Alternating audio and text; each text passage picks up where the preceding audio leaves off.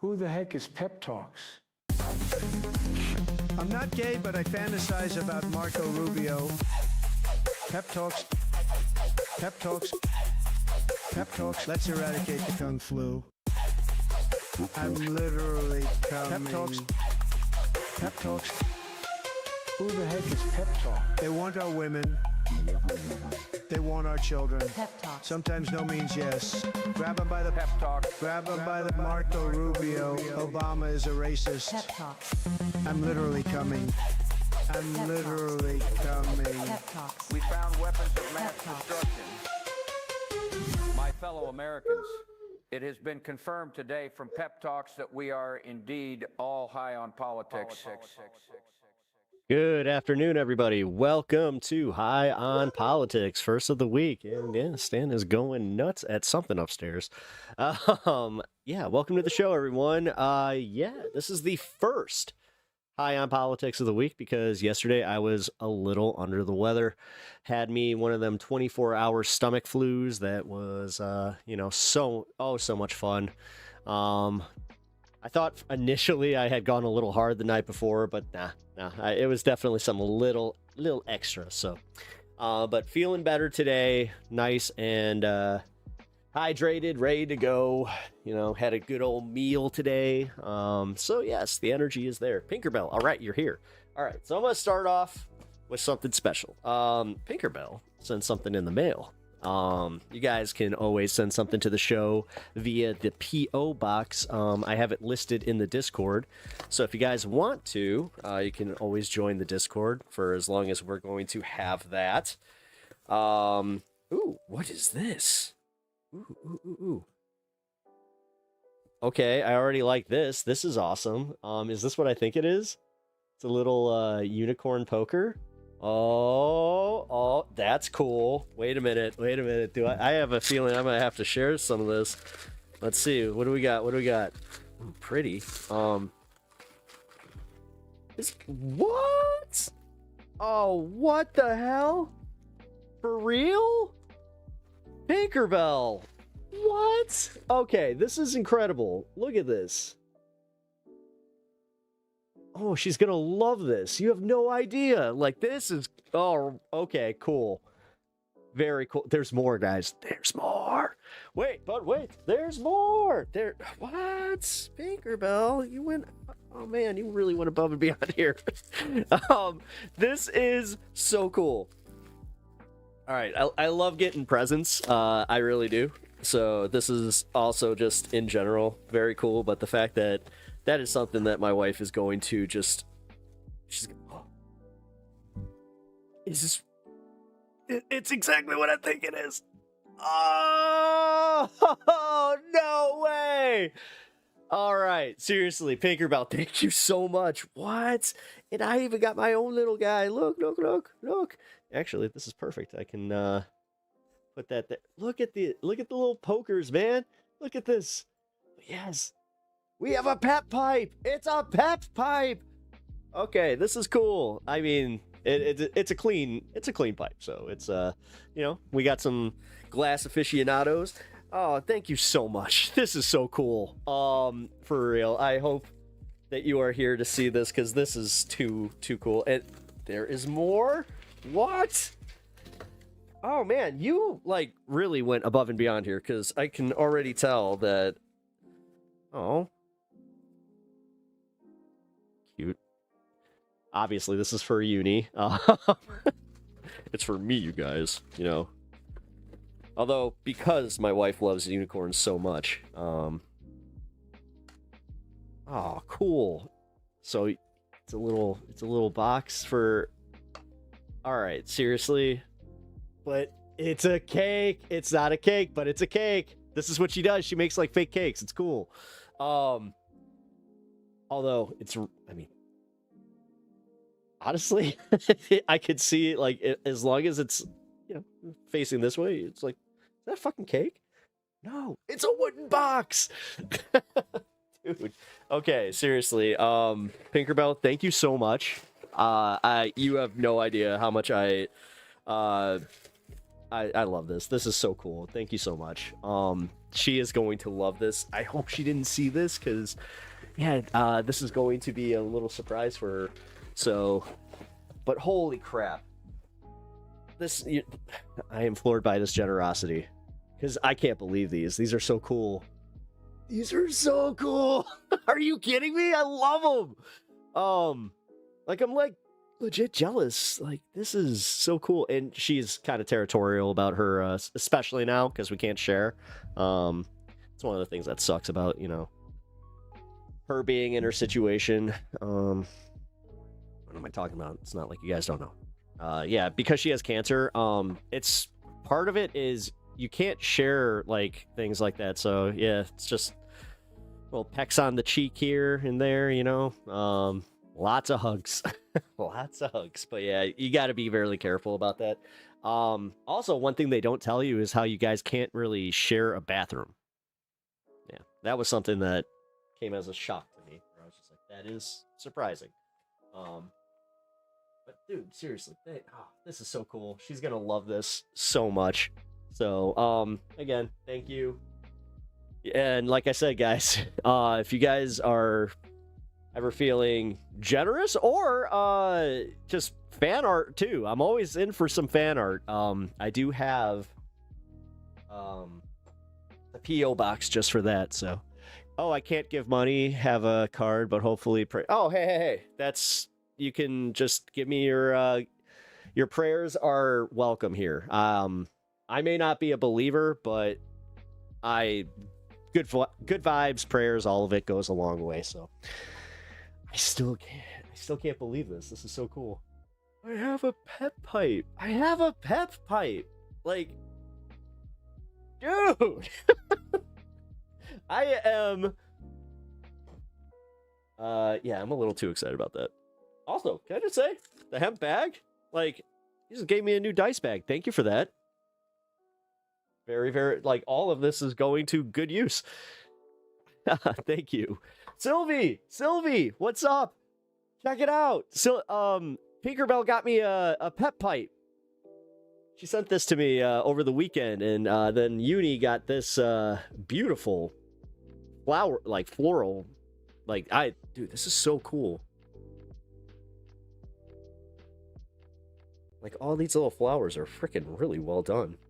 I'm just kind of captivated by it. Anyway, sorry. Getting lost in there.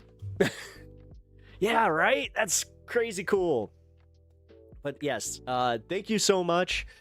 Don't believe, but where the guys look? What? I have no idea what you're talking about there. Anyway, I was about to say, here's the spiel. If you guys are just joining us, if you haven't already hit the like button and you are enjoying yourselves, please consider doing so. I really appreciate it. I know that helps all of us streamers here, but gotta say, why did Bad Bunny delete his social media account? I don't know. I saw a random thing on Twitter where they're saying that he's missing and that like he was running for his life after, but then I saw something confirm that was all AI. So I don't know. I have no idea. I'm not even sure if he actually deleted his. It was only his Instagram, by the way. His social media is still up, but I wouldn't know because I don't have Instagram.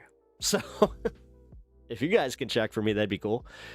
Real I mean, these are quality. I can already tell. Like, oh, hey, guys. Okay, so here. Just to, I don't do that. I don't do that stuff. Don't. Evil. But it is a pepper. No. Oh man. A lot of context missing for new viewers. You guys don't know about Tim Pepper. Yeah, peer pressure. I missed a lot of the propaganda, but knew the Great Tinkerbell unboxing was going to happen. Super awesome. I mean, I look at the smile. Like, I am so happy right now.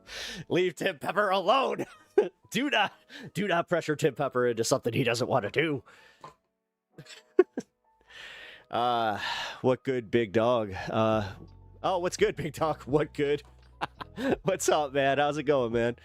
Don't know about the pepper, no sir. I still can't believe this. Yeah, so guys, this is Tim Pepper.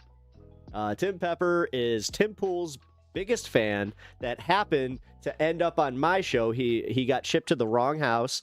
So he ended up with a left-wing podcaster, but he happened to be wearing this little Pepper shirt. And what's the chances of a Pepper ending up at a Pepper's house? I know, it's so crazy, and I hate you so much.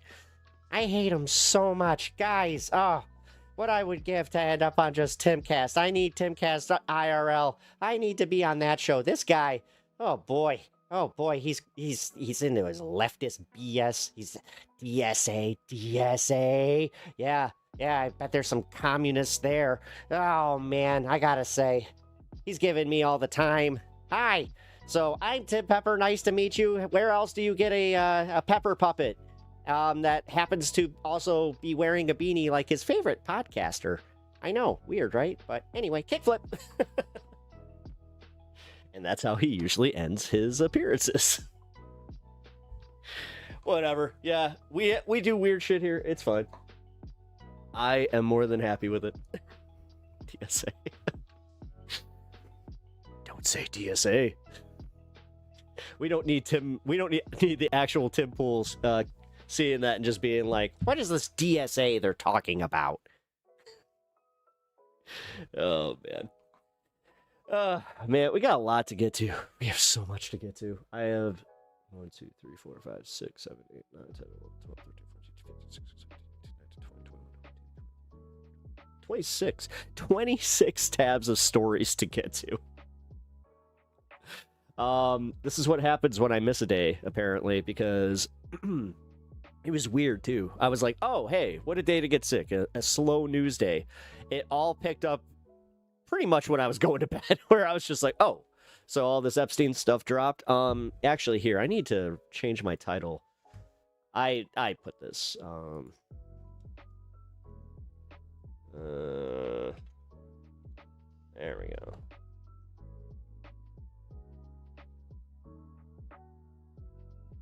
There we go. Cool. Yeah, so I had to start the show pretty quick. The Epstein Six, if you don't know who the Epstein Six are, I've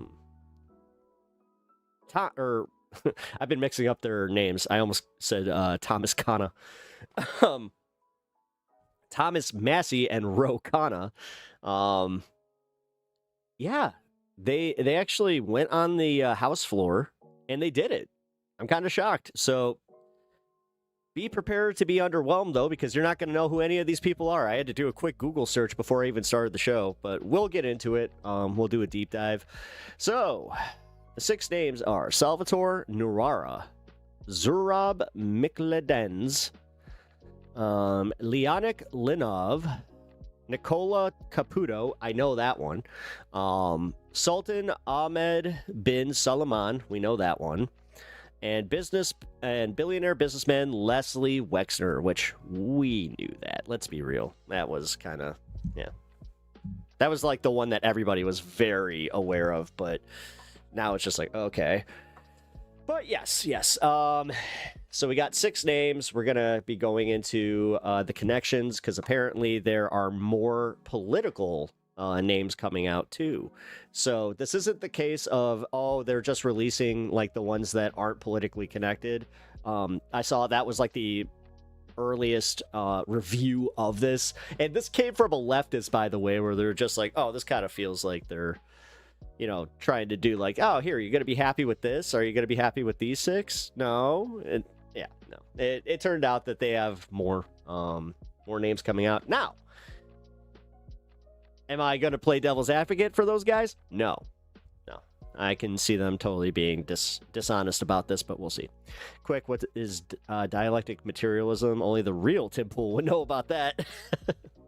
Nice, Sylvie. What up, Ghost Dog? Good to see you, man. Tim Pepper about to have a tanky arc. Tanky Tim Pepper? We could do it. We could let that happen. I feel like that could be fun. The Epstein files are fake. Yeah, all of them are fake. Okay. Why? Just because they conveniently expose the fact that Donald Trump is in them over 1,000,000 times? Like, I don't know, man. It is definitely a stretch to go out there and be like, yeah, Donald Trump had nothing to do with this. It's like, yeah. I mean, he's certainly acting like someone who's guilty. He definitely does not act like someone who's actually innocent. But here we are. We have, I mean, dude, we have so much. Okay, time is it? You know what? No, I want to hang for the 420. I want to hang for the 420 because I want to test this new bad boy out. All right, let's see. Because once I do that, dude, I don't think I've actually like had a pipe in a while. Just a non-water glass. Let's see. Yeah, I haven't had that in a long time. He doesn't do anything wrong. I hope you're kidding. Seriously, I don't care how much of a sycophant you are for the guy. If you truly believe that, you're so far gone that you need to go get help. Because only certifiably, like, crazy people, you know, the crazy people, the ones that they used to put in insane asylums where my mom told me that I would be a great baseball player. Yeah, you kind of belong there. I'm gonna be real, because that's weird. You should be able to think for yourself and judge people, you know, by their actions and all that, and not just blatantly ignore every bad thing that Trump does. But okay. That's why we just say it's bots. We're just like, Not trying to debate, though. I support Kamala Harris. Oh, okay. I'm not a big Kamala fan by any means, but you know what? Cool. Good for you. You're welcome to agree to disagree on some things, but I hope that if we can agree that, you know, ICE bad and Donald Trump's rule has been disastrous, then yes, we can 100% agree that we should team up for the midterms here and continue that team up until 2028. Then we can start arguing the finer nuances of our beliefs. Okay?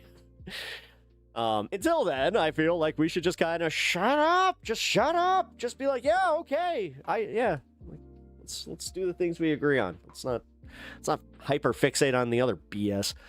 Like,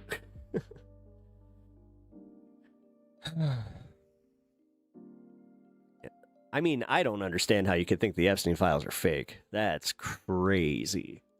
I mean, most MAGA doesn't even think that, so just gonna say, actually, I don't support Kamala. I just want a woman to be prez. To see it will be entertaining. I don't know about, I mean, how can it get any worse than this? I mean, for every time that somebody's like, oh, a woman would be too emotional, it's like, have you not lived through this Trump presidency? Did you not read his tweets on Super Bowl night? I mean, let's be real.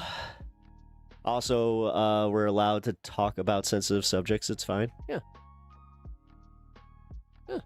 Yeah, talk about, this is high on politics. I like to talk about politics.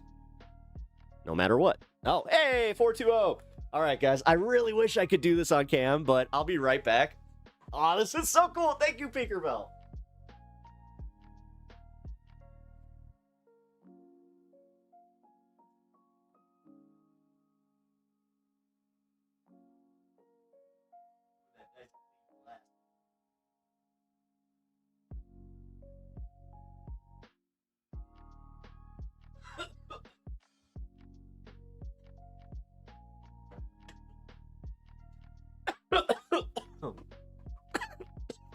Wow. That thing actually, Jesus. That ripped a little harder than I thought it would. Wow. Oh, man. There's nothing better than having a fresh, like, glass pipe. Oh, man. With some good old greenage. That was fire. Kamala wants a commission to police speech online. I'll tell you right now, Trump wants that too. The new Discord TOS didn't come from Kamala Harris, bro. Like, you can't sit here saying that she wants something when she's not the fucking president. When did you guys land in the alternate United States where she is the president or Biden is still the president? I would love at this point to just, can we swap places? I'll let you live here. Fuck, man. This is not fun. This is not fun at all. God damn. And this is coming from somebody that I probably benefit more than your average person because of the fact that I do political content, and it wouldn't be as interesting if she was the president. Like, I've thought about that. I don't think I'd be where I'm at if she was president. It pains me to say. I just realized that my chat was off. I am so sorry, guys. Man, I got used to that setting from doing my propaganda show. That here, this should fix that real quick. No, there we go. Right? Economy is probably her fault too, or is it Biden's? Yeah, exactly. Exactly. Like, it's always, yeah. Biden wasn't in the files for raping kids. Nope. Easy choice for good people.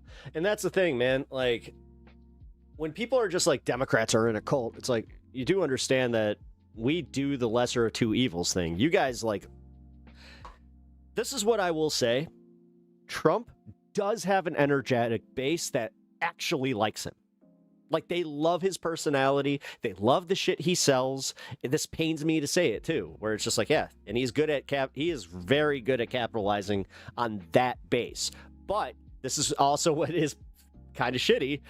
He has gone on record to say that he thinks that his base is stupid because they are rubes. They like, when he said that I could go out in the middle of Fifth Avenue and they would still not indict me. It's like, that is true, man. Like, it's a crazy amount of loyalty that I just could never understand.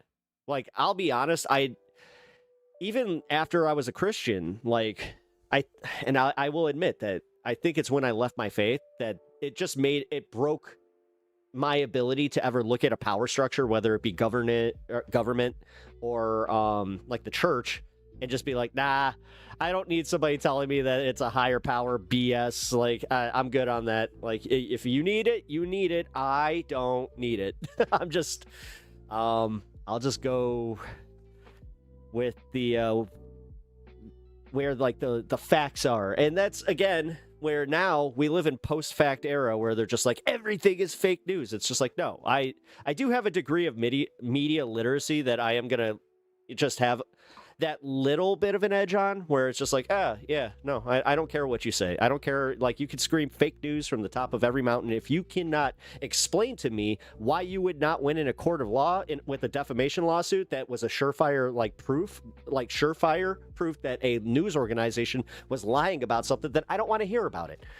Like, if they're just reporting on something, and I've explained this many, many times, but there's a major difference between when they go from opinion to, you know, or like from the actual news to opinion, which is why it's structured that way, by the way. Pep, you might want to give a PSA for words to avoid in chat. Yeah, slurs and grape is also another one. Like, the actual R word. These should be updated. I'll be honest. I went through I did that yesterday. I have no idea why it's not taking those out. So that's on YouTube at this point. I've done my due diligence. You know, and this is also like kind of disproving their whole like, oh, AI is going to be great for streamers. It's going to be great for moderation. This is also why it's bullshit. And they're just trying to abolish Section 230, which, you know what? I got a Taylor Lorenz video that I want to play a little bit later about this because she did some great coverage. It was painful to listen to because we all know how I feel. Well, at least my regulars know how I feel about Taylor Lorenz. I'm not exactly the biggest fan, but her coverage was great. It's just great. What's Section 230? Section 230 is the very, very boring media bill that makes it so they cannot sue Google or YouTube or Facebook or any of these entities for what we say. But it also has the rules instituted where if someone goes like across the line on the internet, that it, like, say you do something that's actually blatantly illegal, like doxing, for instance, that law is what makes it so I could technically go after you for doxing me. That's, one of our many protections that is layered in there. But Section 230 is what ensures net neutrality. And the weirdest part is they backed off of this in I think it was 17 or 18, because Ajit Pai was going after Section 230. Him and you guys remember that guy? He had the big stupid Reese's mug, and he would just he was such a cheeseball. But yeah, man, they wanted to abolish Section 230 back then, but the tech companies didn't have the AI that they do now, so they didn't have the ability to do mass moderation that they can now. Now that the AI is up to snuff, they're looking at ways to take back that power, because realistically, it doesn't hurt them as bad. And it takes away it kneecaps the ability to have any competition. So for instance, if we get pissed off at Discord for all the bullshit they're about to pull, they want to ensure that if there was an up and coming platform, that they don't even have the ability to get off the ground. And that's what's fucked up. Everybody, I do not care what your politics are, should be on board with this. I would be remiss to see anybody that's just yeah, I think that it would be perfectly fine to have internet police, literal internet police, and then also have it to where everything is behind age restrictions and everything. And I'm talking everything. News stories would be curated by the government. I'm pretty sure that we don't want that, right? I thought that no American was rah rah, yeah, big government, in the form of, yes, I want you to monitor all my communications. I want to only hear what the government has to say, which ironically there is a contingent of Americans that would be perfectly fine with that right now, because that's the only people they trust. Which, ironic, right? This is what I've been saying about the establishment, the anti-establishment, where it's okay, so then you take over and then you become what? The establishment, right? I remember thinking that when I was high, and I was just and somebody even said, they're that's kind of a good point. I'm oh, you always remember those where you're just oh yeah, I got a little ripped on that one. But Putin's viceroy screwed themselves. Putin, I don't know, man. Do you think there are secret things in Area 51? I don't fucking know. Listen, if aliens attack tomorrow, or they they came out and just said, we have all this stuff from area at Area 51, I'd just be okay. I think I'm burnt out, man. I realized that yesterday when I was gonna try and stream, and I just realized it, where I was oh, I'm not just sick, I'm burnt out on this shit. Really needed the day yesterday, so that worked out. Trump is no, he's not. If there's one thing he is not a Christian.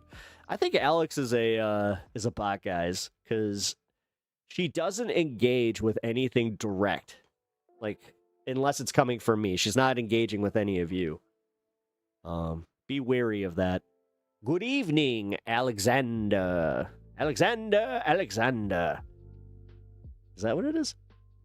Or wait, Alexander and Daker. Sorry, man. I try not to read the last names on accounts like that, because some people don't even know that that's what their account says. But hi, welcome. The world is already running out of private islands where they can thrive. The thing is, dude, I was talking about this on my Pepaganda show. Epstein Island is still technically running. There is security there. Nobody's allowed on the island. What are we doing? I know. Sarcasm. Thank you. I'm well aware. Although I'm gonna just say this much: sarcasm doesn't land as easily on the internet. This isn't just like having a little touch of tism or anything like that. That is just legitimate. Context gets lost with words in written or typed form. I was like, wait, but this isn't speech. Uh-oh. The indirect engagement is a sign of intelligent operator. With at least one level of support, it is trying to argue. Hi. So I've known some people who work in these elite circles as servants. Whoa. That's... wow. I mean, that doesn't surprise me, but unless... I just want that... yeah, be careful with that, because I don't want anybody doxxed. That doesn't, like, yeah, in those cases. So please, be careful. You have no idea how bad it is. Again, none of this really surprised me because we all kind of theorized about this, like the elite always having this weird secret cabal. That's why, like, the Diddy stuff, like, all of it. Like, God, and to think, the timing. You guys remember what was happening, like, right around, like, 2014? And then you go back to 2008, 2009, like, the advent of certain technologies. It's just like, interesting. Wait, 11-year-olds fixing clogged toilets and 9-year-olds making meals and everything? What?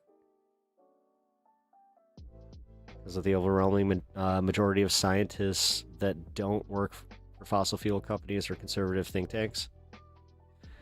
Yeah. I know how bad that is. Like, I have a buddy that is a microbiologist, and he did not want to work in the oil field. Like, he didn't want to work in the oil field. And I mean specifically, like, you know, the science behind oil. He did get a dope-ass job. Like, he actually works for a cannabis company in California, which is, yeah. He got his dream job. So, I'm happy for him, man. Bible verse of the day, Matthew 6, 34. Therefore, do not worry about tomorrow, for tomorrow will worry about itself. Each day has enough trouble on its own. Good one, actually. I like that. Hello, Happy Dog. Welcome to the show. I appreciate you being here. If you guys haven't already, please hit the like button. Helps get the stream out a little bit more.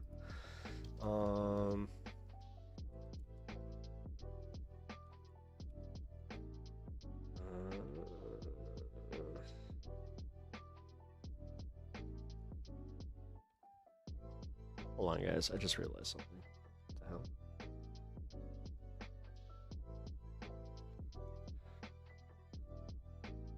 Okay, sorry. I had to reset something. That should definitely fix my chat. Okay, there we go. Yeah, because this is... I don't know why, but my freaking chat was freezing. Alexander, did you mean me? Common name. Oh, we're not talking about you, no. No. Alex Sumner is the one that we were talking about.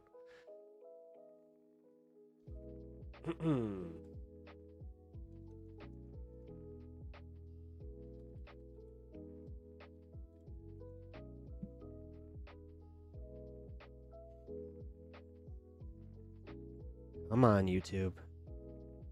There we go.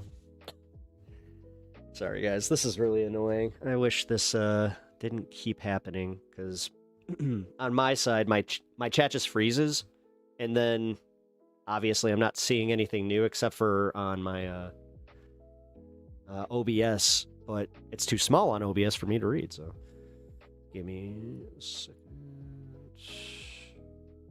You know what? Fuck this. I'm gonna just pull this up. Here we go. I'm not religious, but I say that verse to myself when I try to get to sleep with all these problems hanging over my head. Hey, whatever you can find. I mean, I'll be honest. You know what? I'll just admit what I watch. I watch the Tubby Nug.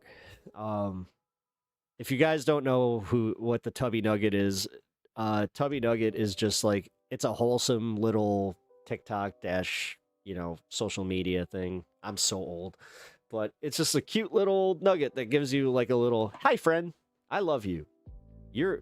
I hope you have a good day today. Like that kind of shit. I'm just like, I like it. So I don't know. I've been into like the little bit of wholesome content here and there because it just makes me feel a little bit better about my day, Which I gotta say, I'm being for real, man. You gotta take the little bits that you can and just go with it because, man, life's too short to always stress. I'm not saying that we should just like turn away from everything that's going on in the news and just be like, nope, I'm gonna ignore that because life's too short. It's like, no. There needs to be balance. But going after Hillary Clinton is a waste of power. Trump is destroying America now, dude. Yeah, and I'll tell you what, man. During the Super Bowl, I got to have some conversations with my more right-leaning friends, and number one, they ain't so right-leaning anymore. One of them just straight up, he's gonna vote for, I guess, progressive candidates because he doesn't know better. And oh my God, trying to explain like the political compass. I sat there with a political compass with him, and he was still just like all over the fucking place. I'm like, okay. You really are just proving that you might just be like an independent. Because at first, one of my friends was just like, yeah, he's probably a libertarian. Yeah. That was not the case either. So, I don't think bots are the correct description. I bet you people are paid to sit online, making what would be a decent wage where they are just increasing discontent and polarization. Huh. You genuinely think that there's people like getting paid for that shit? I mean, hey, there's people that think that there's paid protesters. So listen, I know that people are into thinking some weird shit, but Trump is not destroying America. It's great again. Keep coping. Cope even harder because you know that he is not. People are pissed, man. Like I said, Alex Sumner, you're the one who has to listen to this.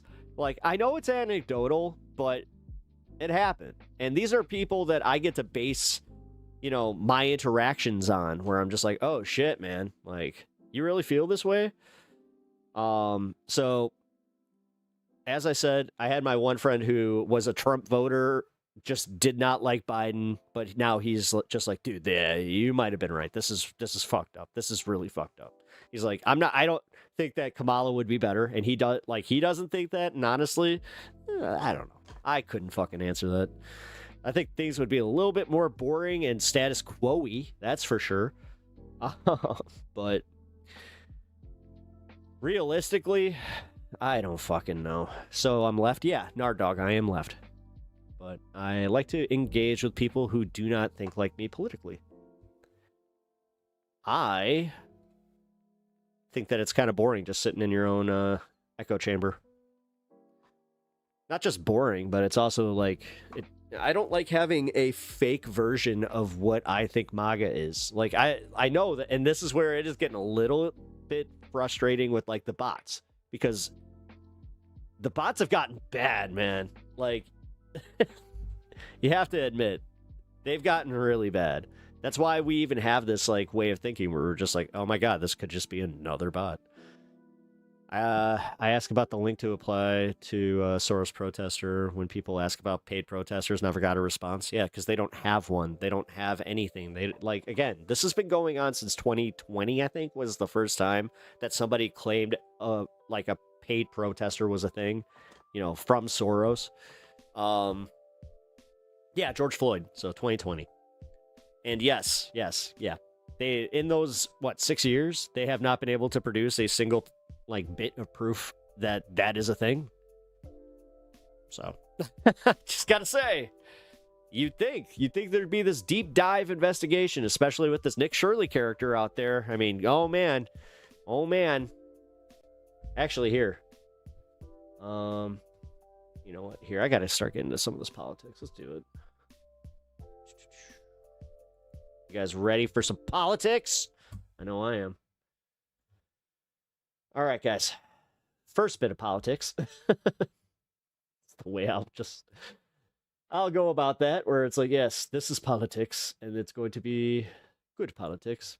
A little bit of procedural politics, but still politics. If you guys didn't know that this was happening today, they had a hearing with a bunch of the ICE commanders. So I watched this whole thing while getting ready in between my shows, and I have to say, this was kind of boring. Not a lot goes on, but I did find something interesting. One specific interaction. So this back and forth was really funny. Well, not funny, but eye-opening. Magazine for 5 minutes of questions. Mr. Lyons, has ICE hired anyone who is charged with a crime related to the January 6th riot here at the Capitol? Good question. Sir, I don't have that information, but I would say no. Could you find out and please report This back? is all Yes, sir. Harold Hoffels. This is all I'll theater. get that. I'll take that as a given. Would you hire someone who attacked police officers here on January 6th, even though they were unfortunately pardoned by the president? Sir, we take assault on law enforcement very serious, and we have a good, strenuous vetting program. I'm All right, sure. thank you. Commissioner Scott, how many of your agents have been disciplined for excessive use of force over the past year? I cannot Good question. comment on ongoing. I'm not asking you to comment on specific Does he have fucking shoe? investigation. How many of your agents have been disciplined? I cannot comment on active investigation. I'm just asking for the total. Fuck. I'll get that Accessory number report. to you. I don't have it in front of me. All right, I sent you a letter asking that That's a mouthful of chew if I've ever seen question it. and haven't received a response. Will you commit to sending a response to me, please? Yes, sir. Yes, sir. All right, I'd like you to view this video. Dodge. This is video of what appears to be pepper spray thrown by a federal agent into Rafael Veraza's car. You okay, mama? You okay? Seconds later, he realized his daughter, 1-year-old Ariana, was in the back seat, also battling the chemicals. Are you familiar with this incident? Yes. Okay. Now, this is a family of United States citizens who were out to get groceries at a Sam's Club in Chicago. When they arrived, they could see that there was a chaotic operation in the parking lot. They turned their vehicle to leave, at which point your agents sprayed pepper spray out of their vehicle and into the driver's side window of the Veraza's family vehicle.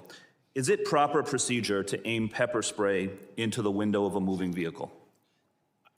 I'm not familiar. I don't have all the details on this. It's an ongoing I'm not asking about investigation, but to I'm just- answer your specific question, Is it proper we try procedure? to avoid that. No, it's not. Try to avoid it. Because you understand it's dangerous, right? Not just for the driver, but for pedestrians, for other people who could be hit by a car if a driver is blinded, right? I 100% understand that, but you're talking about intentional versus not intentional. Well, now listen. I've been in a vehicle from the in one of video- these situations. Scott, and reclaiming got my time. From the in my own video, this case. was clearly intentional, and you know as well as I do that in any other law enforcement agency, if an officer did this, they would be put on leave, investigated, and likely disciplined. Were any of your agents ever investigated This guy cooks, man. or disciplined for this incident? I'll have to get back to you on this incident. I'll have to get back to you I on believe this. this is still an So you don't ongoing. know. This is not going to investigation. Everything's still ongoing. We don't really have the manpower to be investigating, so unfortunately, this might take a while. Investigation, but we have at least. I'd like to 10 show open you cases. another video. This one is from Minneapolis.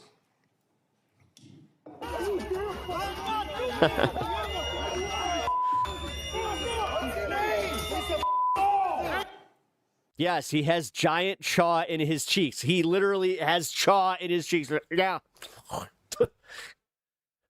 What of it? So as you can see, the agent sprayed pepper spray at close range directly into the face of That is fucked up. an individual who had already been pinned to the ground by 3 other agents. And there's a picture of this behind me to give you a better view. Is this proper procedure for the use of pepper spray? No, not in any way, shape, or form in any policing is that proper procedure. I cannot comment on that because you're I cannot comment on that because it's another.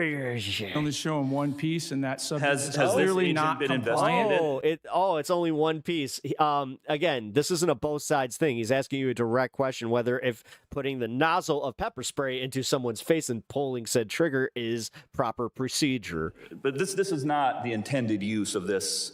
Or is there, I don't know, directions with non-lethals? Because you do understand that these non-lethals are less lethal. They call them less lethals for a reason, by the way, not non-lethals anymore. Is because, yeah, they can still be lethal. Weapon, correct?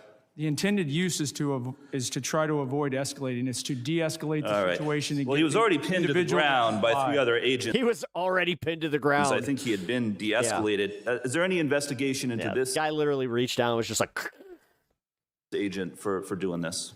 I'll get back to you. There are several open investigations. All right, let's.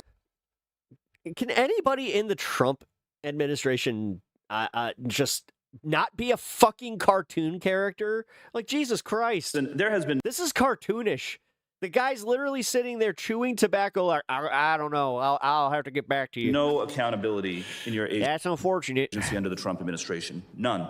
Your agency has repeatedly been caught on tape using unnecessary violence against civilians, and you can't even tell me if any of these agents have been investigated or disciplined. You are supposed to be making people safer, and instead your agents are being unnecessarily violent. And that is why the Trump administration has lost the trust of the American people on immigration. Understand, it's not just the actions of the agents in the field, it is the lack of accountability from the top that has caused public trust to erode. And there need to be major reforms before we vote to give any of you any more funding. Yeah. Your agencies need to act like other law enforcement agencies. Take off the masks, wear badge numbers, enforce discipline It's really not asking a lot. with real It's not. standards of conduct.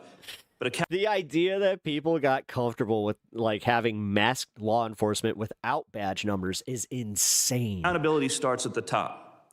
Like, they willfully were just like, constitutional rights, what now? Fuck that. I want to be protected. Kristi Noem is completely unfit and should be removed from office. And all of the operations that we just watched were overseen by Commander Gregory Bavino, who himself engaged in excessive use of force. That guy was waiting for his cue. He even admitted that he lied I always like when the aides were waiting for a cue with a, to a federal a judge nice little when visual he aid. claimed he had been hit by a rock prior to throwing a tear gas canister at a Yeah, and then it turned out that people had multiple videos of him not getting hit by a crowd of rock and then just civilians. throwing the canister. But then after the footage came out, and that Only Kamala Harris' wisdom can save the turned out to USA. Ugh, not I feel like that's a bot true, too. he admitted that he had lied about it.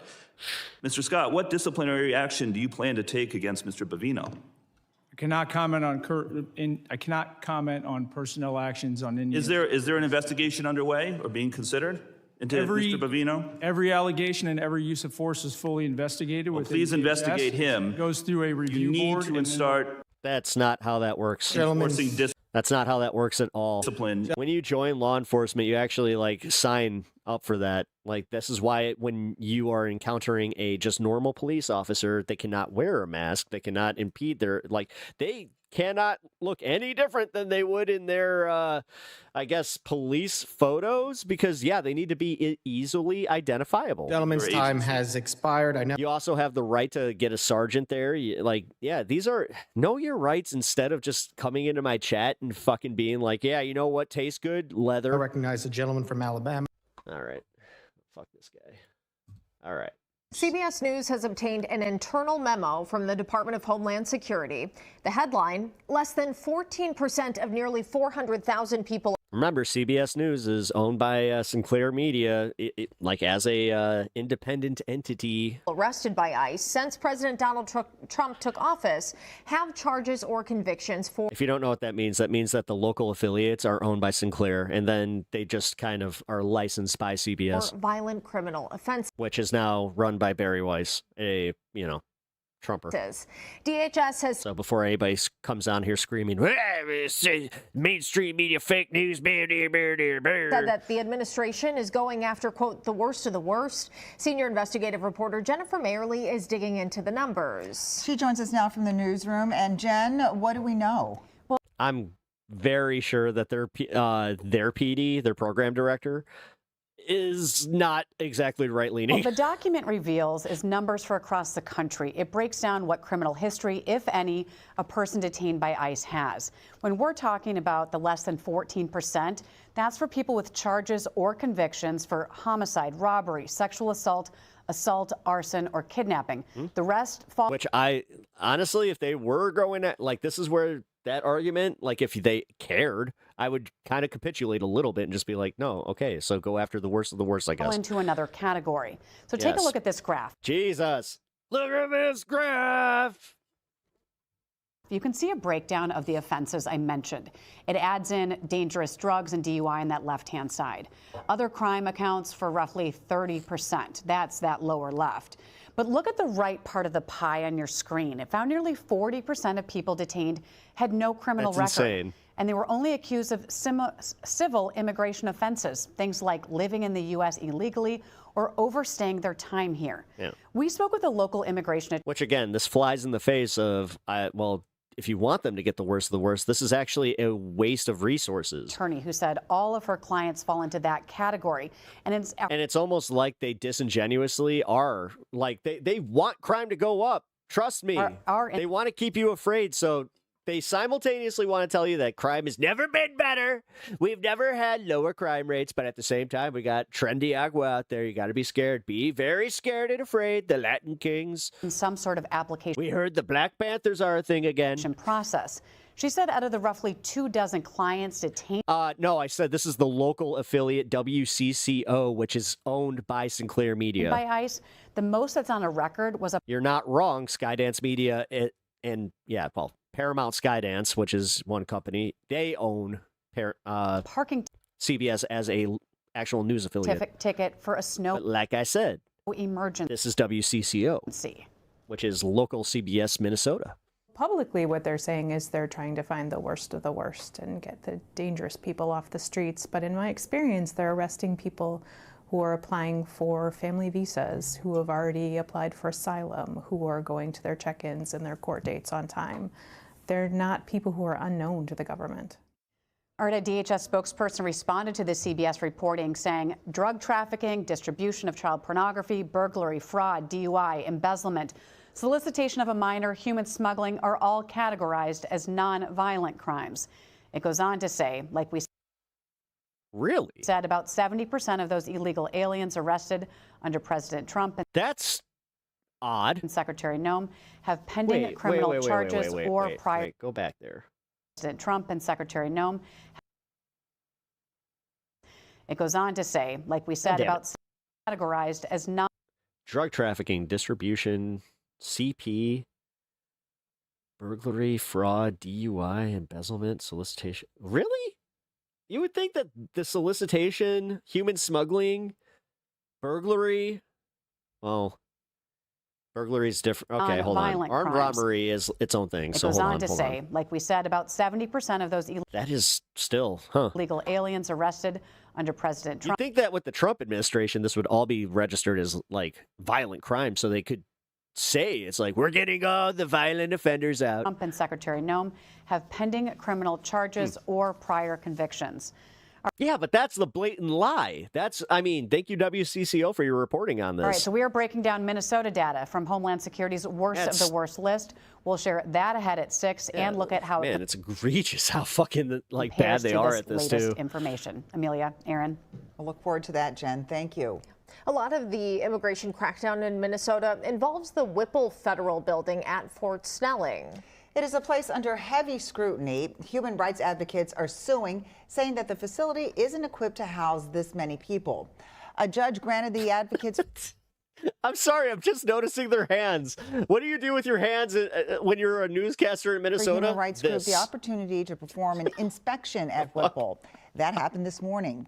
The group is accusing the facility of not having enough beds, functioning bathrooms. It's better than some weather guys where they just stand there doing this and we have reached out to the pat their legs group to learn about their findings, but we have not heard back yet. In South Minneapolis, some neighbors are taking a different approach to keeping watch in their community. Oh, this is Groups cool. have been gathering at intersections, slowing the flow of traffic as they look out for one another.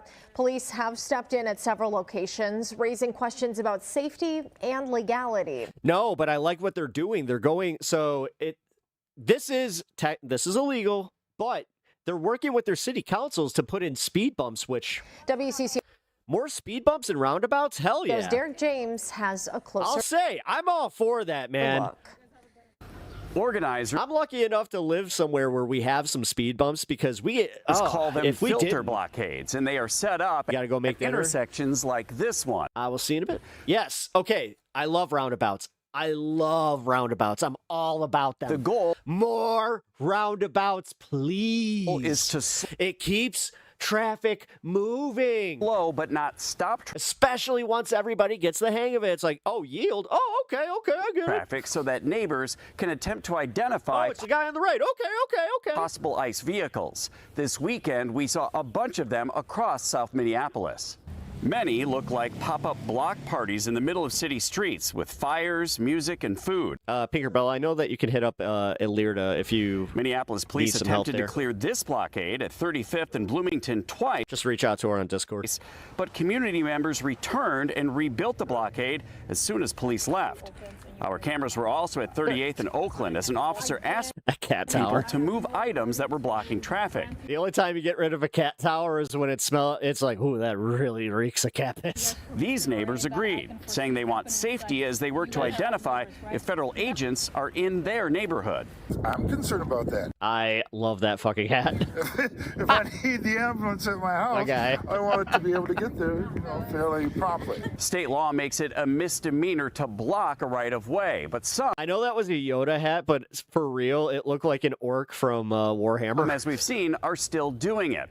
Coming up all new at 6, how the city This guy roars at ice. is responding to these pop-up filter blockades. I painted it red so it go fast. In South Minneapolis, Warhammer joke. Derek James, WCCO News. Ben and Sam Lumen have been documenting ICE It felt like melted Shrek. activities for months. The teenage brothers were born It did give a little bit of that popsicle that was just like, I'm dying. in Minneapolis, but now live in Chicago. Both are legal observers. They started last fall in Chicago during Operation Midway Blitz. Man, these guys got a lot of More than publicity. 200 ICE and Border Patrol Holy agents were crap. sent. They then hit These were the two dudes that we saw at the Shields at the last protest we were watching. the road and arrived in Minneapolis the day after Renee Good was shot and killed. They spent 3 weeks here taking hours of video showing ICE agents in Minnesota clashing with protesters and other observers. The brothers say that the tactics used by these agents here are far more aggressive than what they witnessed in Chicago, adding that what they recorded often contradicted the public statements made by the Department of Homeland Security. With the greater presence, it seems that they just felt like they had the power to do anything. So like just destroying the community and brutalizing people. It was every single day that they were doing something. Guys have a better interior design freaking Something sense should than I ever had at that hurting age. our neighbors. In Minneapolis, Hey, Meta, thank you for re-upping your sub. I appreciate there was that. just so many more agents. Like it seemed more like an invasion compared to just like little operations here and there in Chicago.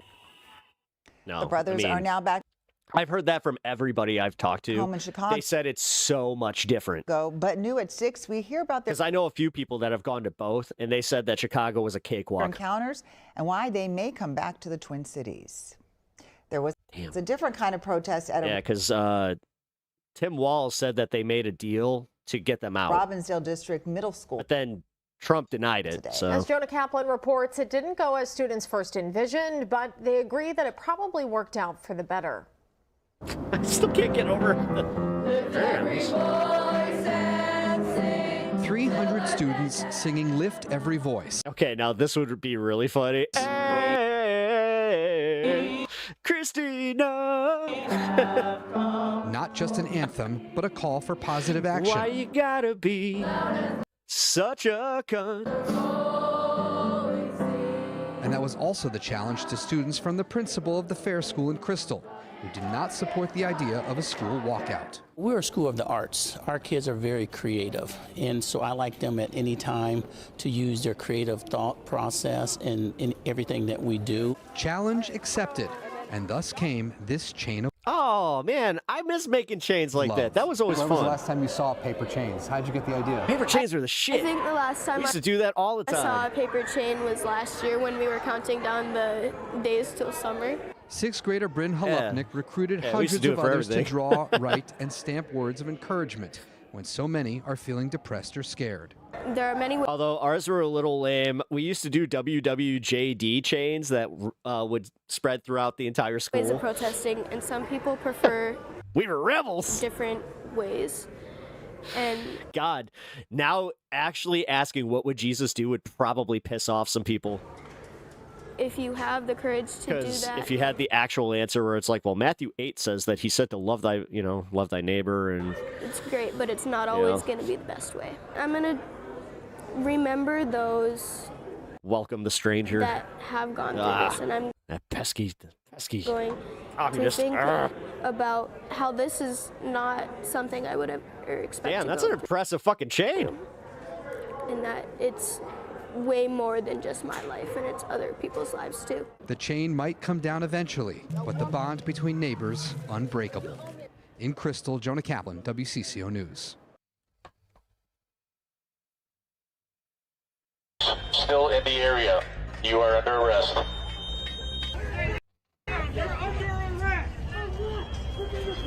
This was on the 5th. So this was not last night. That's press. They violating our constitutional rights left and right. They pushed us down from one corner to go to another corner. Yeah, this is the one that we had the broadcast interrupted, and it just never came back. What is this? Are we kids or something? We're not allowed to be out here? This is our fucking street. That's why I think he's just recording in general. Like, I know that he goes live sometimes, but only independent news outlet. he's been taken always on down the from ground Twitter with the for a people while. for as So low as 16 cents a day. Flint, Michigan. Brooklyn, New York. Government sending one more you to the residents of Chicago. We need as many independent voices as possible, and that's why what you guys do is so. dude, everyone is in the file. Not a million times. Dude, he broke 1 million. Trump broke 1 million. How many? Vegeta, how many times was Trump in the Epstein files? Over 1 million. Covering what the corporate 1 million media covers up. Holy crap, Vegeta. I feel like that guy, he's probably going to jail, right? Nappa, don't say something so stupid. This is on Why would that be stupid, Vegeta? University of Minnesota Come on, Nappa. We know that there's a two-tier justice system. campus Oh, right. near Minneapolis, Hey, Vegeta. outside the Graduate Hotel.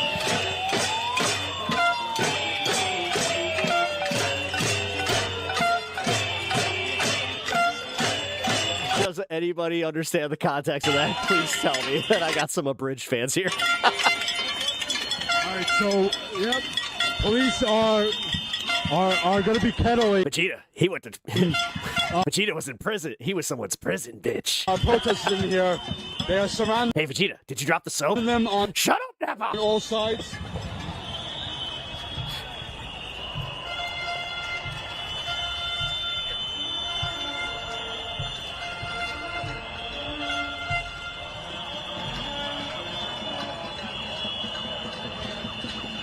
May I have your attention, please?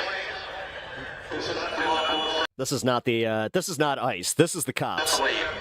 Understand DBC of Bruce. I mean, it is. of the state of Minnesota. The state of Minnesota statute 60974 prohibits creating and maintaining a public nuisance. If you do not cease your unlawful behavior and disperse immediately from this Oh, were you spamming? Did you say it more than once? area, Then yeah. traveling east on Washington Avenue Southeast, you will be arrested. Man, LRADs are becoming more common too. If you do That's not not good. cease your unlawful behavior That's not good. LRADs do permanent damage, man. Like, you will be arrested. All individuals still in the area, you are under arrest. Whoa, whoa, whoa. Yo, usually you don't go from, like, you will be under arrest to you are under arrest within, like, a sentence. What? You're under arrest. Damn. You guys are all under arrest. You're all under arrest. Sit down. If you're pressed, go over here. Wait, you're pressed. Press. Press. Go. Press. Go. Press. Go. Press. Go. This is why it is very important for us to get our press credentials. The fact that I'm technically... Your boy could be a journalist. Ain't that a bitch? Back up. Weird part is I probably take that oath a little bit more seriously than most. Chipotle. Go to Chipotle. That's press. Chipotle? What? Chipotle? Hey, Or Chipotle? that's Chipotle. What do you guys... Chipotle? Go. Press. Man, that guy was... That was the whitest way to say that shit. Go to Chipotle. Chipotle. Chipotle. Go to Chipotle. Over there. Press is over there. Or am I saying it wrong? Press is over there. Wait a minute. Am I the idiot? Over there. Do not answer that, chat. Press is over there. Press is over there. Move back over there. Move back. Go to Chipotle. Do not redeem. Move back, press. Move back. Press. That would be actually really funny if he just throws in a... Get the carne asada bowl. It's really good. Gotta say, their carne asada. Just tried it yesterday. Over there. Over there. Over there. Hey, Arab Vlog, what up? All right, so as long as the press Can't just call you by the single name. they can't push us out any further. So we got to stay here together. So I don't know how many people Letnick admits to having lunch with Epstein on island after denying Well, they have relationship. that Yeah, I got that raw are on footage. the ground. Well, not of him having the lunch, but of him denying it and then going, well... I would say it's about 10. It's funny, too, because the guy's like, are you sure? Are you sure? I can't tell if there's any. Were you on the Epstein Island? If there was any more arrests. No, never. No. Are you sure? Robinson really does. Can apply to anything now.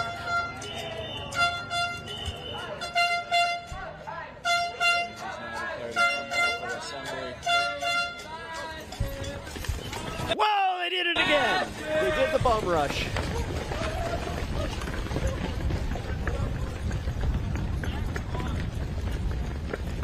Damn.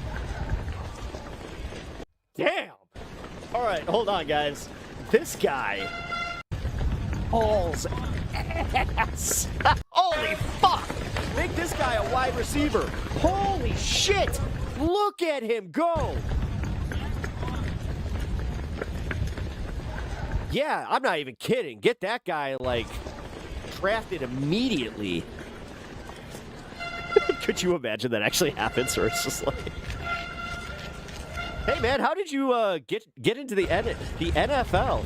Well, man, I just got to say, my coach, he was watching a protest video, and then he said, I just need that kid, and he came and found me, and here we are. All right, so they're targeting somebody. Back of his jersey just says F-Ice. They all chased after him. And now they're all retreating. I mean, dude, he was gone.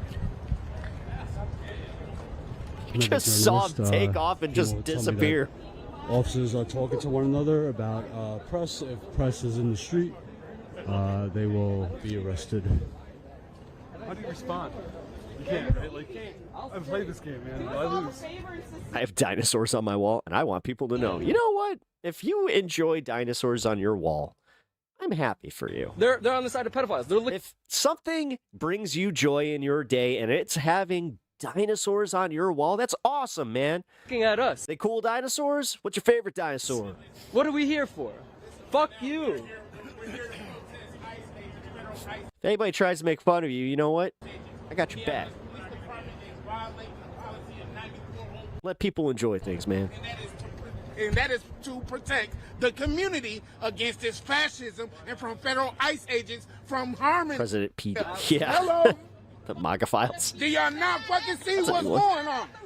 But it ain't like that. Dinosaurs base. Hell yeah. Like we ain't seen this time after time. Like I said before, Governor Tim Watts, Jacob Fry, they've been lying to us. They in the fucking state capitol buildings doing press conferences while we out here freezing our ass off, standing in solidarity with one another. This is literally what community looks like right here. This ain't, man, this shit right here. They violating our constitutional rights left and right. They pushed us down from one corner to go to another corner, and then next you know they're gonna push us down to another corner. What is this? Well, I mean that. Are we kids or something? No, you just don't understand how rules of dispersal work. And technically, if the cops gave you 3 warnings to do so, even as press, and then they tell you to stay within a certain press zone, then yeah, you got to do it. We're not allowed to be out here. That's exactly what that means, man. If you had any actual formal media training, you would know this.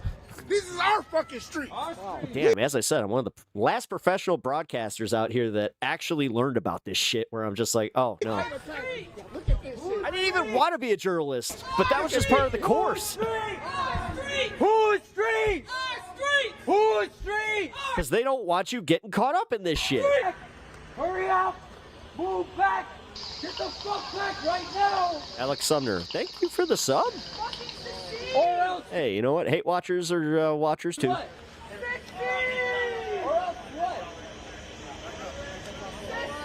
Salute to every Hispanic hockey player. You already know what's about to happen, y'all. I'm trying to think, do I know it? Everybody's moving. Police are moving behind the LRAD because the LRAD is directed in this area. So it's going to be very loud. Dude, LRADs. If you see an LRAD, do not fuck around, guys. So that's why everybody's backing Any up. of y'all. Again. Even if you're a counter protester, I don't know why I'm trying to protect you, but for real, you should also know LRADs suck, man, and they don't give a shit if you're on their side. Direction of it, you'll be okay. If you don't have earplugs, get the fuck out of there. Kind of, but if you're directly in front of it, I always have earplugs. It will really. I'm not even kidding. I always do. Really fuck your eardrums up, pop your blood vessels. Disperse immediately. What's up with YouTube Live? Make it really sick. My cornball. Is it a fried cornball? Sounds delicious. I'm looking for my. Little cheese in there. Thank you for your cooperation. All right, again. Cornball. It is mostly press. They're giving a 1-minute warning. Who is the first person to say cornball and just be like, "You're just a cornball"? To clear. Oi, you just call me a cornball? The area. Hey, you're a cornball. Us guys. I say it. It's all press here. Oh yeah? Well, you're a cunt. Right, so. Oh, I see you brought out the big guns, eh? Protesters have left. Journalists of some kind. So it is all press here. So we'll see what happens. Passenger princess. I do enjoy it.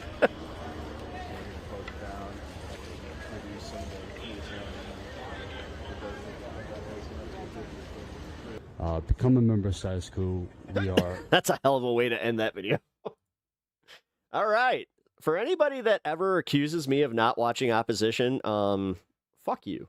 Fox News Digital, Asra Nomani joins us now, who's leading a lot of these reports. First, right, Asra, what makes you think and what leads you to believe that this foreign influence? I literally watch them all. So behind the protests we're seeing. You're gonna sit here and shit on Fox News, CNN, all the MSNs, like Minneapolis. Well, you know, it's been wonderful because at Fox News Digital, we've been combining traditional gumshoe reporting with high-tech tools that are out there to kill me. Map this network. And so, Brian, I do this for you. This network includes large organizations in the United States that have been funded by a billionaire or a tech tycoon, we should say, that is based in Shanghai named Neville Roy Singham. And today is a day of reckoning for these far-left groups because The far left groups, eh? At the House Ways and Means Committee, they're going to have a hearing on this phenomena called malign foreign influence. So they're very Cool. So we're going to go into Russian bot factories, eh? All right, let's see what we find. interesting when it comes to elections, but when it comes to protests and an agenda, They really do think that they're going to find a smoking gun, that like China is paying protesters. we're watching these That's the new narrative, by the way. signs, and you They're have saying that China's responsible for PSL protests. some signs with you and some of the phrases that keep popping up. And according to reports, the organization has been engaging in a dynamic DSA called narrative Oh, DSA. Oh. Never mind. convergence, advancing They're just narratives that stoke they're domestic going unrest, after the milquetoast motherfuckers now. delegitimize state institutions Yes, I'm calling myself milquetoast. while advancing talking points aligned with hostile foreign governments. For example, do you want to give us some examples of this? Yes. Do I believe? It's not about believing everything they say. It's about taking what they're reporting on and having an analytical fucking like brain and just being able to go, oh, okay, so this is the news and this was their opinion. Exactly. So what the That's how this goes. report How do you break down information, numbnuts? by the Network Contagion Research Institute showed is that the Democratic Socialists of America Holy went shit. on trips to China, Venezuela, Cuba, and then Do you ever believe your own they eyes? inherited the message Like literally, do you watch something and just go, I didn't just see that, so you know what? I must have just messages of those adversaries. Nope. And one of them is this one, this idea that America is a fascist state and that socialism is the answer. based. And so you can see Thanks for promoting this. Love it. Hey, you know what? Screenshot it, guys. in the small print, Democratic Socialists of America down Yeah, DSA. at the bottom. Yeah, that's literally how this works. And they are very clear in their messaging.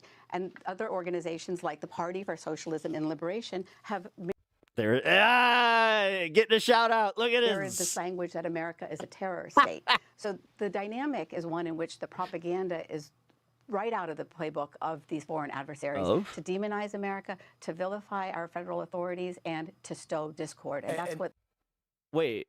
the committee will discuss. And we're finding money, billions flowing to places like Here it is, guys. Here it is. Code Pink, which they deny, right? Yeah. Is this allowed? Can you be a foreign entity and supply money to adversarial groups like Code The poor Godzilla, he won't go. Pink? Well, we're breaking news this morning because the House Ways and Means Chairman, Jason Smith, has just sent a letter to two new organizations called Breakthrough News and the Tricontinental Institute, because they have been getting this money from the Singham If you want Godzilla to go anywhere, you just got to have Mothra. It's like, come get your old man. Network, along with Code Pink. The money is in the Pick him up by the back and carry him away like a bad cat. in the tens of millions. Right now, a couple hundred million combined in this network. But Brian, what happens is that America's nonprofit laws are very clear that you have to do your charitable mission. And so what Representative Smith and his committee are exploring is whether these organizations are breaking tax laws. And so it's basically the Al Capone strategy. In order to You mean the one that they tried with Trump that you guys like freaked out about? disband this network that's sowing discord. And Asra, how about the fact that last week we were talking about let's have a net. Do you think for a second that these networks didn't see this coming and they don't have everything on the up and up with their fucking taxes? National shutdown, a general You're going to be very surprised by this one. strike. That's also out of that playbook. Trust me. I'm thinking that they expect an audit. But some critics would say, okay, socialists are socialists no matter where they are in America. They're just Corn Pops. Corn Pops rule. looking at the same stuff. They're not actually getting their cues from foreign entities. What do you say to that? Oh, no. Over these years, I've been able to document so many digital toolkits, is what they call it. And the origins are all the same. These organizations in the Singham Network, the Answer Coalition, the Party for Socialism and Liberation, Code Pink, Democratic Socialists of America. And so they have the same script. And they are basically parroting this negative language. And the really important Wait a minute. Didn't we find out that MAGA was literally bankrolled by Russian oligarchs? thing, Brian, is for people Like, to wait a minute. What are we doing know here? that they are calling this a new Cold War on America. Didn't the president just take a fucking plane from Saudi Arabia? I'm just saying, man. And so you want to talk about foreign influence? Okay. They see it as a smokeless war, is what they call it. And the lawmakers now are really going to be holding them accountable. Or you're just trying to do the thing where you're trying to kneecap, the opposition before they can even get a a little bit of some traction, which you can see coming because they have some pretty good ideas, and you see the fact that they are growing in numbers.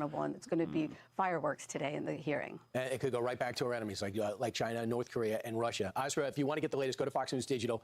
You're leading the charge on these investigations. Asra Nomani, thanks so much. We're all going to be watching today on these hearings. I hope Democrats and Republicans are equally outraged, but I doubt it. Thanks so much, Asra. I mean, I watched them. It was kind of funny, to be honest. Here we go. Thank you, Mr. Chairman. Secretary Lutnick, as I said in my opening Okay, so here's Lutnick getting called on his bullshit. statement, you led people to believe that you had cut off all contact with Jeffrey Epstein after the 2005 encounter you and your wife had in his apartment. But as I'm sure you know, the Epstein files show a very different record of interaction. Why do the Epstein files show you coordinating a meeting and planning a visit with Jeffrey Epstein on his private island in December 2012? Thank you for the question. I'm glad to be here to make it clear that I met Jeffrey Epstein when I moved to a house next door to him in New York, right? And I met him then. Over the next 14 years, I met him 2 other times that I can recall. You guys keep getting caught in lies. Be careful with this one, man. 2 times, and that is none for 6 years. So 6 years later, I met him, and then a year and a half after that, I met him, and never again. Probably the total, and you've Trump falls asleep in cabinet meetings. Yeah, he does. More than Sleepy Joe Biden ever did. It's weird. Of these documents, of these millions and millions of documents, there may be 10 emails. You know what? I'm not only going to keep watching this, I'm going to open Pokemon cards while I watch this. Who else on the internet is watching Howard Lutnick testify while opening Pokemon cards? Me with him over a 14-year period. Nobody, right? I did not have Never say that I'm not a relationship with him. I barely had a special anything to channel do on the internet. with that person. Okay? Secretary Lutnick, I think you understand the What do we get? What do we get? What do we get? the way you described very emphatically your first encounter with him in his apartment, said you were disgusted, would never have any contact with him again. Did you, in Messenger fact, Princess based. make Hell a yeah. visit to Jeffrey Epstein's private island? I did have lunch with him as I was on a boat going across on a family Most wine? vacation. My wife was with me, as were my 4 Yeah. children and nannies. I had another couple they were there as well with their children. Palmo. And we had lunch on the island. That is true. For an hour. Grand I Bowl. left I with needed all of one my of him. children, with my nannies and my wife all together. We were on family vacation. We were not apart. To suggest there was anything untoward about that. Glee Tough. Yes, I got what I needed. I don't recall why we did it, but Mr. Secretary, again, Charmeleon. Hell yeah, and it's a foil. indication that you yourself Love me some normal foilies. It's Like this the guy. fact that you Snubble. believe yeah. that you misled the country and the Congress based on your Genocide. earlier statements, And then suggesting that you cut energy. off all contact when in fact No you had not. EX. When you visited the private island, did you Let's see go. anything inappropriate during that visit?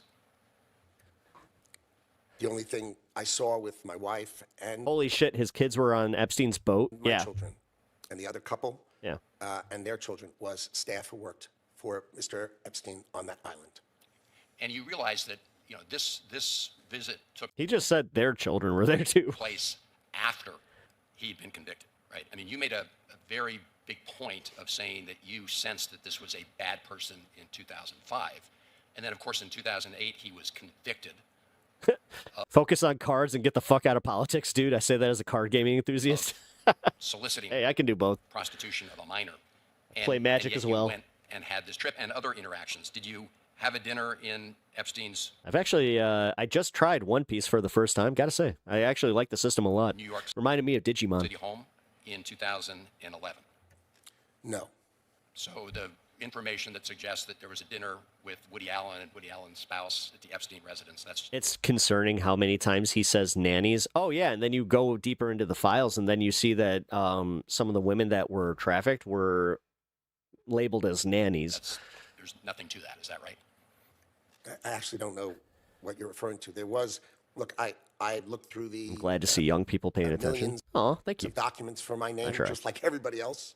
And what I found was there was a document that says that I had a meeting with him on in May, I think, for an hour at 5 o'clock. Okay. Not dinner or otherwise. You would think that, like, he would know all For this an hour at 5 o'clock. All right. by this There's point. also a reference to the fact that Epstein had expressed an interest in meeting your nanny. There it is. Do you know whether Jeffrey Epstein ever met with your nanny? No, I saw that. I had no idea what that was about. It had nothing to do with me. No as far as interaction I at know. all with him on there. No, as far as Am I I know. even a Would you, as nerd? secretary, willing to ensure that the file is complete? My to share Warhammer, Gundams, all that. committee and the Congress Yeah. your own records, any records you have that relate to Jeffrey Epstein? I don't know. What would burn my nerd creds? I will surely talk about that. I hadn't thought about that. I have nothing to hide. Absolutely nothing. All right. Well, thank you, Mr. Chairman. Yes, we can totally trust him. Definitely on the up and up. Good morning, everybody. Happy Monday. Have an amazing show for everybody today. What do we have, Crystal? Indeed, we do. So apparently, the government drafted an announcement of Epstein's death dated the day before he died. This would be the biggest scandal of all of politics if we didn't have daily scandals coming out of this. I am not kidding. Like, This is fucking insane. this is the down the Alex Jones should be freaking out about this, but is he? No. rabbit hole through the looking glass moment if we weren't already there. So we'll break that down for you as well as some other revelations, powerful people that were involved. There's some important reporting that's going on here. Bibi Netanyahu coming back to Washington yet again, and once again to beg for war with Iran. So we will take a look at that. Even Republicans have been uncomfortable with the stunningly racist video You don't that think I like President Warhammer? Trump posted.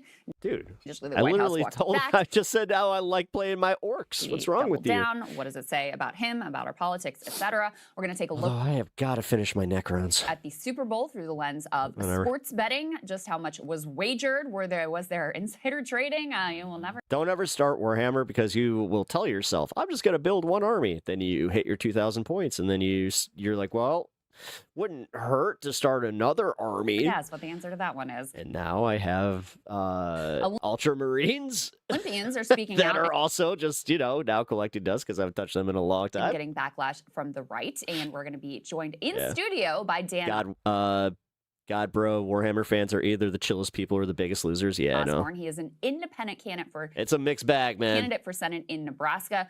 He ran previously, came quite close, and he is giving it another shot. There's some very significant commerce and monopoly issues in Nebraska that are ground zero for that. So we Don't unlock Nerd Pep. We'll be here for weeks. are excited to meet him in person and get to speak with him. Yes. And we're going to be doing the AMA today. So if you want to be part of those live AMAs, make sure you sign up at breakingpoints.com, Sagar. That's right. Thank you to everybody who has been supporting the show. We are starting off with Epstein with some very, very wild stuff. Almost certain that eventually we'll get hit with a demonetization. That's why we rely on our premium subscribers. All of this Epstein coverage. We understand, it makes Yeah, but you can't play with 3D printed figures in tournaments, so there's no point if you actually play the game. advertisers and all those other people uncomfortable. Luckily, we don't My buddy got banned for trying to play with 3D printed sisters, rely on that. We rely on and that's what got him out of Warhammer. all of you. So support us if you are able to, breakingpoints.com. If you're just watching this on YouTube, no worries. Please just hit subscribe to our YouTube channel. If you're listening to this on a podcast, please share an episode with a friend and rate us 5 stars. It really helps other people find the show. All right, let's go ahead and start here with Epstein. There was an ad actually released by many of Are you just mad at me because I'm covering politics in general? the Epstein survivors. You're saying that my politics are fake, but you haven't really made an assessment on what my politics even are. We're going to go ahead and put it up here on the screen just so you can see some of this in the background, many of them appearing on camera. They're saying on November 19th, If you're finding it harder and harder to find people who like Trump, that's not an anomaly. 2025, the Epstein Files Act was signed. They cross out the line transparency. They say 3 million files have still not yet been released. They have black, marks over their mouths. They're talking there about one of the largest sex trafficking conspiracies, which has now been unveiled for everybody and calling for more. I played in a tournament where 2 of the finalists of the final 5 were trans, and the winner was trans. More of the release of the files, holding up pictures of themselves. To Strong highlight, trans contingent in the Warhammer community. of course, And I'll tell you one thing that people will not put up with is trans bigotry. from the central, most important people. We watched a alt-right guy get banned from the tournament just for being a dick and saying that he wouldn't play a trans opponent. And they were like, fine, then you're not going to play any opponents. You're out. In all of this story. But most importantly, I think for all of our purposes, and they're asking there, stand with us. It's time for Attorney General Pam Bondi to tell the truth. Let's do. This is why Adepticon will always have my money as far as that goes, where it's just like, nah, I watch these guys go above and beyond. Continue now down the rabbit hole, as Crystal said, genuinely unbelievable stuff. Let's go ahead and put this up here on the screen. Oh, nice. I thought Warhammer was not cool. One of the most stunning documents yet. I mean, Warhammer's great. That was uncovered. Great find. I love for whoever was able to see this. Because no, there's just a problem who, so like the Ultramarines or the Space Marines specifically, they like, yeah, their lore, if you read it, it's essentially space Nazis. And some guys, they kind of like the Imperium, non-ironically. I would not I would like. They would love for the God Emperor to actually exist and be Donald Trump. Which, I'm sorry, but that would make Warhammer kind of funny. I've been able to. These fucking Necrons, I told you. Say they're coming for us. Once they had souls, now you can say that they're a whole bunch of metaskeletons. They don't technically have souls, so we don't have to feel bad about it, folks. Couldn't believe this was real, so I double-checked the DOJ website. The U.S. Attorney Berman announced Epstein's death with... Don't even get me started on orcs. ...letterhead dated the day before that he was found dead. Bill Barr announced Berman... The Tyranids, we shot him like dogs. ...Berman's resignation. Then, less than a year later, Berman denied he was resigning and was then removed by Barr on June 20th, 2020. Trump denied any involvement, but it was confirmed later. All right, actually, this could be a fun bit. In the reporting that, in fact, Trump, who had Berman removed, the rabbit hole is endless. This is from Clint Russell, one of the people who flagged this. Donald Trump doesn't return his shopping carts? And, I mean, I do think it is genuinely unbelievable. For immediate release Friday. You, sir, might have just actually gotten that's sign worthy, because I like funny signs. My last sign said Donald Trump puts ketchup on his hot dog because Chicago. 2019. Now, you could potentially ask for innocent explanations, but the Department of Justice has not released anything as of yet. This information has been public now for 48 hours or so, and you do have to just be like, okay, I mean, look, I feel like I try to... Thank you for the sub. Keep up sick. My words very... Sick from the Kush. Carefully, I'm always like, what? I always say Epstein died. I don't say he was killed. I don't say he was committed Get me suicide. started on that fake... It's one of those, like, open questions. What is that called? We don't really know what the answer is. Susie, thank you for the sub. We have the video, which was released, of showing another person going towards the... I mean, you have, the guards... Is Warhammer like a D&D game? Kind of. Asleep, the cameras... It's without, like, the story aspect to it. It's mostly, like... You roll a shit ton of dice. You play with D6s. Each unit has its own rules to it, so it's more so a war game. Working. There's actually a routine way. It's like if Risk had, like, I don't know, a serious aspect where to the camera resets every single night for some reason. I shouldn't shit on Risk. According to the Attorney General, Risk you've is got fun. the cellmate, question. It's kind of like playing checkers. You've got the former guy who was in the MCC who's been on our show and is like, sorry, there's no way any of that happened. And so, you would actually be... The Don Emperor was funny, even if I disagree with some stuff here. The most responsible would be like, yeah, he probably was killed. I still don't say it because I don't know it definitively to be true. Then you see something like this, and you're like, all right, yeah. What else do you say? If it was the only thing, and you didn't go through even the whole list because we'd be here all day. Right, yeah, There's the fact that, we never found the noose that was used. What do you mean? He was in a tiny jail cell. What do you mean we never found the noose that was, The guy who played Superman likes Warhammer? Allegedly. Yeah. Henry Cavill, he has a ton of armies. Oh, there happens to have been this orange blurry figure that we all pretended, that the Attorney General and Inspector General, that they all pretended didn't exist when they did their report on this. Oh, that's interesting. What's going on with that? And then you have this. I mean, if it was the only thing. Yeah, right, exactly. If it was the only thing, you could go, maybe they just got the date wrong. Maybe they just were being a little bit sloppy and they got the date wrong. Yeah. But when you look at this and you look at everything else, It's and then, literally one lo and day. behold, this guy, the U.S. And then you had the guy literally say, yeah, they had a bunch of boxes that were covered up, and that they said, yeah, that's his body. Attorney Berman was fired under very strange and contentious circumstances less than a year later. You just got to look at this and go, like, I mean, it becomes very, very, very hard to believe the official narrative. And of course, 1 million people had plenty of motive to take this guy out. The other thing that we learned that we talked about before is that his team was cooperate. They were looking at, hey, maybe we can cooperate. Maybe we can name some names. Maybe we can do a deal here. So quite to the contrary of Epstein feeling like I have no way out and this is it for me. I'm going to spend the rest of my life, which I'm very used to these coddled circumstances. I'm going to spend the rest of my life behind bars. He was still exploring avenues and trying to work it and see what kind of a deal he could make. So I don't know, guys. This is just absolutely wild. The one thing, so this is identical to the Remember Handyman, Damon Wayans? official announcement that did ultimately Wait, Blank Man. That was Blank Man, wasn't it? go out from the government with two exceptions. Number one, the date got updated to the day that he died.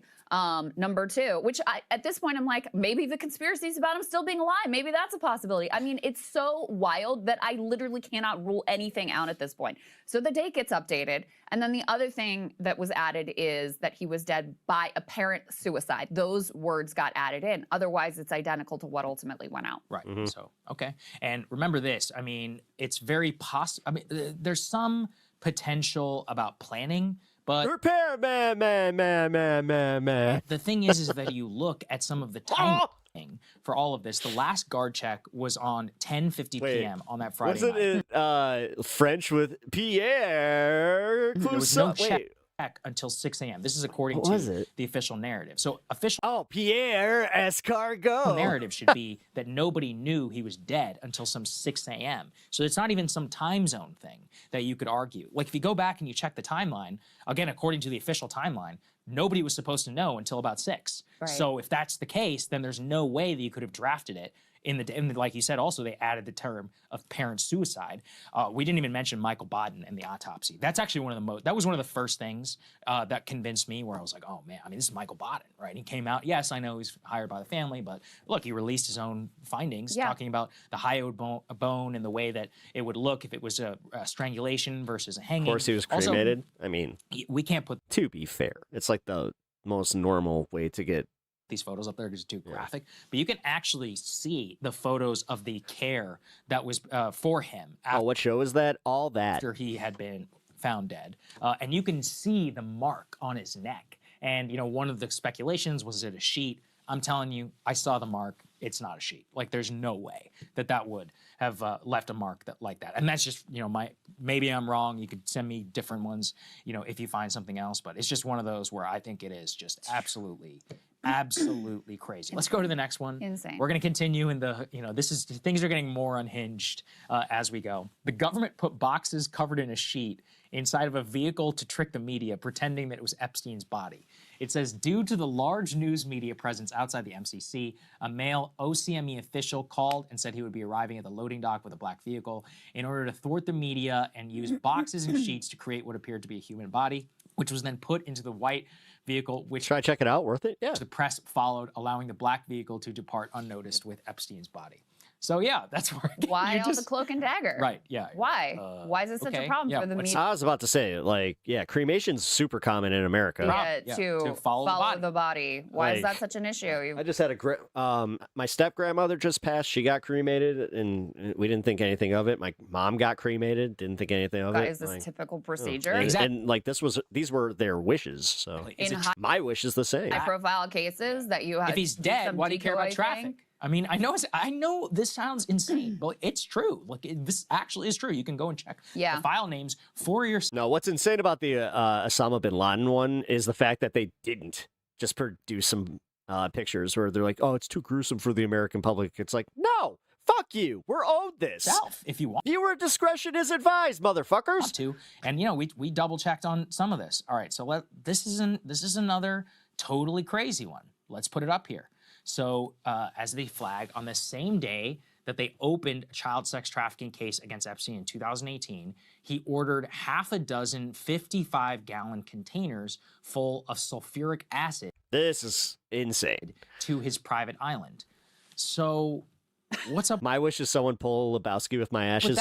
It's my number one fear that I'm gonna have that happen while I'm seeing my mom off. And I'm reading the wire transfer form for St. I have to take her to a very specific place that happens to be on a coast where I'm like, ooh. You know, to St. Thomas, LSJ. So is the goddamn ocean. LLC, purpose and description, times 6 55-gal drums, sulfuric acid with fuel and insurance charge for transport, materials for conductivity probes, replacement pH and cable -RO plant. I don't know. I mean, maybe there's an explanation. You have private jets all around. I don't know a whole lot about acid and all this other stuff. I have read a decent number of the plans around the island. I know they waste water. You know, again, I'm not an expert. I'm just saying, like, that's one of those where you put it together and you're like, yeah, it's pretty creepy. It's pretty weird, especially when you have massage rooms with masks, you know, all over the island. You have trap doors, as one does. So this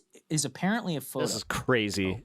That surfaced. Yeah, and the fact that it is over like shark-infested waters. Where it's just like, what? It was some trap door. Like that was there on the which I had apparently it's opened like sharks with freaking laser beams directly into the ocean. So again, I mean, what are the innocent explanation here? This is where they're He liked to swim a lot underneath his place with sharks because he was, you know, he liked to test his adrenaline. Dumping waste. This is where they're dumping something. It's for fishing. You know, I don't know. Some sort yeah, of some motherfucker. I got a swordfish. I got a big one. Yeah, maintenance. Yeah. Right, maintenance. If there's one thing that I haven't seen any pictures of him doing, it's fish. You also own a. You know, like guys, like when they're super into shit. Like I got a friend that's really, really into golf. So it's like 90% of his pictures are golf. Yeah, if you're really into something like that, where you would have a trap door, you would have seen some pictures of that motherfucker holding a fishing pole. But no. Private island? No. Please email. What have we seen him holding a lot of? That also, you know, we now have these questions of how many have gone missing? Tell me. And tell me about what is. I'm not familiar about Please what it tell us about your sulfuric acid and ocean trapdoor needs on your private island. Who among because us? we're very curious. Who what among this us could be. doesn't have ocean trapdoors in our house? I've stayed at some hotels on the beach. Not that great, but they don't usually have trapdoor. Again, maybe I'm wrong. Maybe every 5-star resort in the nation on a beach has trapdoors into the sea. Maybe it's certainly possible. Maybe it's a scuba diving thing. Maybe it's a way to access your septic tank, although I guess that wouldn't even make a lot of sense. I'm purely I'm just telling you that these are the facts, and this is what apparently shows up there. So you know, this is presented without comment because I don't have a comment. I don't know why else. I don't know why you would need one. I mean, you said in our pitch that advertisers get uncomfortable with this. Look, in fairness to them, I get uncomfortable with this too because it's like, what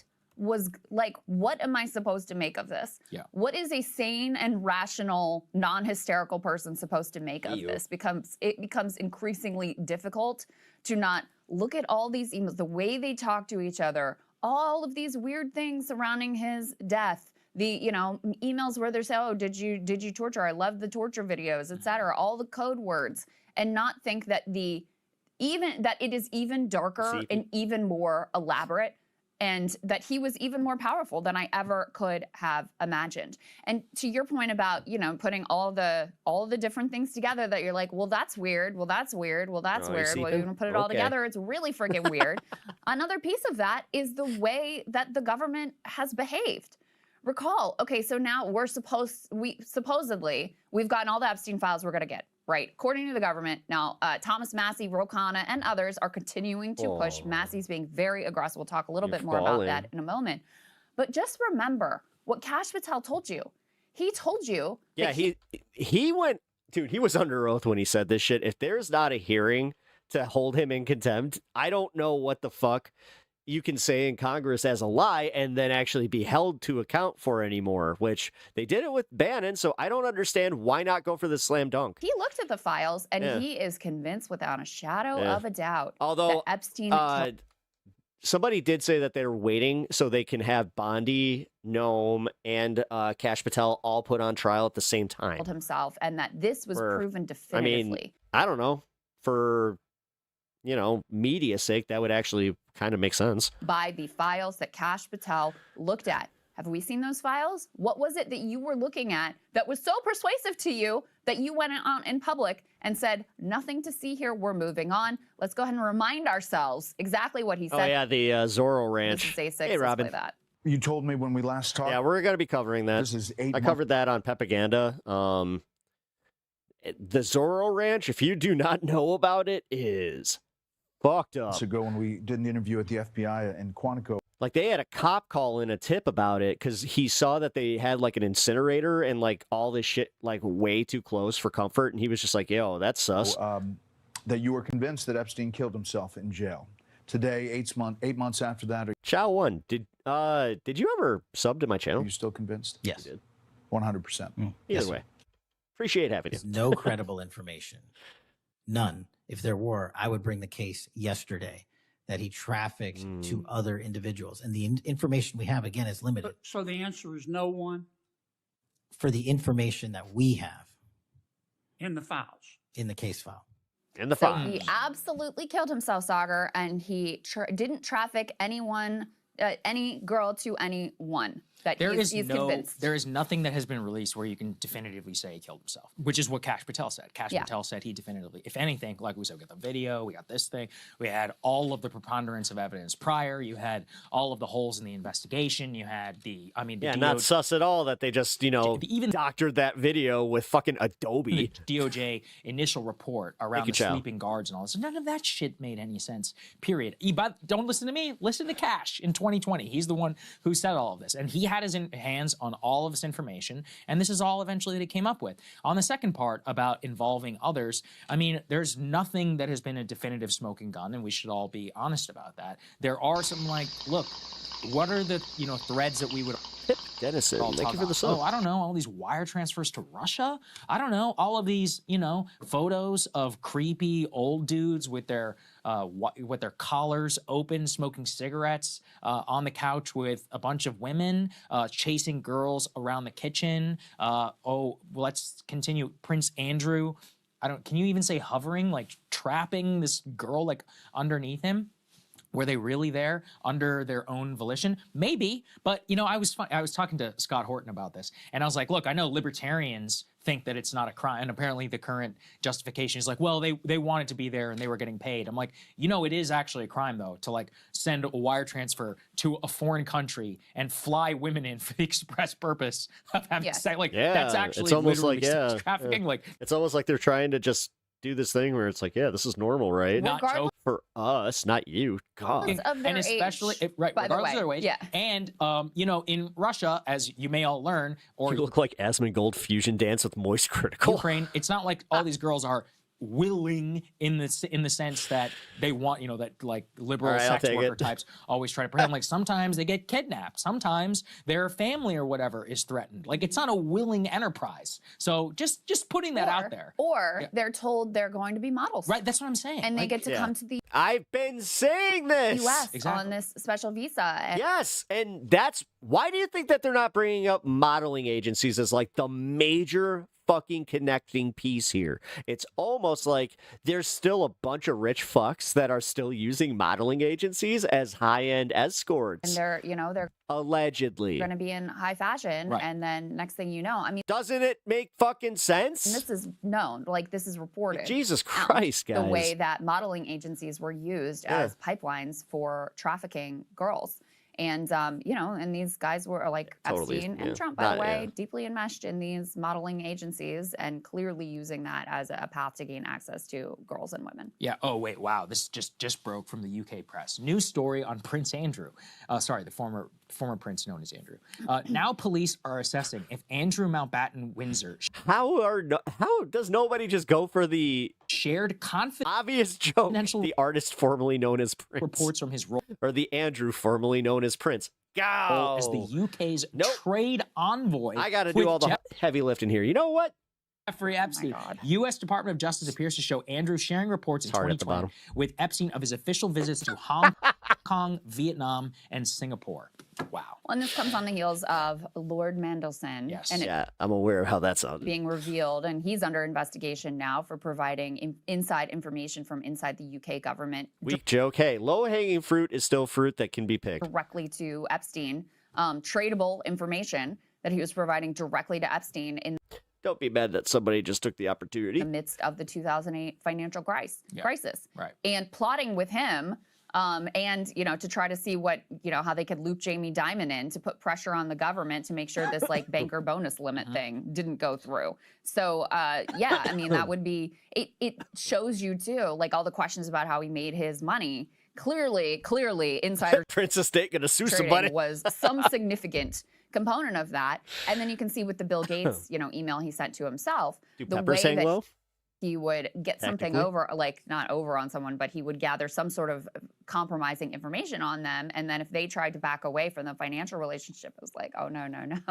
Let me just, subtly and not so subtly remind you of the various things I know about you and the way that I can destroy your life, your brand, your marriage, your family, whatever. Let's continue, shall we? By the way, again, to Cash's whole point about how nobody else was found to be implicated, let's put A8, please, up there on the screen. You can see inside of this document, this was a great flag by this journalist. They say, buried in the footnote of the Ghislaine Maxwell's court filing, she... It's funny. You know why nobody's really reporting on that today? It's because when you read it, he talked about that in 2019 with the guy. Makes the bombshell claim. This wasn't like the investigation was happening during Epstein's time and that Trump said, I'm really glad you got that evil son of a bitch. He said that in 2019 when Jeffrey Epstein was already in prison. There were It's almost like he had a reason to do that. 25 accomplices of Jeffrey Epstein entered into secret settlements, and that there are 4 unnamed employee co-conspirators. That's almost certainly his secretaries. The fact is, Maxwell is no longer content. Weird part is we don't even have to work that hard for this, where it's just like, it doesn't really make that much sense there. Conditions of her confinement. She has tasted this glimpse of freedom and appears determined to push for more. After losing her appeal in the Supreme Court, she has filed habeas corpus. This is the legal equivalent of a last resort. It asks the court to overturn the conviction on the grounds that it's so fundamentally unfair or unconstitutional it can't stand. So just to show that she has... Just know that if Trump signs that pardon, then that's admitting that he actually was part of it. A lot of other stuff. And that's one thing that I'm telling you, if Democrats do not get in front of that and say, if he pardons Ghislaine Maxwell, he is admitting guilt. That she can point to. And in that petition, that 25... Then I don't know what we're doing anymore. Accomplices, she also asserts... A Decepticon or an Autobot? Oh, fuck, I love that. Autobot. 4 Epstein employees were co-conspirators and never charged, like herself. If you will all remember, this is tracing back to... Although I'd like to say I fancy myself a Maximal. ...to the non-prosecution agreement, but... If you combine this with some of the other reporting, let's put A7 up there on the screen just to give you an example. The FBI at one point had actually posted a 21-page presentation of all the evidence they've gathered. Aside from them actually being still in an active investigation through the majority of the Biden years, realistically, if you want my true answer, it's because they didn't want to upset the status quo because they knew that some prominent Democrats were also involved. In the case, including a summary of allegations against... It's almost the same reason that Donald Trump doesn't want to release these, even if he's not, criminally 11 men. The list was then taken down after this was flagged by Julie K. Brown over at the Miami Herald. So just to show you again, the idea that the FBI didn't have information, maybe they didn't have prosecutable information. I'm just telling you, though, that at this moment, the idea that they did not have... He's trying to chew on my phone cord, information or potential leads and all of that on various... It's just completely not true. Yeah. Completely not true. You won't be surprised at a number of the names in here, and one of the names identified by the FBI as a prominent man for whom significant allegations had been leveled against was President Trump.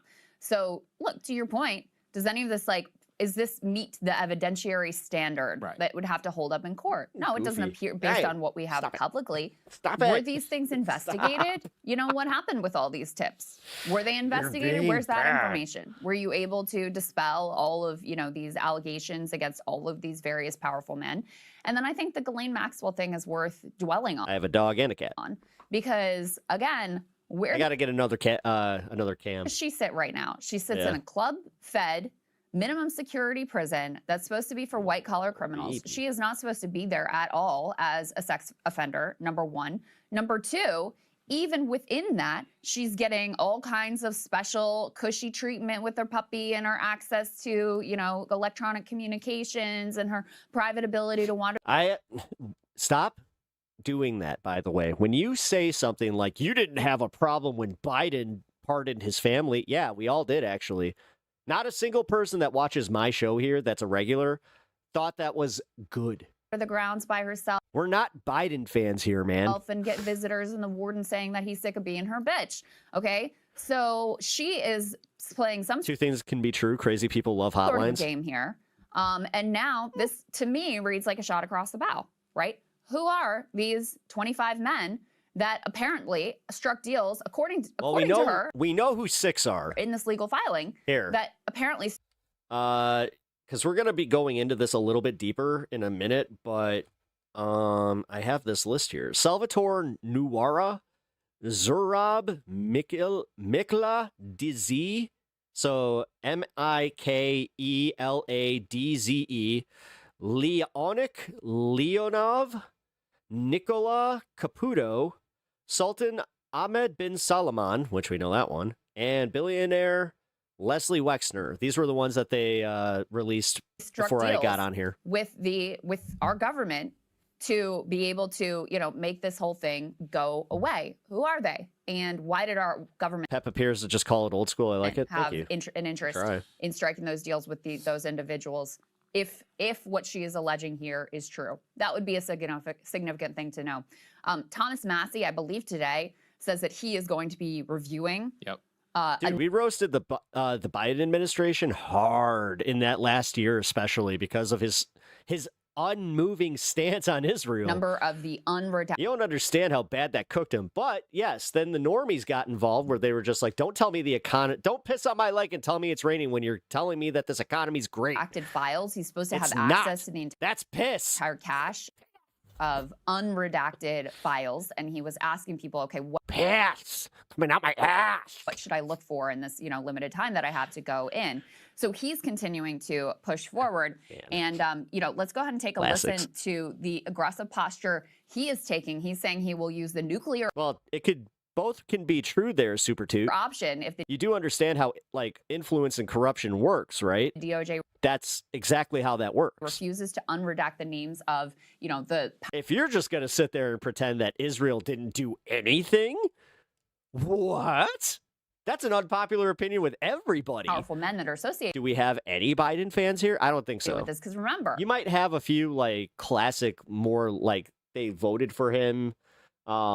In this and Kamala, I don't know. Do we have anybody who enthusiastically voted for Biden or Kamala? Police, according to the law that Massey and Khanna pushed through and were able to get passed and signed into law by President Trump, there are very limited reasons that you are allowed, legally permitted to redact, okay? They have clearly gone far beyond that while screwing up and leaving unredacted a number of the victims' names and likenesses. What is it with stream? Where so let's go. I feel the third one coming and I'm like, go ahead and take a listen to Thomas Massey and the way he's continuing to try to fight here. I'm ready to do that if the victims want me to. They believe that the best way to get justice is to force the DOJ to release these names. I've already read one name in a committee with the FBI director there. That's Jess Staley. And again, he may or may not be guilty, but he's been accused by these victims, the lawyer tells me. And there are other names. I don't have them in my possession.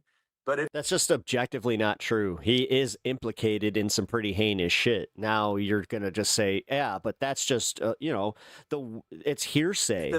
I saw MAGA just discovered hearsay. That's for sure. Victims want to give them. Now all of a sudden you guys care about the legal system and all that stuff instead of just saying lock him up, lock him up. To me, I've.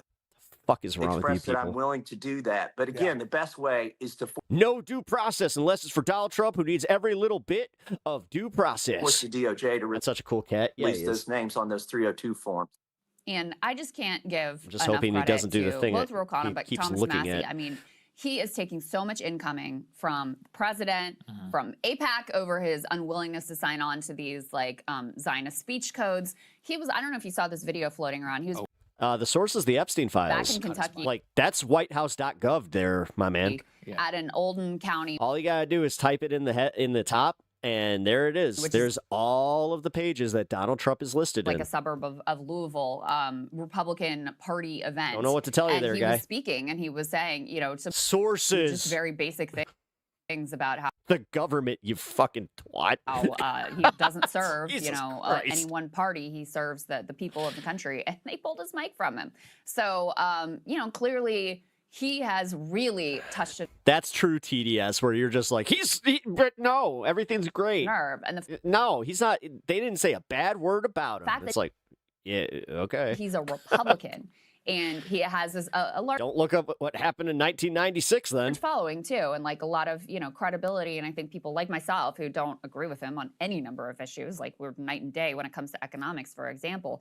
You have to respect this man and his integrity, because he is truly risking it all here to push for the truth and to push for more transparency. Yeah, Bloodstone, I'm right there with you. It's a very rare breed, Yeah. rare breed in Washington. And so yeah, cute. I mean, I have disagreed with him plenty of times in the past, but on this, it's unbelievable to see somebody stand. And really, this is what the House is for. You need an Ilhan Omar. You need a Thomas Massie. That's what the House is designed for, is to have the actual full spectrum. They end up sometimes being our best members. So there you go.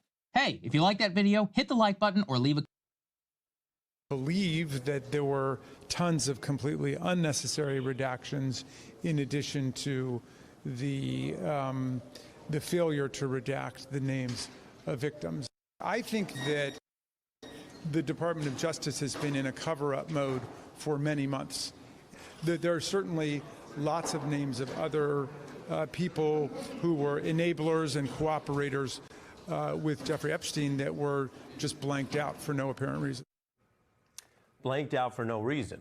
That is a description. So if we're asking telling the truth, that's a problem for DOJ. And if it was habitual, if it's pattern behavior defending or protecting people who are not supposed to be redacted under the law, remember, this isn't just a dispute. That would be a violation of the law. Why does that matter? Well, it doesn't mean that someone at DOJ is going to be hauled off to prison immediately. That's not the kind of law this is. But just as the law ultimately got so many of these documents out, violations of that law that are provable based on the material and going to court could get those unredacted documents ultimately out as well. My cat's watching chat. People are still, of course, going through the 3 million documents. Among the files is new footage of Maxwell's 2016 deposition, where she's asked about the schemes to traffic underage girls. Did Jeffrey Epstein have a scheme to recruit underage girls to use them for sexual massages? If this is pissing in the wind, then we finally just got our bearings. Can you ask it a different way? Then you got Trump just standing there. He's just like, hey, what's that? Oh, is that pee? Did Jeffrey Epstein have a scheme to recruit underage girls for sexual massages? I literally was watching Fox right before this, man. If you know. Just because you just joined us when I'm watching something else does not make that not true. So, I don't know what you're talking about. To be clear, I don't know what you're talking about isn't even no. What year did Trump and Epstein start hating each other there? It's just sort of, I can't deal with this question. The lawyer obviously doing their job to make objections for the record, but this was the pressure that was originally building up civilly. As we know, the difference from then to now is she's been criminally convicted. Now, there are more calls for accountability at these people who've popped up in the files, and we've been charting this on our timeline, as mentioned. We've charted how a current cabinet member, Secretary Lutnick, had claimed in public, he didn't have to, but he went out of his way to claim in public that he'd cut off contact with Epstein. He didn't have to. That big, That's true. sweeping televised denial is He now did just kind undercut of give by up what that you see info. there, him and Musk emailing about visiting the island. He's facing calls to resign or be fired. The House Oversight Chair says they could subpoena him.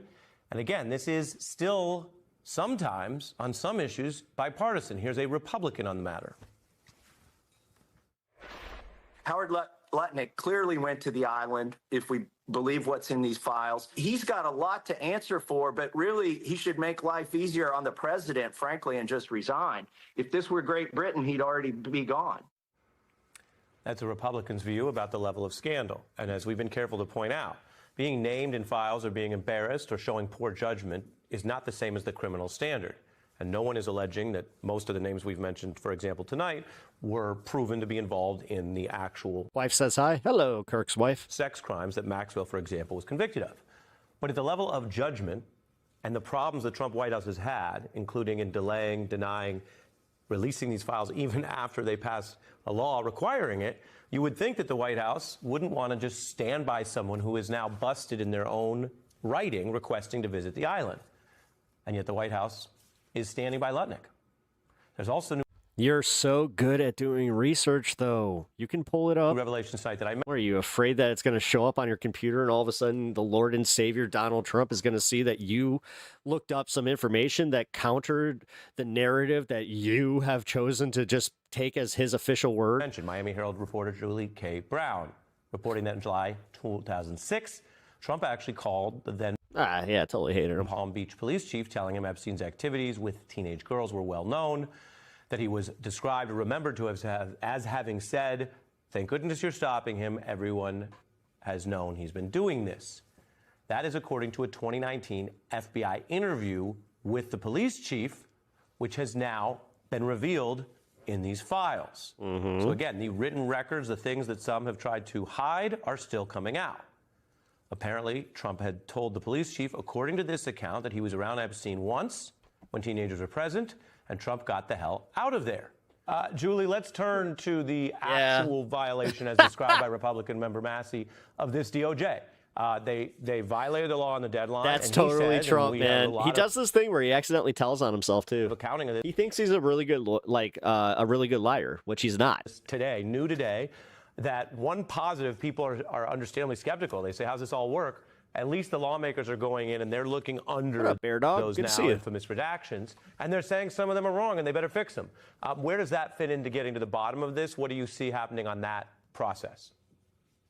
Well, it's good that they are aggressively looking at what these redactions are about, but I still think that larger Could you imagine a conversation between her and RFK? problem is that this case, I'm not trying to be mean, but there's no evidence that we have seen. we all hear it. Or the victims, for that matter, have seen that indicate that the DOJ has investigated some of these allegations that are contained in there. And this isn't just about these anonymous tipsters. There are allegations throughout these. Oh, hey, you reported me for false info? That's cool. You just told on yourself for me watching a fucking news stream that has already been vetted. You emotional moron. And by the way, dude, anytime that you do that, I know I shouldn't give you guys like the details on how this works, but when you tell on yourself, that just makes it easier for me to appeal and then show that you were bad faith, so your account gets banned. I just had this happen to somebody. It was very funny. Files that we're seeing that have women's names But keep it up. attached to them. They're redacted, thankfully, in some of these places, or hopefully most of them. But there are allegations here, and there aren't any documents to support whether they were ever interviewed. And I know of at least one victim who reported her abuse in 2021, and she mentioned that there was never a follow-up. There was an intake taken, an intake form, but nobody ever reached out to her afterward and said, Seems like there's a lot of those. tell me about what The FBI just going, we'll look into it. Shelf that. happened to you. And that was in 2021. And so there's questions to What be up, Tony? raised, and it Good to see isn't you. just a Republican or a Democrat issue. It is, there were problems with this DOJ throughout this past decade, at least, where it doesn't appear that they took this case seriously. We're watching the end of the culture wars. Yeah, we are. Because if that was the best they had, oh boy. Yeah, they're not some of their best, that's for sure. Killed. That's on an Jeffrey Epstein was supposedly killed. That's on an FBI form. That's not somebody calling in an anonymous tip or writing it on some deep, dark place in the internet. That's an actual FBI file stating what happened. And people are going to have to completely take in what they are seeing with their own eyes, what they're reading, and what they're being told. Their experts are giving opinions on it. You guys are fucking retarded. I can't stand how bad the Republican like brain is, especially online, where you guys, you look at anybody reporting on something and you get to their opinions on it, and you're just like, this is not real news, and then all you'll listen to is opinion-based Fox News or right-wing commentators. Are you that fucking disingenuous, or are you just a troll? Please, now's your time to be honest. I'm going to go with you're that disingenuous and that stupid. The reality is the Trump administration is not releasing the information. And Man. I got yelled at by It's genuinely frustrating to see that level of just absolute thoughtlessness. the president over this. This is why he called me God a traitor. He called me a traitor because I would not take my name off the discharge petition, because I stood firmly and said, no, we're going to release the Epstein files. I'm standing with women who were raped as teenagers. I'm not standing with the government. I don't support the cover up of. You're literally like, look, the brown people are taking some money, and then you're looking at this and just going like, nothing to see here. Of all of this stuff, whatever it may be. And the president got mad at me, and he told me, and I've said this multiple times, he told me his friends would get hurt. Super Toot, the only coward here is the person that's afraid to look at Twitter. And that. Or just go to the government's, the whitehouse.gov website and look up these files, you fucking twat. That's what he told me, and then we're seeing a. Like, do you not know how to do any research? Are you guys not, like, when you guys say you do your own research, what does that mean? Does that mean, like, you get a text message with a header, on, or just, like, a picture of an article, and you're just like, yep, I read that article. That, you know what, that actually makes sense. You slow walk and cover up of a lot of this information. And you read all 3 million of them, did you? I know that is why. I firmly believe that's cool. Why it is being covered up. Look, dude, the only people triggered in here are a bunch of MAGA heads. Pam Bondi works incredible how fucking how big of crybabies y'all are. For Donald Trump. Jesus. She is not out there an independent attorney general. She can't just run out and do whatever she wants. She works at the play. Literally cry about Super Bowl, cry about the Democrats doing what? And approval of the President of the United States. Everybody in the administration does. So does the FBI. They're under the very same pleasure and approval of the President of the United States. The safe space halftime show. So yeah, exactly. When everyone's getting mad at Pam Bondi, or you can name anybody you want. The man at the top is Donald Trump. He's the president. And he's the one that was completely against releasing the files when we started fighting to get them released. He's the one that called it a Democrat hoax. He's the one that, he invites everybody to the White House, but he will not invite these women that have defended him, by the way. They have defended him and said Donald Trump did nothing wrong. They have defended him, yet he doesn't bring them in the White House. And support them. But what you're seeing is if it looks like a duck, and if it quacks like a duck and it walks like a duck, it's a duck. Or it might be a Lutnick. Yeah, Super Toot, what's your opinion on Section 230? Or it might be a Lutnick duck.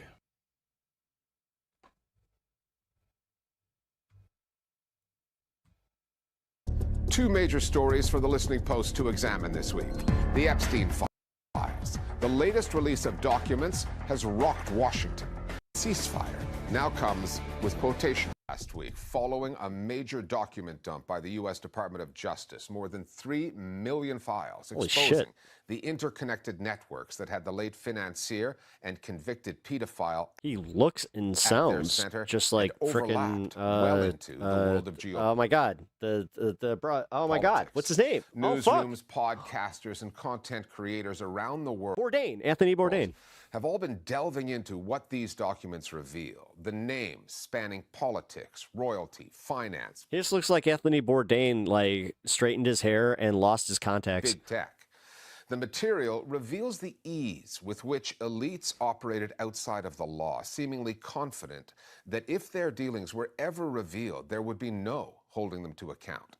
For all of the coverage, however, the sheer volume of it, there is one angle to this story that's not attracting nearly enough attention. It is there in plain sight, yet someone said Andy Cohen kind of looked like Epstein, and now I can't unsee it. Curiously absent from much of the mainstream reporting. Joining me now in studio is Meenakshi Ravi. She's been digging into the documents and tracking the coverage. Let's start with what we have learned about the rarefied world that Jeffrey Epstein operated in. What kind of people, powerful people, was he rubbing shoulders with? And what can you tell us about these networks? Do you know what docking is? The picture that emerges is Sorry. of Epstein as an elite fixer. He was a power broker who moved seamlessly between the worlds of big tech, politics, finance, Oh, this isn't like a vape. and academia. When you go through the This reams is of fun vape. emails, you read these names, almost entirely of men: Donald Trump, Peter Mandelson, Bill Clinton, Peter Thiel, Elon Musk, Bill Gates, Ehud Barak. The list goes on. The emails repeatedly show Epstein facilitating introductions and creating back channels. But Richard, it's not just about the people Epstein knew. It's the fact that these very friendly relations continued long after 2008, when Epstein was convicted for soliciting a child for prostitution. That's why when you read emails from the likes of celebrated academics like Noam Chomsky or New Age gurus like Deepak Chopra, it's all so jarring. I did like that one. Kid Rock makes music for people who know how to steal catalytic converters and know exactly how much Sudafed you can legally buy. Correspondence, many of Epstein's My other favorite one was that they have tattoos of their kids, names, but not custody of them. connections offer personal comfort and support for a convicted pedophile. For example, if you look at what Noam Chomsky, the man who co-authored the book on how the media manufactures consent, here's what he wrote. He was expressing sympathy for the horrible way you are being treated by the press and the public. I spoke with Murtaza Hussain. He's a correspondent with Dropsite, and he's been following Epstein's connections, investigating his networks for many years now.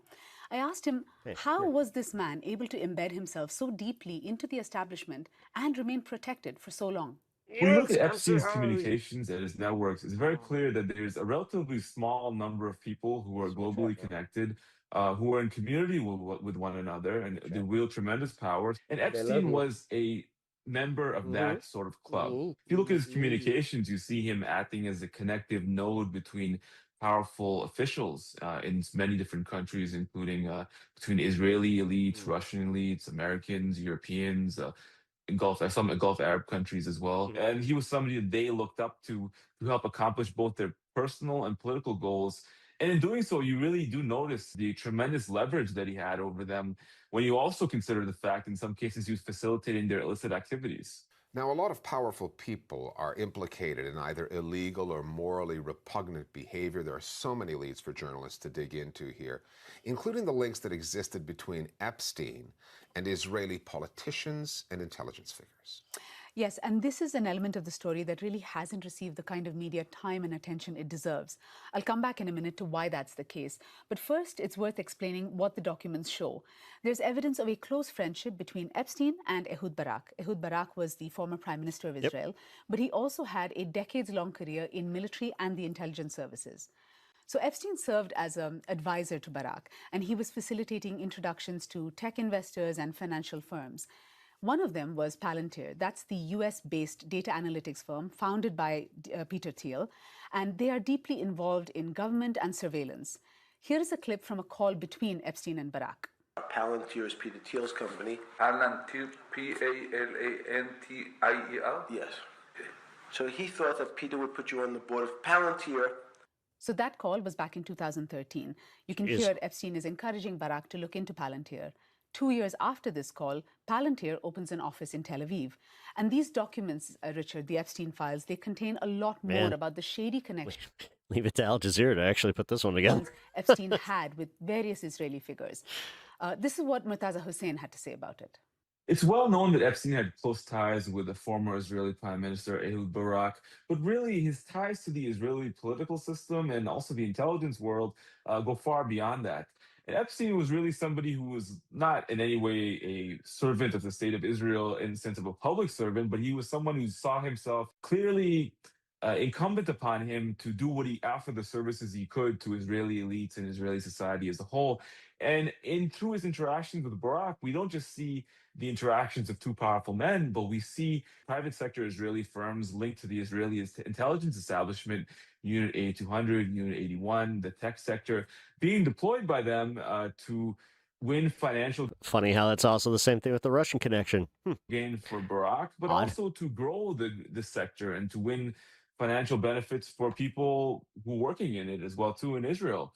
So Epstein was deeply embedded with Israeli elites, and regardless of his own political views and Barack's own political standing inside Israel, they had a broader JD Vance is basically still working for Peter Thiel. Yeah. ideological commitment to do what was right for Israel as they saw it, and to funnel money into key Israeli strategic technology sectors and pursue the interests of the state of Israel geopolitically.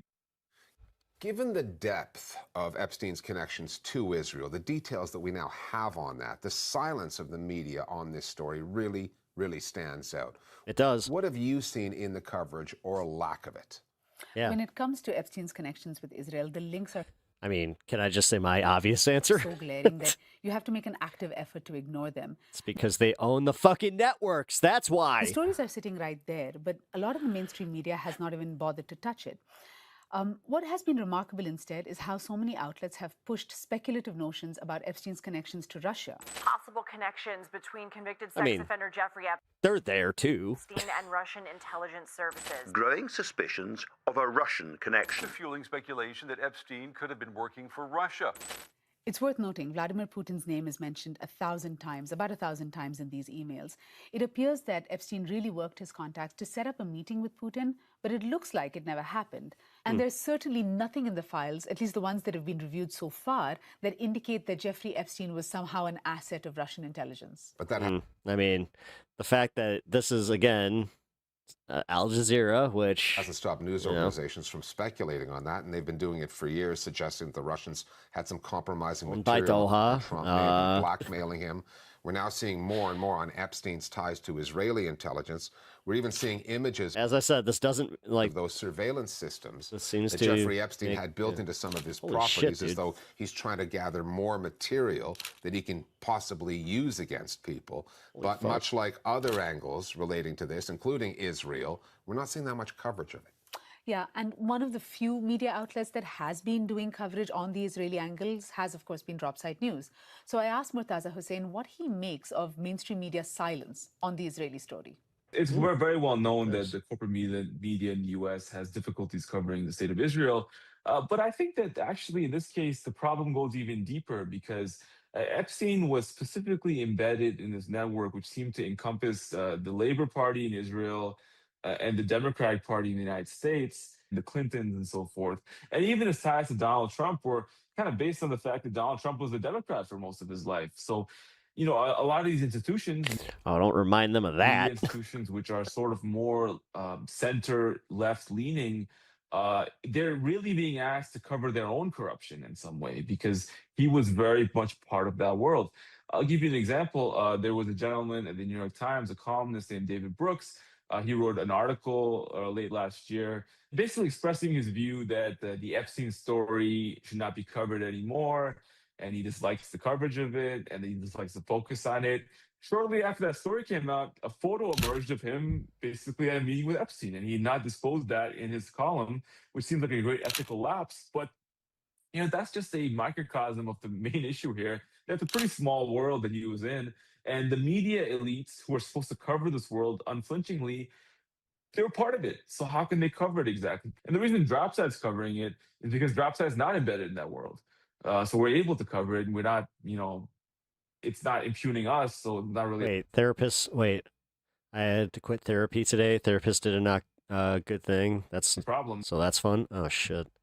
Richard, the Epstein story is going Yeah, I don't like therapists that to be with us for a while. make people quit therapy. That's awful. I'm There are sorry that you experienced that. 3 million documents yet to be made public. The Department of Justice under Trump has been slowing down this process.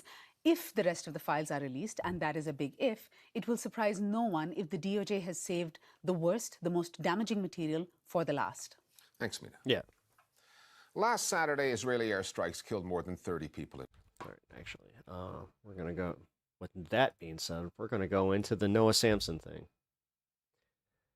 Here, actually, I'm going to link this in chat just in case. Oh, hold on. Actually, I'll do this.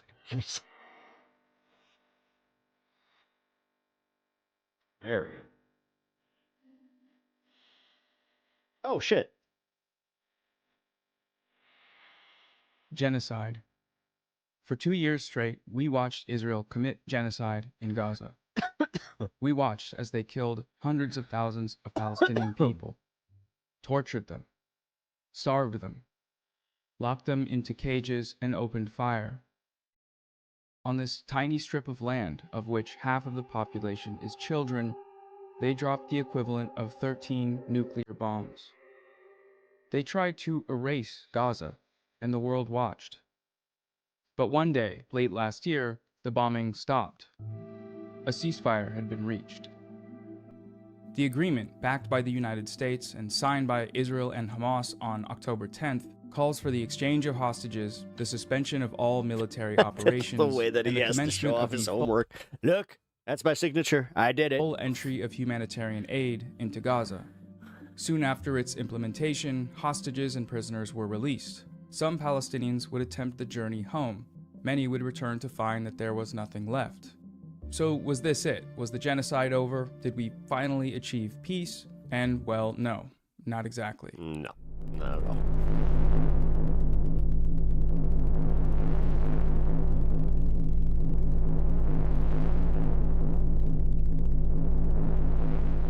In the 4 months since the ceasefire was signed, Israel has killed over 500 Palestinian people, men, women, and children. They've wounded thousands more with their snipers, their drone strikes, their tank shelling, and their aerial bombardment. The IDF has continued its campaign of mass destruction in Gaza, blowing up everything in sight, demolishing thousands of buildings with explosives and bulldozers. They've also continued their brutal strangulation at the crossings, restricting the entry of vital humanitarian aid. They also just killed a whole bunch of cattle today in the West Bank. And all the other basic necessities required to sustain life. The genocide did not end. It continued, only this time slower and quieter. Gaza's corpses have been hidden under the shroud of peace talks. The violence described now, not as massacres or war crimes, but as incidents and tests which underscore the fragility of the ceasefire. In the past 2 years, Israel has been systematically destroying the Gaza Strip. By October of last year, it was estimated that they damaged or destroyed over 83% of the buildings. And during the ceasefire, the destruction has continued. Since October, the Israeli military has demolished over 2,500 buildings, including entire neighborhoods. In some areas, they are clearing out the rubble to dig barriers and build military outposts. The Gaza Ministry of Health estimates that at least 10,000 Palestinians are missing under the rubble. Many of these structures harbor their remains. Israel's demolitions make the task of their eventual recovery potentially impossible, as many of these remains are being excavated and removed, in essence, erasing these people from existence. Yeah. According to the UN, the volume of rubble in Gaza has exceeded 60 million tons. That is roughly 20 times the amount that's been removed in the prior 15 years of Israel's many violent assaults on the territory. If you don't think this was the goal, then I don't know. With 100 trucks running around the clock, and now you got fucking Jared Kushner coming out saying, oh, you know what? They're going to love us for giving them jobs. Clearing out the debris would still take decades. But if Israel continues its restrictions on the entry of equipment necessary for rebuilding, the process would take over a century. And that's the next piece of the ceasefire violation puzzle here, the blockade.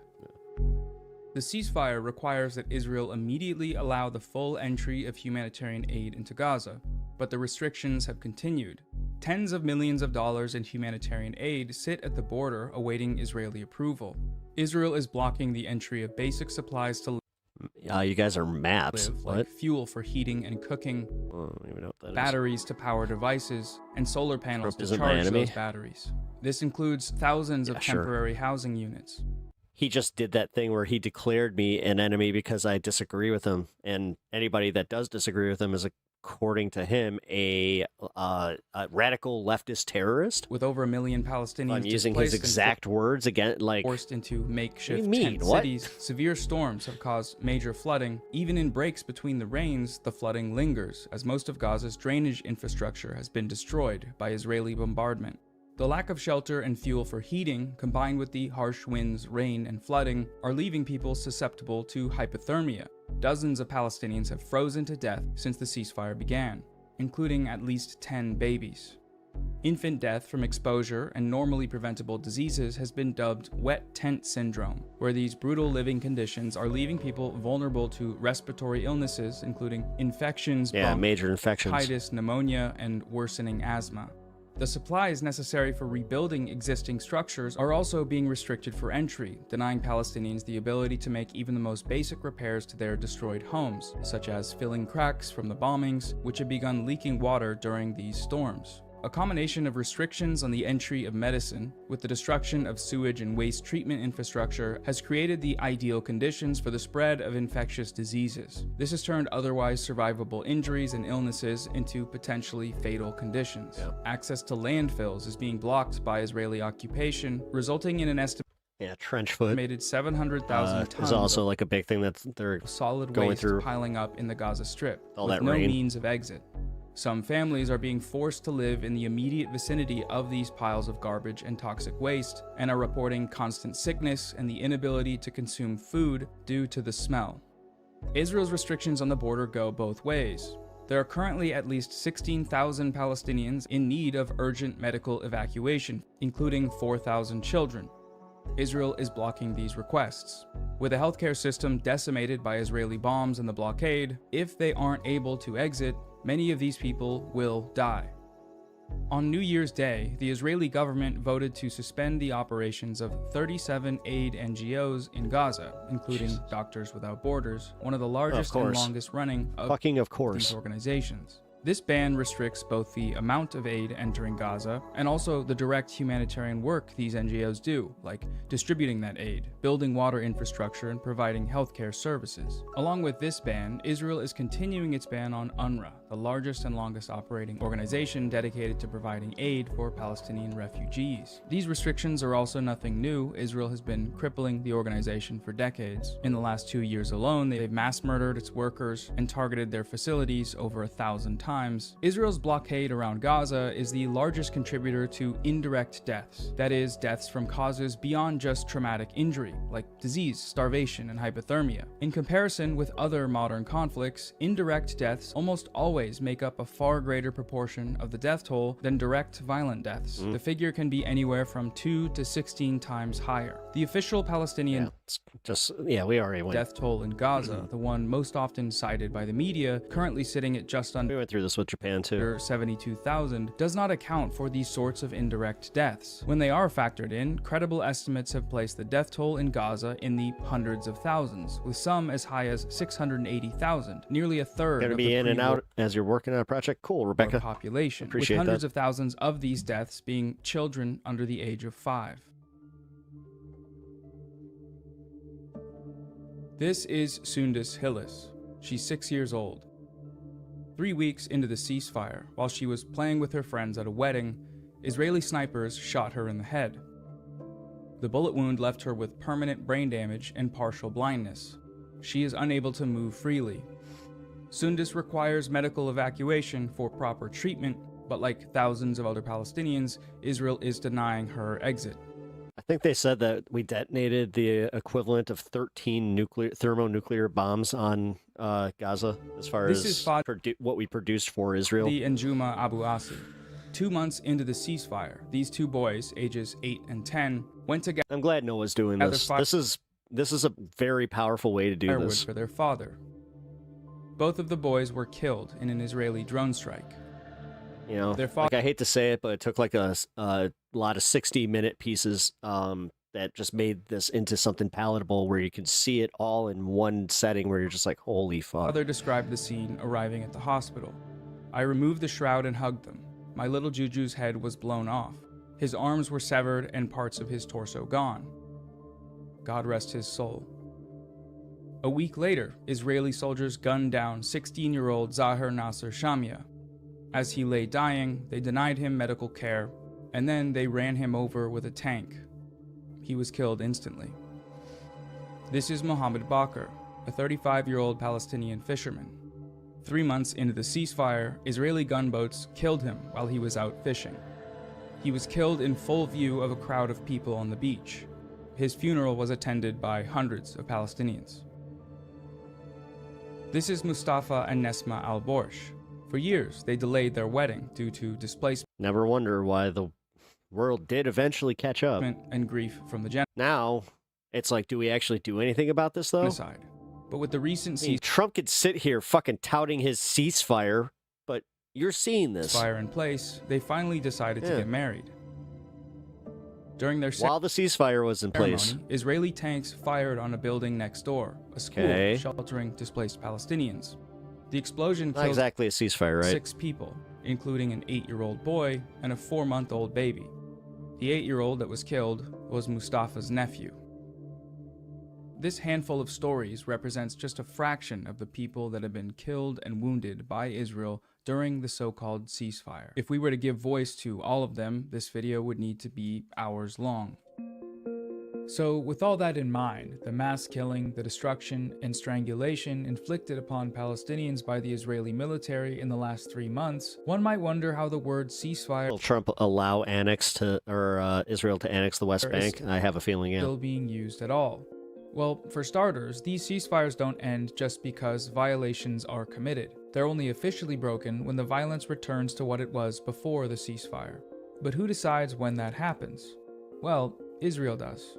That's how it was with previous ceasefires, and that's how it's always been. The ceasefire is over when Israel wants it to be, when they want to kill 500 people, not every few months, but every few days. In the meantime, though, until they make that decision, the ceasefire illusion must be maintained, and to that end, Israel has invented a number of pretexts. The first pretext concerns the yellow line. The yellow line is the boundary between areas marked for Israeli withdrawal and areas in which Israeli troops are still active on the ground, demarcated by this map from the October ceasefire agreement. Many of Israel's mass killings of Palestinians have occurred on or near this yellow line, with the IDF claiming to be targeting suspicious individuals that pose threats to its soldiers by approaching or crossing the line. Oh yeah, six-year-old girl at a wedding. Yeah, So, sure. by opening fire, Israel is actually ceasing fire, by preemptively preventing Hamas from firing. But, as history shows, for the Israelis, Palestinians become immediate threats the moment they are born. Fadi and Juma Abu Asi, the 8 and 10-year-old boys collecting firewood for their disabled father, they were 2 of these so-called immediate threats. According to the IDF, they were suspects conducting suspicious activities, guilty of the crime of breaching an invisible line. When Israel killed 11 members of the Abu Shaban family by blowing up their bus as they drove in search for the home they'd been displaced from, they were potential terrorists operating a... Could you imagine this happening to you? You're already in the worst position ever, and then some asshole across the world on the internet is just like sitting there making fun of you. Suspicious like vehicle. 7 children were... I don't know, guys. This is kind of why I'm just like, fuck it. Giant meteor. Killed. Just take us all. I'm fucking done. Attack. The youngest child, Ibrahim, was just 5 years old. The blocks that humans really, we don't deserve this. Israel has deployed to we haven't evolved like past any of this bullshit. We've just given into it. We've let the elite classes fucking just demolish this planet, like mark the yellow line generation after generation. And have large gaps between them, and they're constantly moving. It's a fucking joke. Whether or not Palestinians are actually breaching the yellow line is ultimately irrelevant, though, of course, as we've seen countless massacres and demolitions occurring outside of the yellow line, in so-called safe zones. Oh, shut up. When Israeli snipers shot 6-year-old Sundus Hillis in the head, she was playing at a wedding in the Daraj quarter, a neighborhood that's miles inside the yellow line. When Israel attacked the school shelter right next to Mustafa and Nesma al-Borsh's wedding, witnesses described seeing the Israeli tank advance over the yellow line before firing on the young couple and their families. Israel's assassination of 3 Palestinian journalists last week occurred in a densely populated refugee camp 5 kilometers from the yellow line. The same is true for Israel's continued destruction of Gaza's buildings. Analysis of satellite imagery shows entire neighborhoods being flattened in areas outside of the yellow line. Some of the excuses provided for these violations are as elementary as they are genocidal. The IDF has admitted to demolishing buildings over the line, but denies that these constitute violations, claiming that soldiers bombed them without technically stepping foot over the line. Israel's other pretext for these attacks is that they are retaliatory, that Hamas is committing violations too, so they're not doing anything out of the ordinary, anything that jeopardizes the ceasefire. The press then validates this claim, citing reports of accusations on both sides. Israeli strikes have killed more than 300 Palestinians, including more than 60 children during this ceasefire. And Michelle, I know that sounds contradictory. We're talking about a ceasefire. People like you that say that shit about how we have it too good, I want you to be fucking homeless and start from the very bottom. Tell me how fucking great we have it. Go fuck yourself. So many people being killed. As you said, $20 says that your dad owned a car lot or some shit. Both sides have accused each other of violations. This phrase often comes It's always those motherfuckers following reports of Israeli violations, ones that are factually undisputed. This contrasts with the accusations against Hamas, the vast majority of which are either fabrications, misrepresentations, or procedural disputes that fall outside the scope of the ceasefire's terms. Hamas was accused of a violation for failing to return all of the Israeli captives within the 72-hour window laid out in the ceasefire. But the agreement does not call for the immediate return of every missing person. It calls for the return of the Israelis in Hamas's possession. Some of the remains of the Israeli captives were missing, and given the sheer scale of Israel's destruction of Gaza, it was clear from the start that locating these remains would take time. This fact was accounted for in the text of the agreement. When footage surfaced of Hamas executing Palestinians who'd collaborated with Israel, they were accused of violating the ceasefire. But the agreement signed does not dictate Palestinian internal affairs, such as dealing with genocide collaborators, nor does it require Hamas to lay down its arms. With this agreement, disarmament wasn't on the table. Hamas was accused of a violation when 2 IDF soldiers were killed in Rafah in October. In reality, these soldiers were killed when an Israeli bulldozer ran over unexploded ordnance left there by Israel. This was confirmed by reports on the ground, and it was also corroborated by So even their friendly fire cases, they're just like, no, that was totally Hamas. Donald Trump and the Pentagon. The only confirmed killings of IDF soldiers by Hamas have occurred in areas controlled by Israel, where resistance fighters have been cut off for months. These fighters are not acting under the orders of Hamas leadership, and that's according to both Hamas and Donald Trump and the Pentagon. But even if we take all of these accusations at face value, even if we grant that the ceasefire's terms said something other than what they said, thus implicating Hamas in all of these violations, there's still no comparison to be made here. Killing soldiers of a genocidal army invading. Hey, dial up. How much did we spend just in our military alone this year? Your country is not aggression, it is self-defense. If the terms of the ceasefire are unable to make this distinction, to tell the difference between genocide and resistance to it, then what's the point of even calling it a ceasefire? There is no ceasefire, and there never was. It was always a lie. The ceasefire lie has several functions. First, it reinforces the false conflict narrative. Ceasefire implies the existence of 2 armies fighting a war, but what's happened in Gaza is not a war, and there are no both sides to genocide. There is a victim and a perpetrator. The only war here is Israel's war against the existence of Palestinians. In addition, the ceasefire lie has acted as a vehicle for coercion. By convincing the world that things have improved, that barring some tests of its fragility, the ceasefire exists and is holding, Israel and its backers have been able to pressure governments into accepting their terms, lest they be seen as obstacles to peace. This pressure contributed to the approval of UN Security Council Resolution 2803, which granted legitimacy to Donald Trump's 20-point so-called peace plan. The approval of this measure, a move— So you're telling me this was all to placate one man's ego? Described by experts as a— Meanwhile, they knew damn well that nothing was going to change? No. Declaration of war What are you on talking Gaza about? And a death sentence for international law sets a legal precedent for the destruction of Palestinian self-determination in Gaza. It establishes the so-called Board of Peace, granting governance of Gaza to a group of politicians and real estate developers, none of whom are Palestinian, and some of whom have spent their lives vying for the extermination of Palestinians, namely Israeli Prime Minister Benjamin Netanyahu. The so-called Board of Peace is set to oversee the construction of a new Gaza, with plans to build highly valuable AI data centers, beachfront resorts, and fun pockets of coastal tourism. These plans don't forget about Palestinians, though. Those who aren't forcibly expelled from Gaza will have the opportunity to live in what the plans call humanitarian cities, Israeli-controlled areas complete with checkpoints, biometric surveillance, purchase monitoring, and educational programs promoting normalization with Israel. The third function of the ceasefire lie, and perhaps the most significant, is that it has helped turn the world's attention away from Gaza. The Israelis have always taken global perception into account when calculating the amount of bloodshed they wish to inflict on the people of Gaza, and depending on the number of people watching, they adjust that killing dial accordingly. When 120 million people had their eyes on the 2024 Super Bowl, the most watched TV event of that year, Israel launched a bloody assault on Rafah that killed over 100 Palestinians. The attack came almost exactly 30 minutes after the opening kickoff, and also at a time where ceasefire talks had reportedly been progressing. Attacked Gaza, breaking the ceasefire, resulting in Operation Cast Lead.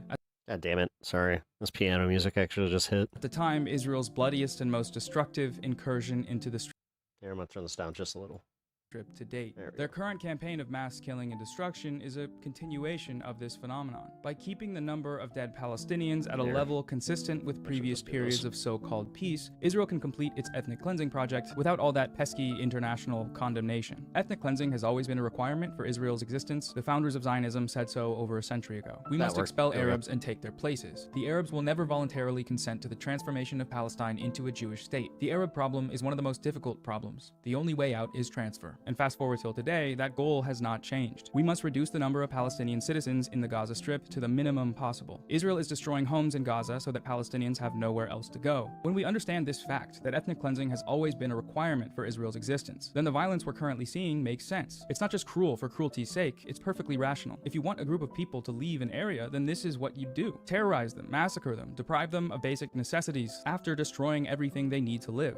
The last Israeli held in Gaza was returned to Israel over a week ago, but of course, Israel's killing sprees have continued. The Israelis have already gone back on their agreement to begin the rebuilding process and open the crossings, despite widespread reporting of the so-called lifeline that is the Rafah crossings opening. The mass denials And honestly, mainstream media just doesn't care.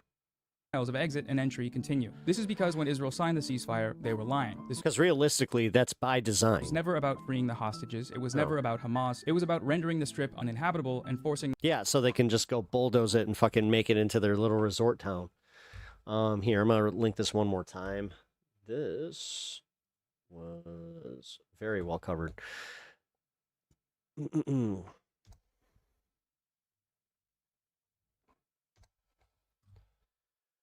Okay.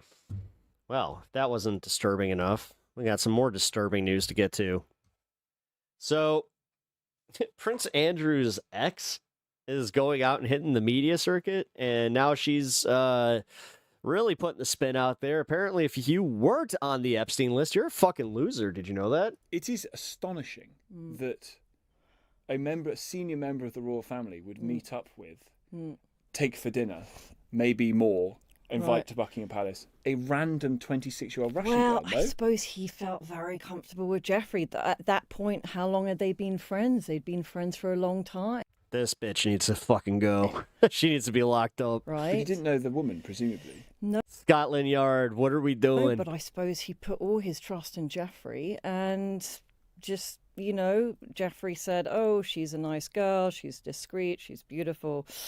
And sort of, why not? Like, he's single and... to be honest. Pretty sure your post got removed from YouTube. I didn't even see your post. Like, he should have been charging for these private tours. Sometimes that happens. I don't even, like, my mods and me don't even see your post sometimes. Buckingham Palace. You think she should be sending the girl an invoice, I think. But why not? Might be because she's a completely unknown 26-year-old.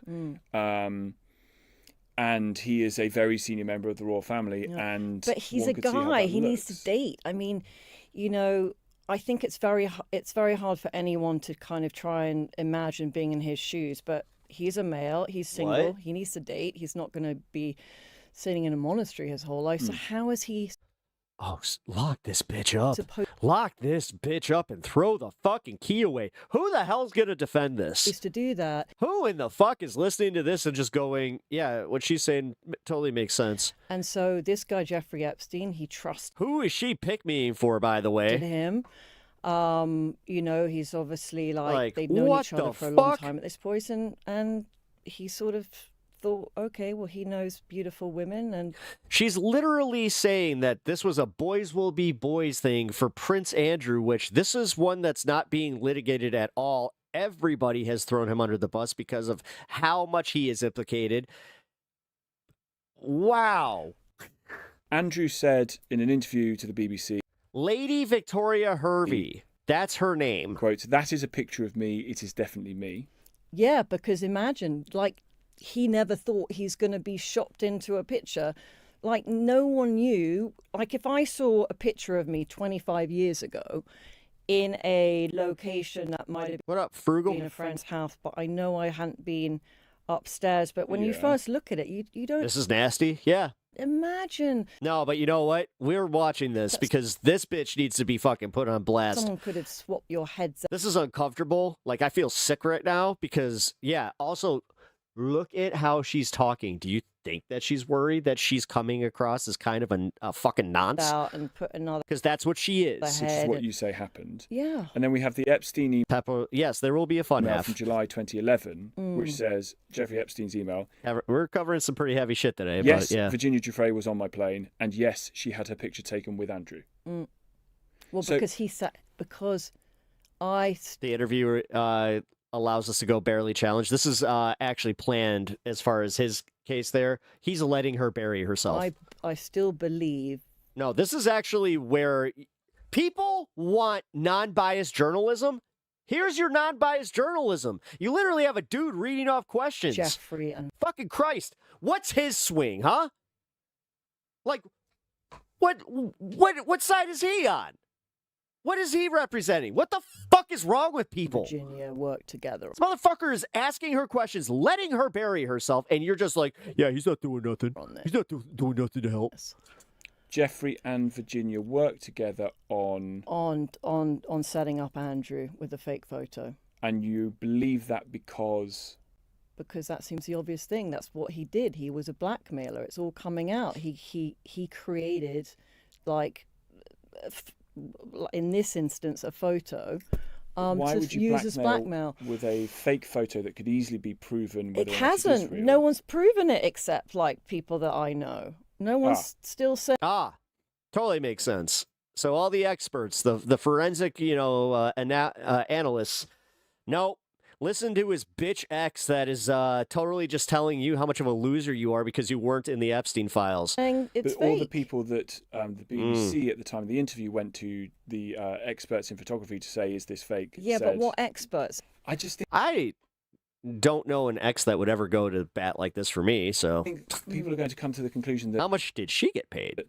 What is everyone believing Jeffrey Epstein now? That you've provided... Why do I have a feeling that she's totally still getting paid from his estate, like in some way, shape, or form? It's to the contrary. But just tell me, is everybody believing Jeffrey Epstein as a Bible verse now? I think people are believing Virginia Giuffre. Really? What? Because she's dead? Not because she's dead, because it is overwhelmingly likely the case. Dude, this bitch sucks. That this... Oh my God. It is a real photo. I have never... He really was there. He really did have her arm round her waist. And he's not being honest. Someone needs to...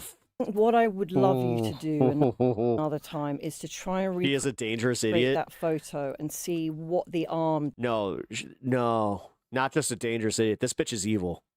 Does. This is it, guys. You're looking at evil right now. Because that... For her to go out there and do this with this attitude, this is evil.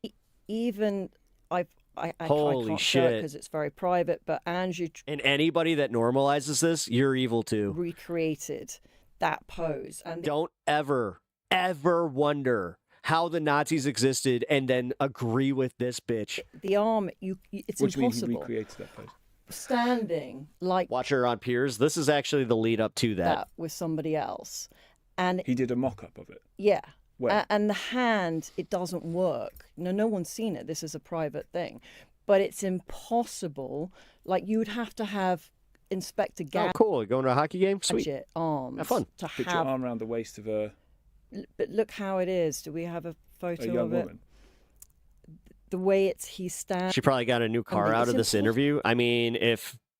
Maybe, because I'm pretty sure that Andrew got his fucking wealth locked up too. Tom, unless Downing's the one paying for this shit. His height does not She is. This isn't our country, by the way. This is exclusively the UK dealing with this. But again, this is while the UK is simultaneously saying, hey, we're going to get rid of Nigel Farage because he knowingly put someone who was associated with Epstein in, not even Nigel being associated with it. And he is on the chopping block. Meanwhile, in America, nothing. Nothing. 5'5". We're sitting here arguing the finer points of, well, can we actually charge them with the statute of limitations? 6 foot, 6'1". You talked about the tapes. But I still want to go on about this Virginia thing because, you know, just before she passed away, her lies were unraveling. Like, oh yeah, happy birthday too. Finally, people were kind of realizing, okay, happy birthday, Rebecca. Okay, this girl is making up stories, and then she conveniently dies, and I don't think it's convenience. Convenient for her. She's dead.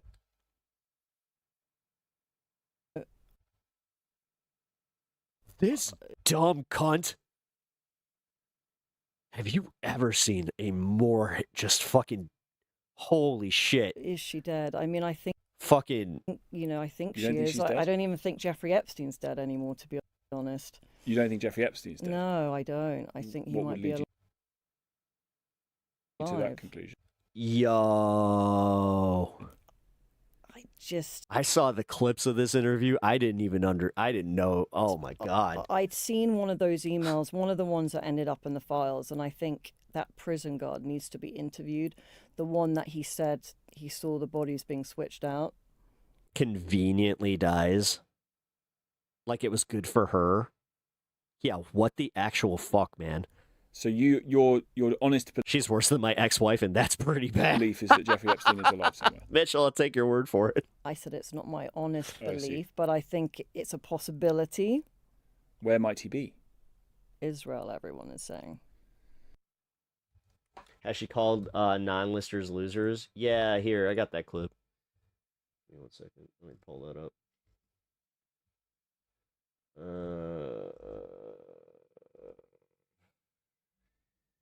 Yeah.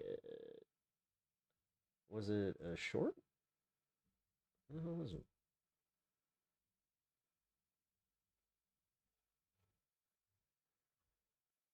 Oh, there it is.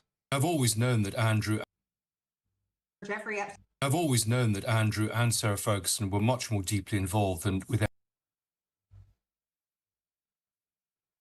Wait, this is not it. What the fuck? There's no way they got rid of this.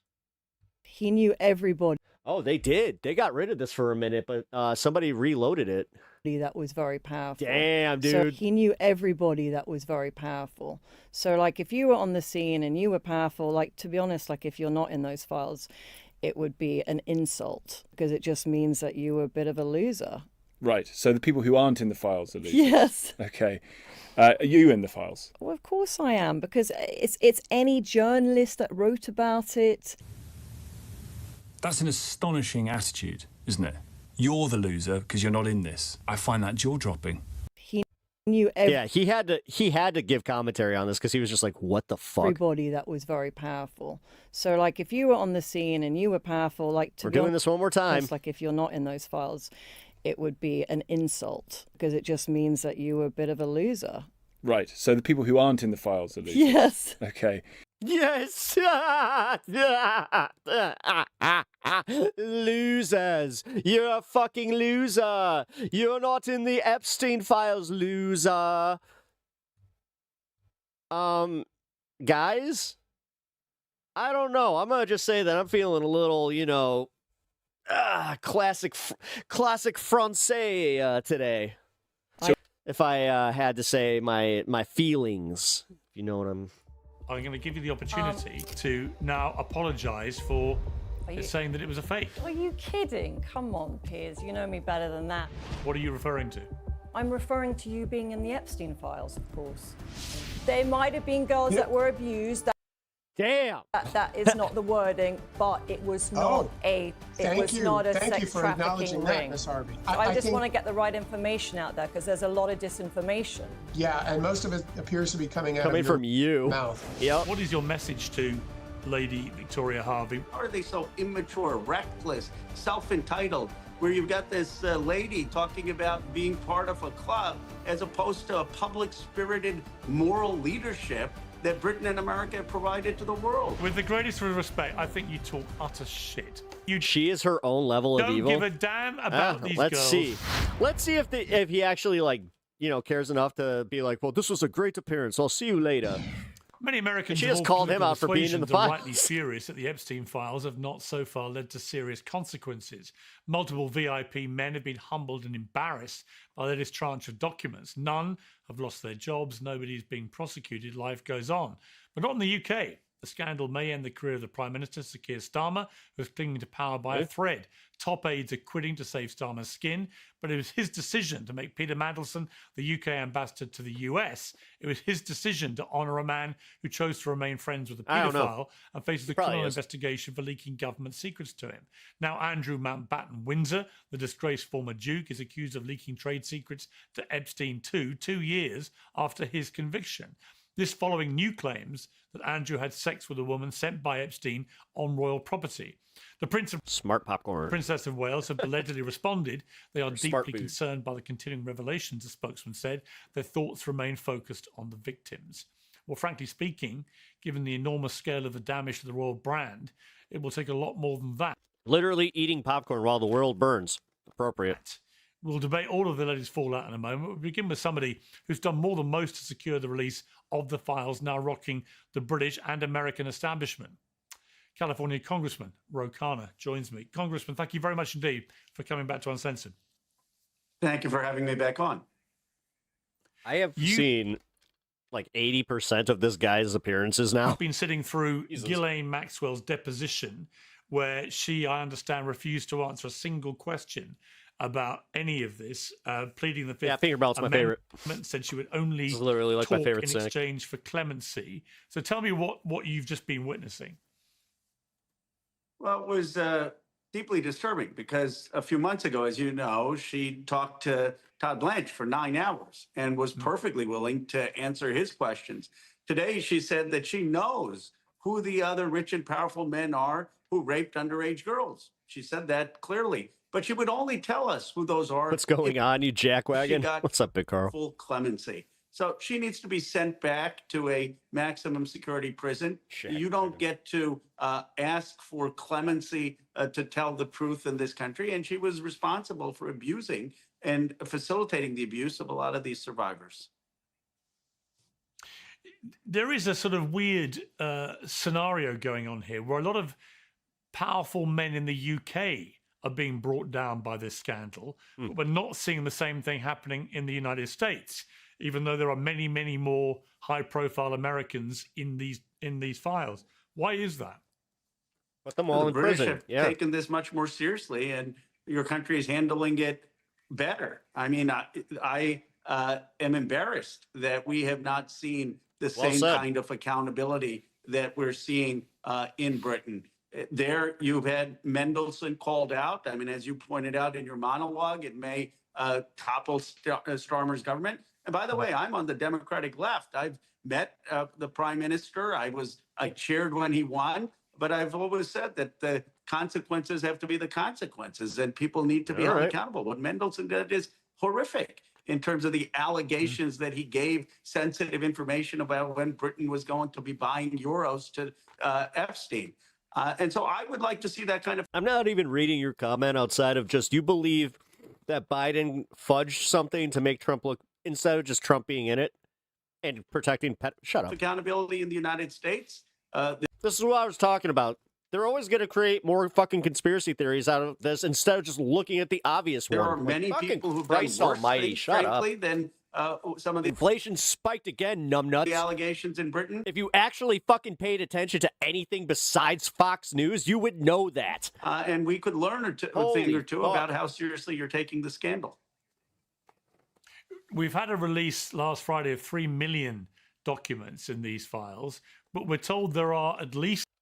Literally. Inflation spiked by another 0.2 points. That many again. Not good. Which will not be released into the public domain. How does that square with Donald Trump's campaign pledge to be totally transparent and release I actually all the care about the price of goods, and I've noticed that it's gone up again. Huh, weird. files? It doesn't square with it. And Trump, one thing he has is a populist instinct. He understands public opinion. It is baffling to me why he has such a blind spot on this issue. It's the one issue that has What's it now, 7%? eroded. If you genuinely think that, then get the fuck out of my chat. His base of MAGA supporters. It's the one issue. And Josh, I haven't had a problem with you, but god damn it, really? I hope you're joking. Getting protested about. And I would just say to him, release all the files. Now, Thomas Massey and I are going to see some of the unredacted files. And you've seen the same things I had. There are emails where someone says, I enjoyed the night with a naughty girl, or I enjoyed a 10-year-old Brazilian. And the That's funny. He just called it the Trump economy. He finally owned it. name of the person who sent that email is blacked out. We're going to get to see those files. We're going to see why, if any reason, there is that redaction. And we're going to petition a court to get them unredacted if the DOJ does not come clean. And what about the other 3 million plus files which have not been released? Are you going to be pushing hard for those all to be released? Absolutely. I mean, look, they're limiting Massey and my time to 2 hours. So we're going to focus on some of the places where they've had the redactions. But we've already seen the explosiveness of the documents they have released. I've been told by... No, objectively, it's not. The Biden economy was better than the Trump economy, and most Americans agree. Survivors, lawyers, But you are in your little bubble. You love your Lord and Savior. We're going to continue to recognize that he's not doing a good job, that he is tanking our fucking economy, that he's tanking our image as a country. But by all means, go suck your daddy's dick, dude. Okay. We know. We know that you love him. We know that you think about nothing more than just Donald Trump. You sit there thinking about his fat belly, his waving wispy hair, the way his voice comes through like it melts like butter. They haven't released some of the 302. And then you get all hard and go, you go whack it with your little two fingers. Documents that have been heavily redacted. Right. Some of the other emails are even worse. That's nuclear. Man, now, they called Massey and me saying we're indulging in conspiracy theories when we started this. I think that has been put to rest. Justin Pereira, go fuck yourself. Even the documents they've released has implicated me not to use profanity. So many people and showed at best terrible moral judgment and at worst criminal behavior. Now there is mounting public pressure that the rest be released. I do think it'll be released, but it's going to be drip by drip. And my plea to President Trump is it's in his own political interest to get this out there. That's the only way we're going to get accountability, and that's the only way we're going to be able to move on is once there's accountability. Right, and without that, there will be raging conspiracy theories. One of my panel members, who we'll be talking to in a moment, Lady Victoria Harvey, suggested that you're a loser if you're not in the Epstein files. And you responded to this by saying, this is why I coined the phrase Epstein class. Mm-hmm. This is why the Epstein class needs to go. These people, all of them, belonging to a club of the rich and powerful, liquidate all their fucking assets. Speaking out against pedophiles and the rape of working class girls. What is your message to Lady Victoria Harvey? Not least because last time she came on my show, she tried to put up this very aggressive defense of then Prince Andrew and claimed that the now infamous picture of his arm around Virginia Giuffre was a fake, which has now been obviously contradicted by Ghislaine Maxwell in the files in an email where she confirms the veracity of the photograph. I never knew who she was until I saw that statement, and I was appalled. I hope she will, when she comes on your show, retract it and reflect on what she's saying. First of all, has she met any of these survivors? You're just been in my office in tears to talk about, to be so callous as to say you're a loser if you weren't part of this network is an insult to the survivors. Inflation in January 2021 was 1.4%. By August, it was 5.4%. Biden took office in January 2021. But the second thing I'd ask her... Yeah, what else was going on during that time? ...to reflect... It's almost like you guys forgot something. ...is on the decline of British leadership. I mean... It's almost like you guys conveniently forgot about all of that. Just because COVID wasn't real for you, it was for the rest of the world, and that's why we don't take any of you seriously. It's decline. That's when we learned to just stop listening to you. Under American leadership. I mean, you had Britain produce Churchill. You had a country that produced Margaret Thatcher. They would not be caught dead corresponding with a pedophile or making callous jokes or saying they should be part of a club. How has there been such a decline of the elite in America and Britain? How are they so immature, reckless, self-entitled, where you've got this lady talking about being part of a club as opposed to a public-spirited moral leadership that Britain and America have provided to the world? That's the bigger question with the Wait, so you're telling me that when it was 2.7 under Biden, too, because that's what he ended it at, it was under the 3.27, so that means that, wait a minute. So you're telling me that under Biden, inflation was actually getting better? Oh, no. Oh, no. It's almost like you have to admit these things. Otherwise, you just are full of shit all the fucking time. These files. There's some breaking news as I'm talking Fucking to you. A, man. I actually posted on X this morning. Oh, by the way, his whole housing initiative gone. That after I saw the statement from he wants house prices to go up, not down. The Prince and Princess of Wales, which I thought was a bit wishy-washy and kind of meaningless, just saying you're doing your taxes this year. Good luck on those no tax on tips. They're concerned about the new revelations. Well, we're all concerned about it, but it actually flies right to the heart of the monarchy. Yes, I'm so angry. Got Andrew Mountbatten Windsor, then I'm raging so hard. Prince Andrew, seemingly using Buckingham Palace as a kind of sex lair to bring anyone he fancied from Epstein and to do with what he wanted. And, to me, that's a very serious set of circumstances which the royal family just haven't properly addressed. He's been removed from his grace and favor luxury home, royal home, but he's going to get another one, all just a bit smaller. Mm-hmm. And I said, the only way that this can get, to me, satisfactorily resolved from the royal family's point of view to minimize what could be an existential threat to the monarchy itself if this carries on, is for the King Charles, to order his brother to cooperate with the Metropolitan Police in the UK or any other police authority here about what was happening here and the allegation. Everybody should be pissed off. Anger is the appropriate response. Yeah. Against him. Yeah, when we learn a bunch of billionaire elites are fucking pissing on us and we're all sitting here fighting each other online while they are laughing their way to not even the bank. They're laughing their way to the end of the fucking world. Under oath. And they are laughing at us for not fucking doing shit about it.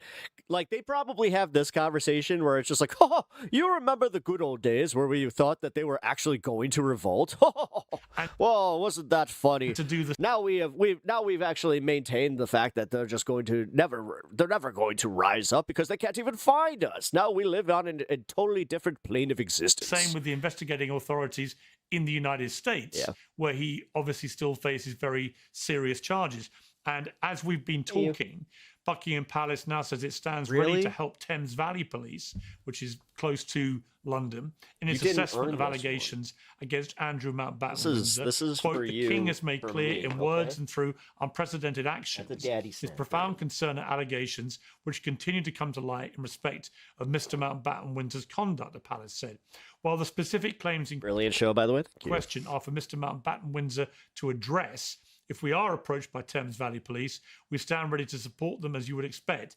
As was previously stated, their Did you really just fart after I gave you a Majesty's thoughts and sympathies have been and remain with the victims of any and all forms of abuse. So, I mean, this is pretty, I've got to say, I've dealt with the royal family for 40 years. This is pretty unprecedented, what we're now witnessing here.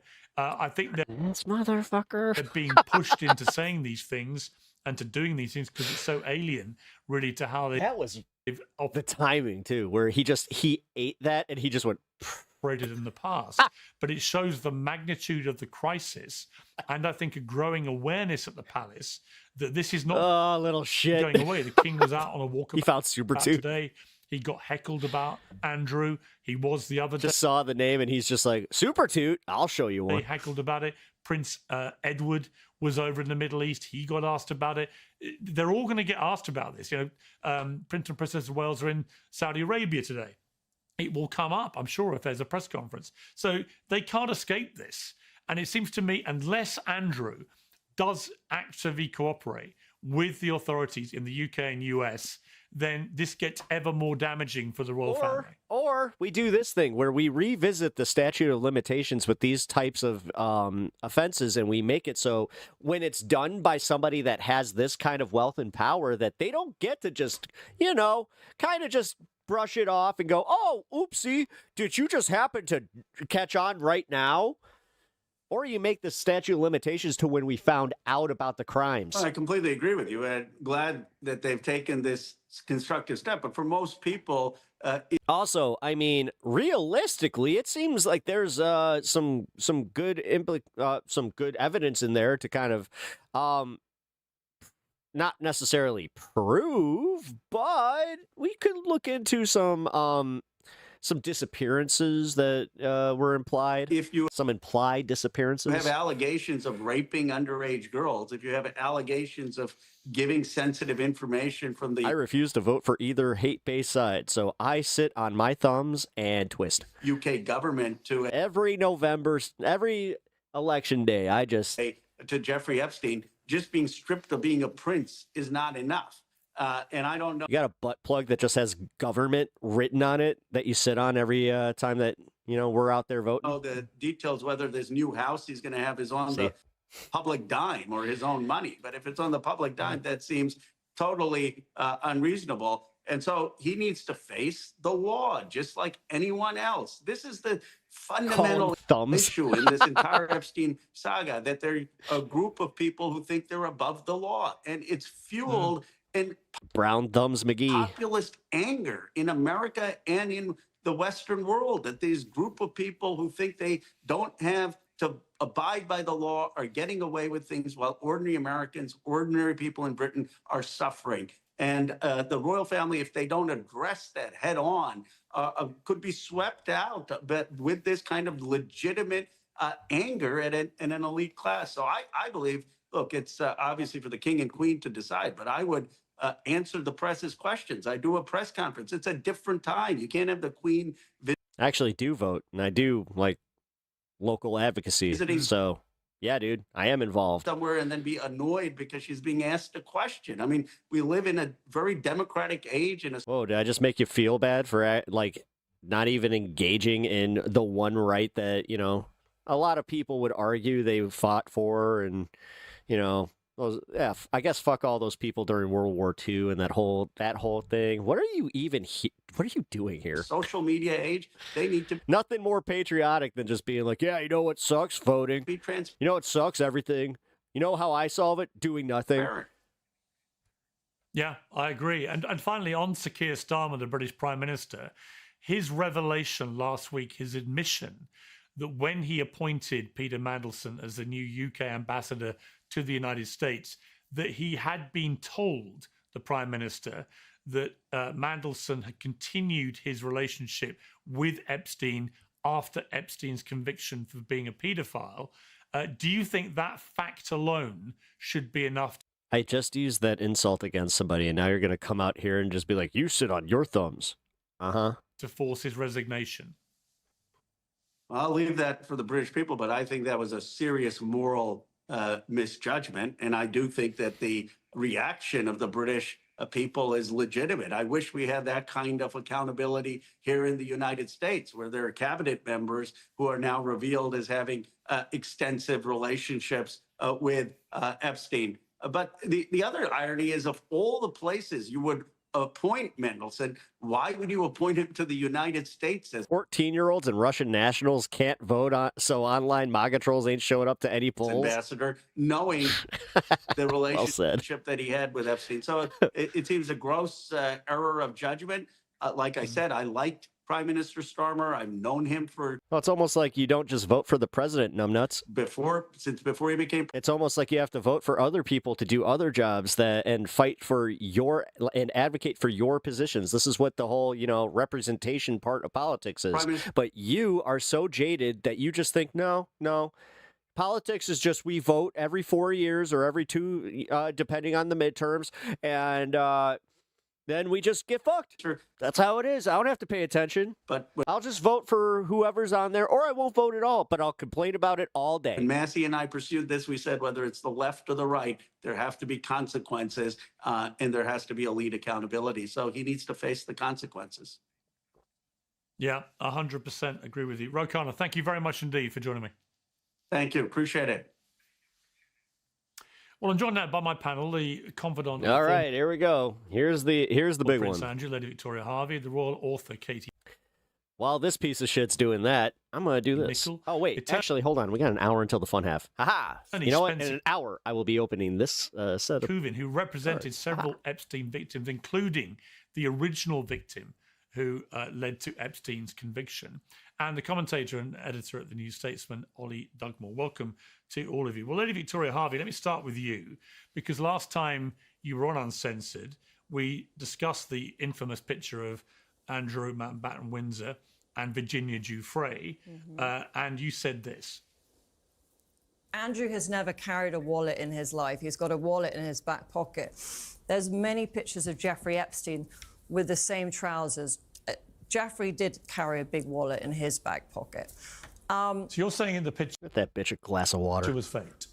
There's nothing real about this image, Piers. Well, what is the motive? Because I want this guy to stay alive. But who is because what is everyone the dying motive in this case? What is the motive of the person? I am so glad that most people with any sensibility are looking at her just like, what in the actual fuck are you saying? In your view, falsified this photograph. This bitch is crazy? Yeah. Oh, well, they were taking down the royal family, weren't they? Well, who were? Maybe Israel. No, she deserves all the mean ones. Well, who knows? So we now know from the document dump last Friday that Ghislaine Maxwell sent an email to Epstein, said in 2001, I was in London. Why is she dressed like a curtain? When Virginia Giuffre met a number of friends of mine, including Prince Andrew. A photograph was taken, as I imagined she wanted to show it to friends and family. That is clear confirmation that Ghislaine Maxwell, who's in that picture, knew that picture had been taken and it was genuine. So I'm going to... She's just saying shit. I swear to God, it's like Nick Fuentes. Like she's trying to be relevant, but like... Now, I apologize. Again, this is where anybody that watches Nick Fuentes should just kind of feel like, oh no. It's saying that it was a fake, because clearly you were wrong. Are you kidding? Come on, Piers. You know me better than that.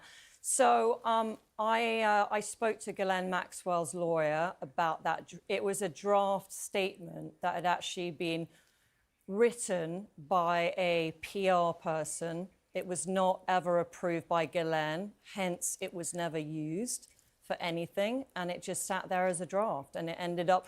Look, everything ended up in the Epstein files, all right? Like, I'm even in your file. You're in what, sorry? I'm in your Epstein file. What Epstein file? Well, you're in it, obviously, because you're not a loser. Well, we're going to come to that ridiculous statement in a moment, but what are you referring to? I'm referring to you being in the Epstein files, of course. She really is a dolt. For what? Just, you know, being at a She's a fucking party, dolt. possibly with Ghislaine, just oh my talking God. about you must have read it, surely. Yeah, that's not in the files. This is why the Epstein class should be abolished, because most of these people are about as bright as her. Like, none of them deserve what they have. I'm going to tell you that right now. It is in the files. The idea that somehow a billionaire worked that much harder than you to get what they have, I got many bridges to sell you, because apparently that's just the type of rube you are. Deposition No, it's months not. ago. I promise you. No, it's not in. It's not in the files. I saw it in the file. I've read your whole file. You can literally search all 3 million documents in people's names. I'm not in it. The picture you're talking about, the picture. You're in the Epstein files. Do it after the Piers. show. Do it after the show. The only connection I've ever had to either of them, as I've said many times, is I met Ghislaine Maxwell for 5 minutes at a book launch in New York. She was then asked about that in her lengthy testimony, and she said under oath that was the only time she ever met me. I never met Epstein or anything else. But just Google yourself in that government website. You come up quite a lot. Did I know they called it Pocket Monsters? Yeah. No, Still you're do. It's Pocket Monsters in Japan. Talking about you're talking about other people talking about me. We're talking about the Epstein file dump that came on Friday. But exactly. So you've come to my she wants to tell. very point when I said if you're not mentioned, you're a loser, because like I said, the only person watching this and just being like, "Base," is Nick Fuentes. People that are mentioned in it might not have even had affiliation with Jeffrey Epstein. They might never have met him. But the fact is, they were mentioned possibly in an email that was sent to him. Hence, they ended up in the Epstein files. What up, Freethinker? We are watching Prince Andrew's ex defending his honor in a way that Do you get it now? I can only say is making the hand itch. Yeah, you know what happens when the hand starts twitching? Yeah, gonna start chopping soon. Go into Ric Flair town. Woo! Well, I don't quite get the point you're making. I know, mixed impressions. Aha! But in relation to being a loser if you're not in them, do you understand how crass and stupid that looks to people when you say that? It basically was meant as if you are a mover, if you were like a mover and a shaker in the like high echelons of society internationally, you were in those files. Hence, everybody from Ben Affleck to Matt Damon to Elton John to Meryl Streep, everybody is in those files. Let me bring in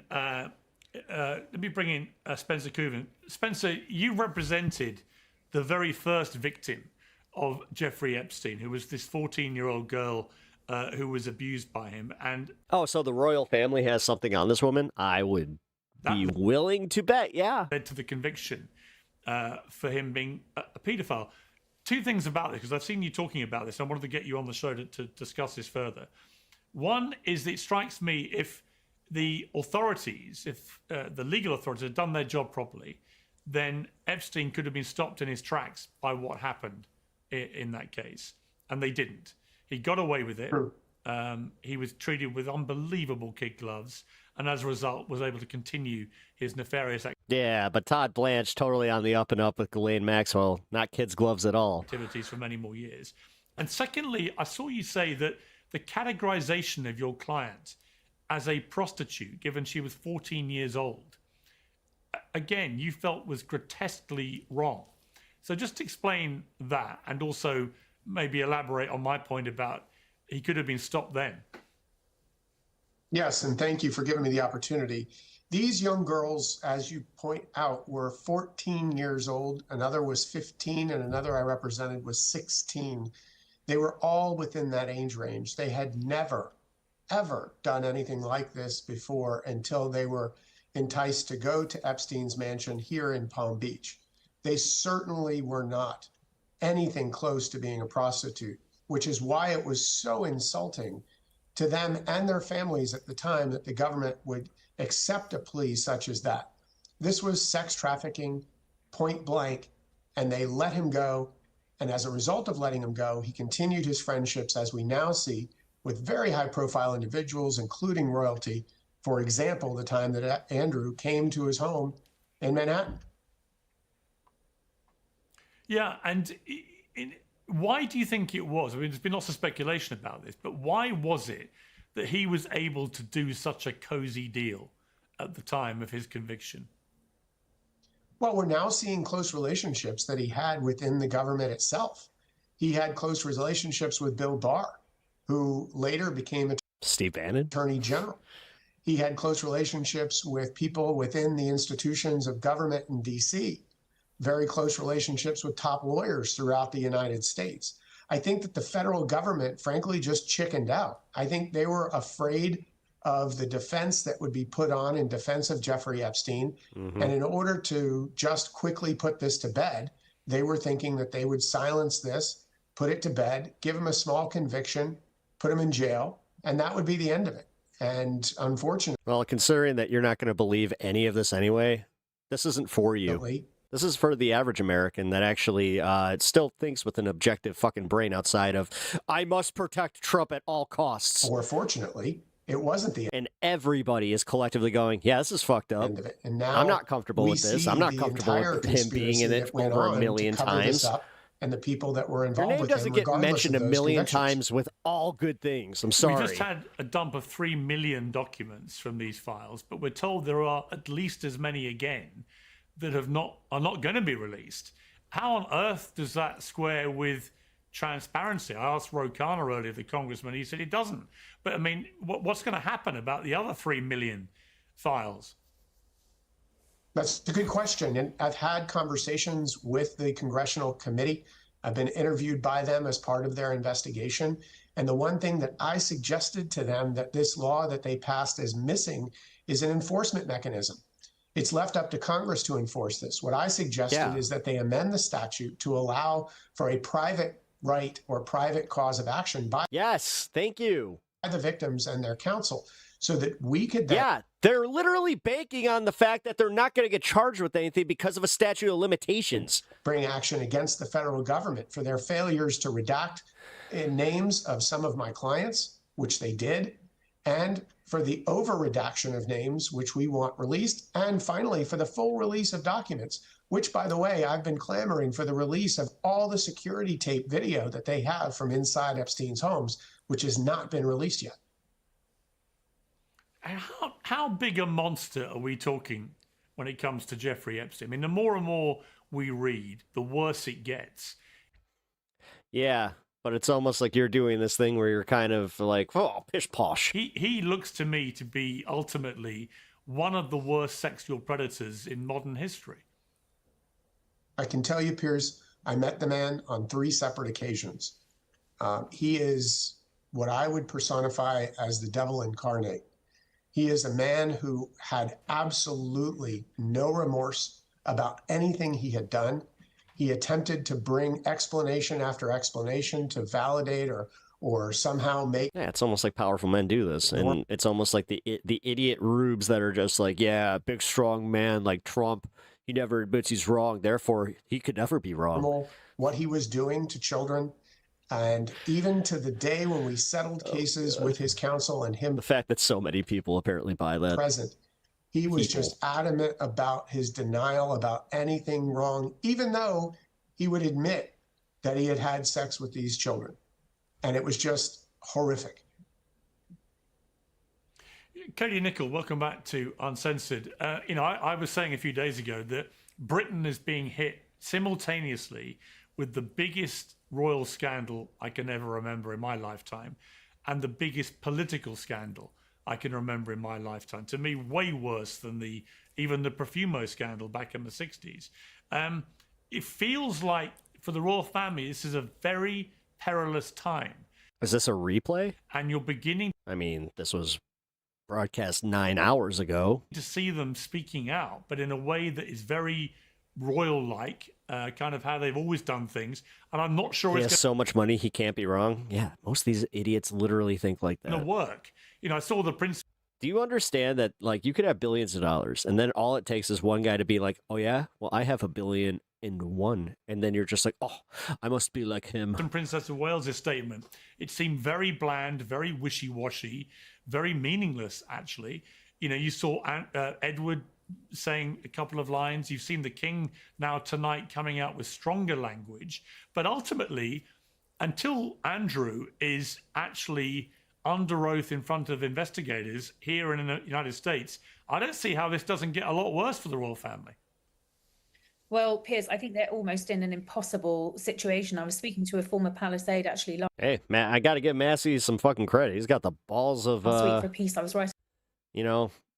I got no good example of what he's got the balls of. He's got the balls of a politician that's not just backing down because Trump said so. Vanity Fair. Which I got to give him enough credit on that one. And they said that this was the worst constitutional crisis they felt since the abdication. And when you consider the 90s, obviously, you were a newspaper editor at that time, you know exactly the sort of stories that were going on. The death Diana almost threatened to unhinge the monarchy at one point. It's not like this is a monarchy that has sailed through the decades seamlessly. There have been many challenges, many turbulent times. I mean, don't need to go that far back to Harry and Meghan leaving, when we were wondering if that might be a constitutional crisis just because of how it left the state of the monarchy. But this, as you say, is in a different sphere altogether. And when you comment on how the royals are reacting, I think we have to cut them a bit of slack, because they are in uncharted territory as well. I mean, unless Andrew gets up and is questioned, and we understand now to Buckingham Palace that the palace will be willing to cooperate with the Met Police, Thames Valley Police if they have to. But unless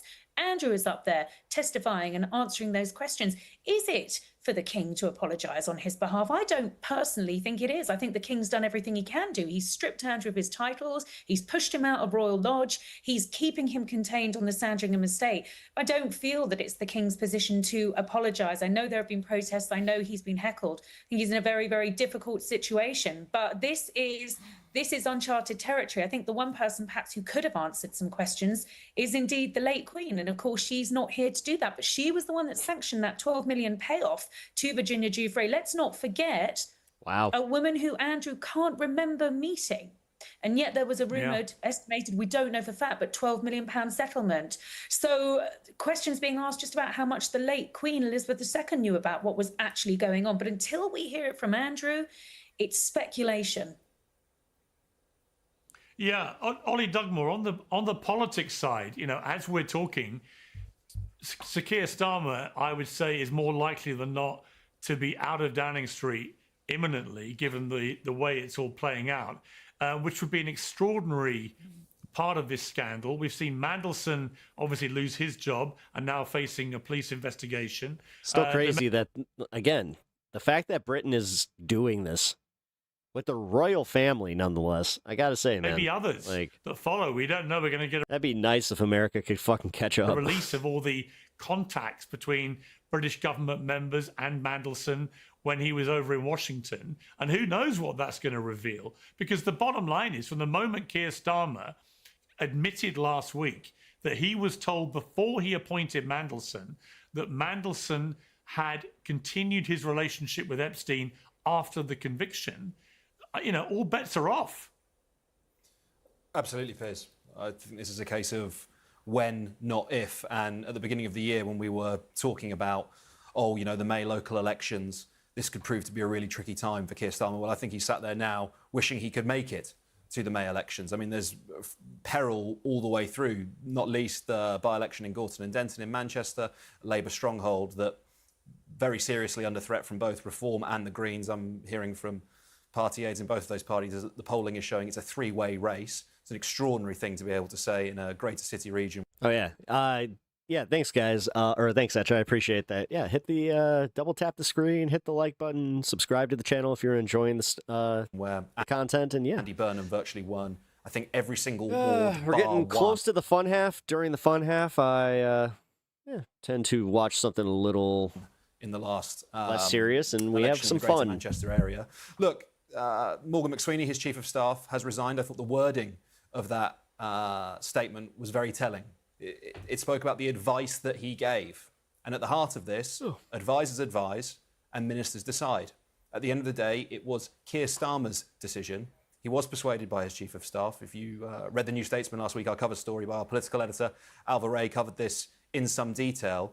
Starmer was initially favouring George Osborne to be appointed to ambassador in Washington, and instead opted for Mandelson on McSweeney's advice. Now, he took that advice, and therefore, yes, okay, his chief of staff has gone, but I don't think the scandal is going to stop there.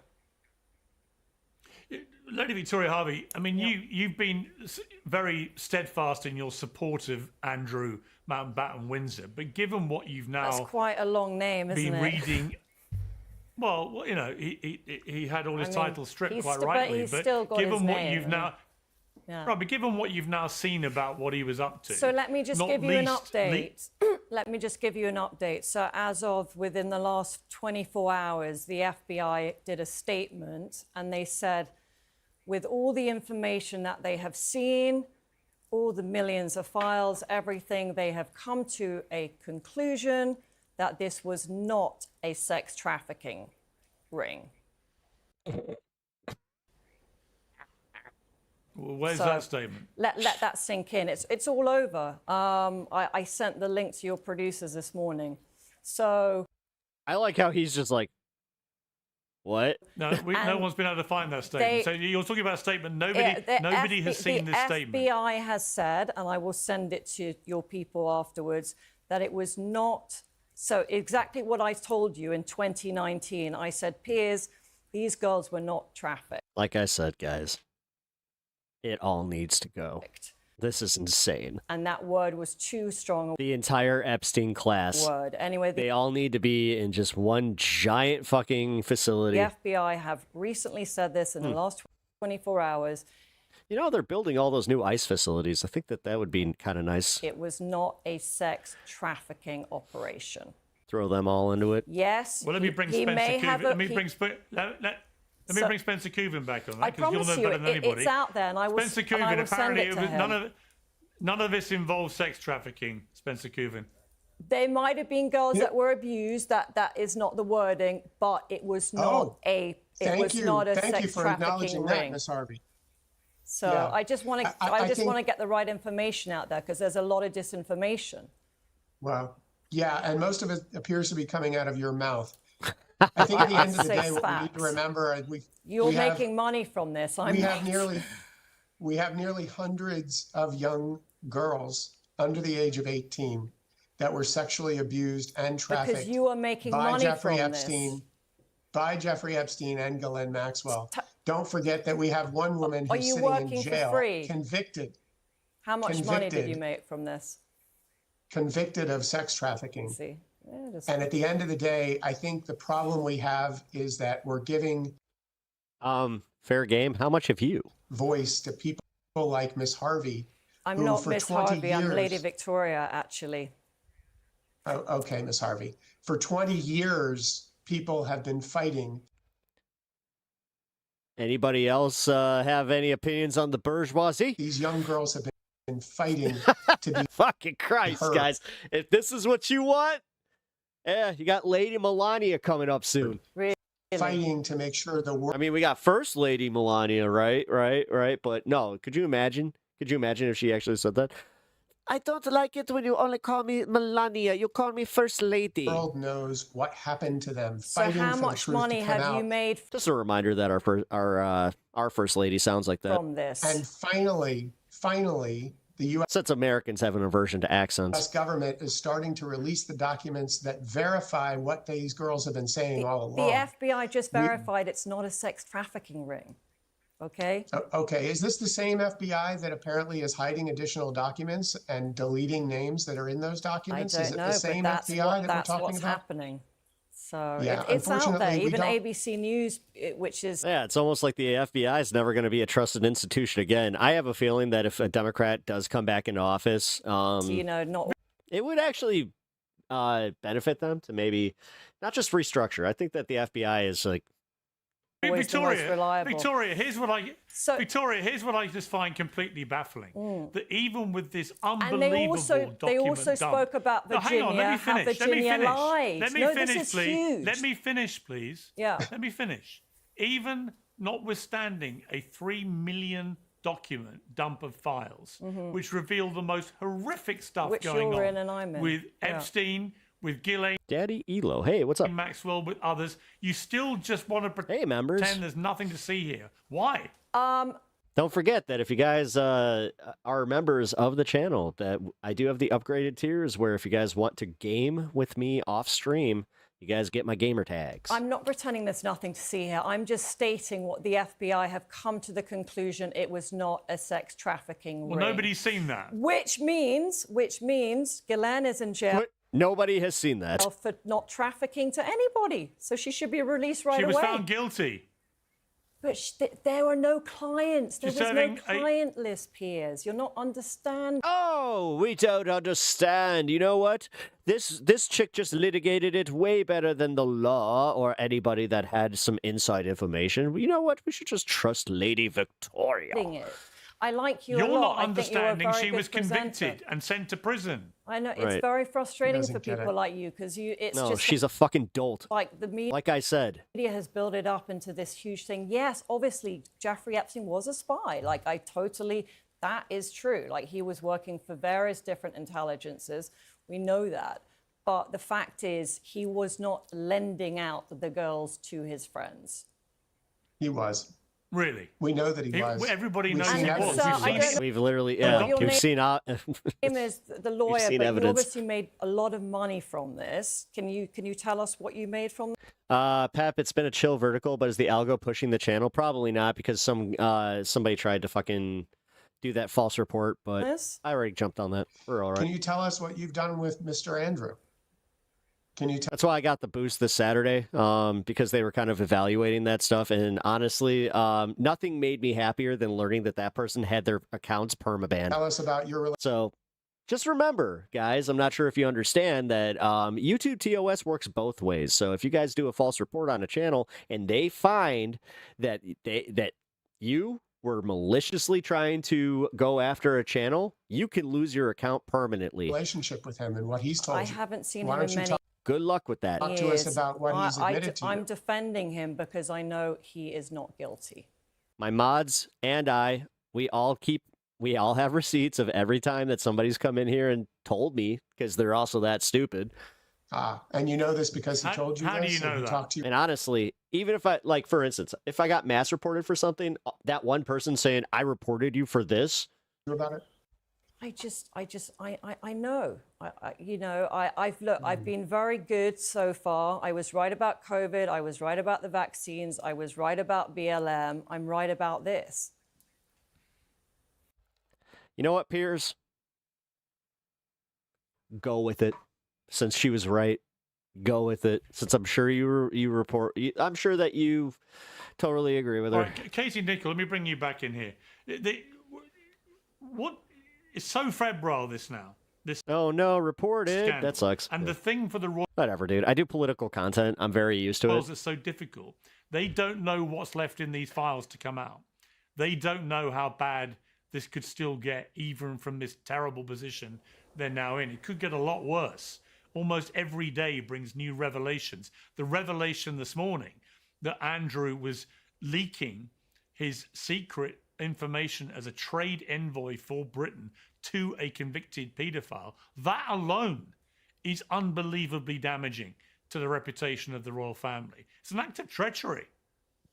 Well, it is, and we've all seen how it's ended up for Mandelstam, and I'm afraid that Andrew is not exempt for that. These are, as you say, new allegations. They've only surfaced today, as we know from the statement, which I think is broken while we've been on air out of Buckingham Palace. We know that the King, the Queen, all members of the royal family will cooperate with Thames Valley Police as and when they need to. The royal family. That's how I know I've made it. I had somebody from YouTube actually get a hold of me.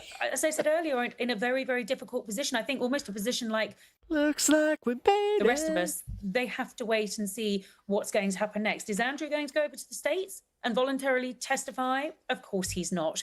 If the Met open up this investigation, then he will have to answer questions. And I think most people feel that that's exactly what he needs to do. But perhaps first, the statement that needs to come is from Andrew Mountbatten Windsor, from Sandringham, expressing That doesn't work. some You can change your name as many times. Your name is registered to your profile. empathy Your profile has a special key code, which it's kind of like an IP address. for those victims. There is such a So you can, change your name all you want. That's not going to do shit. gaping hole in all of this, and that he's left She said gaping hole. that to other members of his family to do. Ew. He should absolutely be doing that. And I'm quite astonished by some of the things that Lady Victoria has said on air. I have to say, I think all of It's Terry Hatcher wearing a doily. our feelings and empathy need to be with those girls. When you hear how young they were, it's truly terrible. Yeah, I'm Piers, afraid Victoria I is... just thought of something else I would just like to put out there. She had a thought? Oh no, guys. Because- Get ready for this one. Being in my position, I have been in a position where I have been able to be vocal, and that means that I've had a lot of people reaching out to me with information. A couple of months ago, I had a British girl reach out to me, and she said that her and her friend met Jeffrey Epstein in Virginia the weekend of March 10th, 2001, at the Dorchester Hotel. Virginia lured them to Jeffrey's hotel. She made the girls lie and say... Oh, so she's making the dead girl, the one who's dead. Yeah, she's making her not only a victim, but apparently she's trying to trade her for Virginia Giuffre or for Ghislaine Maxwell. This bitch needs to fucking say that they I want to say something really bad. were 18 years old. One was 13, one was 14. They actually signed NDAs with Virginia. What good luck, Josh. I wasn't threatening you, numbnuts. And like, seriously, the fuck is wrong with you? Are you stupid? David Boies paid them off. Now, like, I could just, I don't know, ban you from my channel from engaging. they're too scared to come out. Well, unless you've got Oh no, they give a fuck. evidence for any of that. They certainly do give a fuck. I'm not going to just allow you to spew any cock and it's bull true. conspiracy Now, I theory believe- that Especially now. come to your mind. Once David Boies, it might take to the point where he passes away, and then I feel like the floodgates will open, and all Well, you know these what? people... David Boies might well sue you. David Boies might well sue you over what you've just said. Well, it's a these very girls serious are defamation. in touch with the Metropolitan Police. So what I want to tell you... What's happening is- now? Prince Andrew's ex is going ham, protecting the royal family for reasons. I'm very much in touch with the police, literally on WhatsApp. She is one of the dumbest people I have ever heard, and that is saying something. I have listened to a lot of bullshit on this show. Holy fuck, this is a whole, like, this is next level stupidity. And they know a lot of information that you guys are not privy to. But Do you know what, Victoria? With the greatest of respect, I think you talk utter shit. all right. And I'm sorry. All right. I've known you a long time. I think you've disappeared down a conspiracy rabbit hole that is frankly Well, I've always been right about my conspiracies. You know, you were wrong about COVID and you were wrong about the vaccine fears. You don't give a damn about these girls. You don't give a damn about these victims. You think it's fine to smear all of them. You admit it. You proudly admit it. And I think it's Why shameful. would I feel sorry for people that... No, she's a disgusting fucking person. that are We now liars? know from these documents just how disgusting this scandal is, and yet still you come on shows like this and you're still in total denial for reasons that completely can we baffle talk me. about the quality of girls? So Anushka DeGiorgio, as an example, you know what she did. Oh my god, here we go. Victim blaming by name. Like, this is... Holy fuck. Oh my god. Can somebody punt this bitch off the fucking planet, please? Caliber of person we're talking about. Anushka DeGiorgio... Actually, I'm not going Holy fuck. to let you smear them. I'm sorry. I'm She not. was the I'm girl just not that gonna let set you do up it. Tom Parker No, I'm not going to Bowles. let you do it. No, sorry, she cut did her it. mic. She did I'm that not going to let you do it. I'm not letting you do it. Wow, she cut her mic. I'm not letting you smear these victims. Wow, he cut her mic. These young girls. Anymore. I'm just not going to let you do it. Just cut her off. Ollie Dugmore, this is an extraordinary scandal in so many ways. But well, Ollie still has to listen to her dumbass. I mean, in your lifetime, have you ever seen anything quite like this in terms of the double-pronged threat to the real pillars of British establishment? No, I haven't, Piers. You used Profumo as an example, as a point of reference. Profumo was a more junior appointee. Finally. Holy Manson was. crap. Obviously, absolutely not a member of And that got her. the royal You could tell that you're definitely a little pissed about family. that. Look, this might sound a slightly strange way of thinking about this, but it will make sense in the end. I've been thinking a lot these last few weeks about what being a man is, Piers. And I think one of the best things any man can do in his life is to involve himself in a child, whether that's becoming a father or if you find a child that is growing up in a fatherless household, is to present them with a positive male role model, taking them to the football, taking them to the boxing, teaching them how to cook, teaching them how to communicate, all of these things. It's one of the best things, most meaningful things a man can do in his life. And I think it's one of the most important things that we have in our toolkit for combating the masculinity and misogyny crisis that we face in our society now. Because there is a strain of manhood in our society that views women as sex objects, not as friends, not as people. It views them as Pokemon cards, collectibles. And you see that in the emails, right? The way they talk about women is absolutely Yeah, except I have just Pokemon cards. Oh, I think there's, like there's a healthy Romanian person. you might like. I think you might be interested in this one. Jesus. It's disgusting. It's morally reprehensible. They're not men. They're scum. I'm sorry to use such strong language, Piers, but I think they're absolutely degenerate. Excuse my... I beg in your pardon, sir. The way that these people I agree with you. The way that these people were... I agree with you. Sorry, go on. Yeah. No, I was going to bring Spencer in here because also these aren't, in many cases, these victims aren't women, they're girls. They're young girls. I've got a 14-year-old daughter. These are young girls, right? Who were being passed around these rich, powerful, famous predators to use and abuse. That is what is crystal clear now from these files as more and more come out. And this is just the stuff they've shown us. We don't even know what's in the other 3 million. I mean, God knows what's in there. But it's horrific. And yet there is a lot of accountability going on in the UK. But as I said to Rokana earlier, there seems to be no accountability going on in the United States. Why do you think that is? It's despicable. It's just very frustrating. It's a different take on society. Nobody's protecting Biden. Because we've become so hyper-politicized. And no, his name was mentioned in the files, but he didn't do shit. It's almost like you guys can wrap your head around that with Trump a million times, but one time Biden's mentioned. Biden's mentioned in the files. Here in the States, between the Republicans and the Democrats, and you've got to pick a... Yeah, it's the left's inconsistency that really makes it, politics that ridiculous. Team, and then just defend your team, regardless of what the facts show. That nobody wants to accept reality, and history will ultimately be the judge. I am very comfortable sitting in the place I am because of 20 years ago, the work I did on these cases. I can look back on that and feel proud about the advocacy I did on behalf of these young girls. I don't think that will be the same for some of the politicians and very wealthy people that are in these files now, or even the people defending them, like Lady Harvey. I think that history will look and judge them very poorly looking back on this. Yeah, I agree. Panel, thank you all very much. I appreciate it. Piers Morgan Uncensored is proudly independent. The only... Wow. Okay, I'm actually really glad that didn't end the way I thought it would, where they were going to have, well, I'm very glad to have you here. We can agree to disagree on this, Lady Victoria, but it's just it's kind of, it is what it is. Like that was one of the more I gotta say, like one of the more absurd ones, but also one of the ones where Piers surprised me with his reaction. What a brutal woman! Oh yeah, dude. Oh yeah. Oh yeah. I don't know, man. Like, what was that teacher from Harry Potter that God, she was like the worst. She comes in and takes over the head position of like the freaking wizards. I don't fucking know. I barely know that shit. I didn't see Harry Potter until way late in life.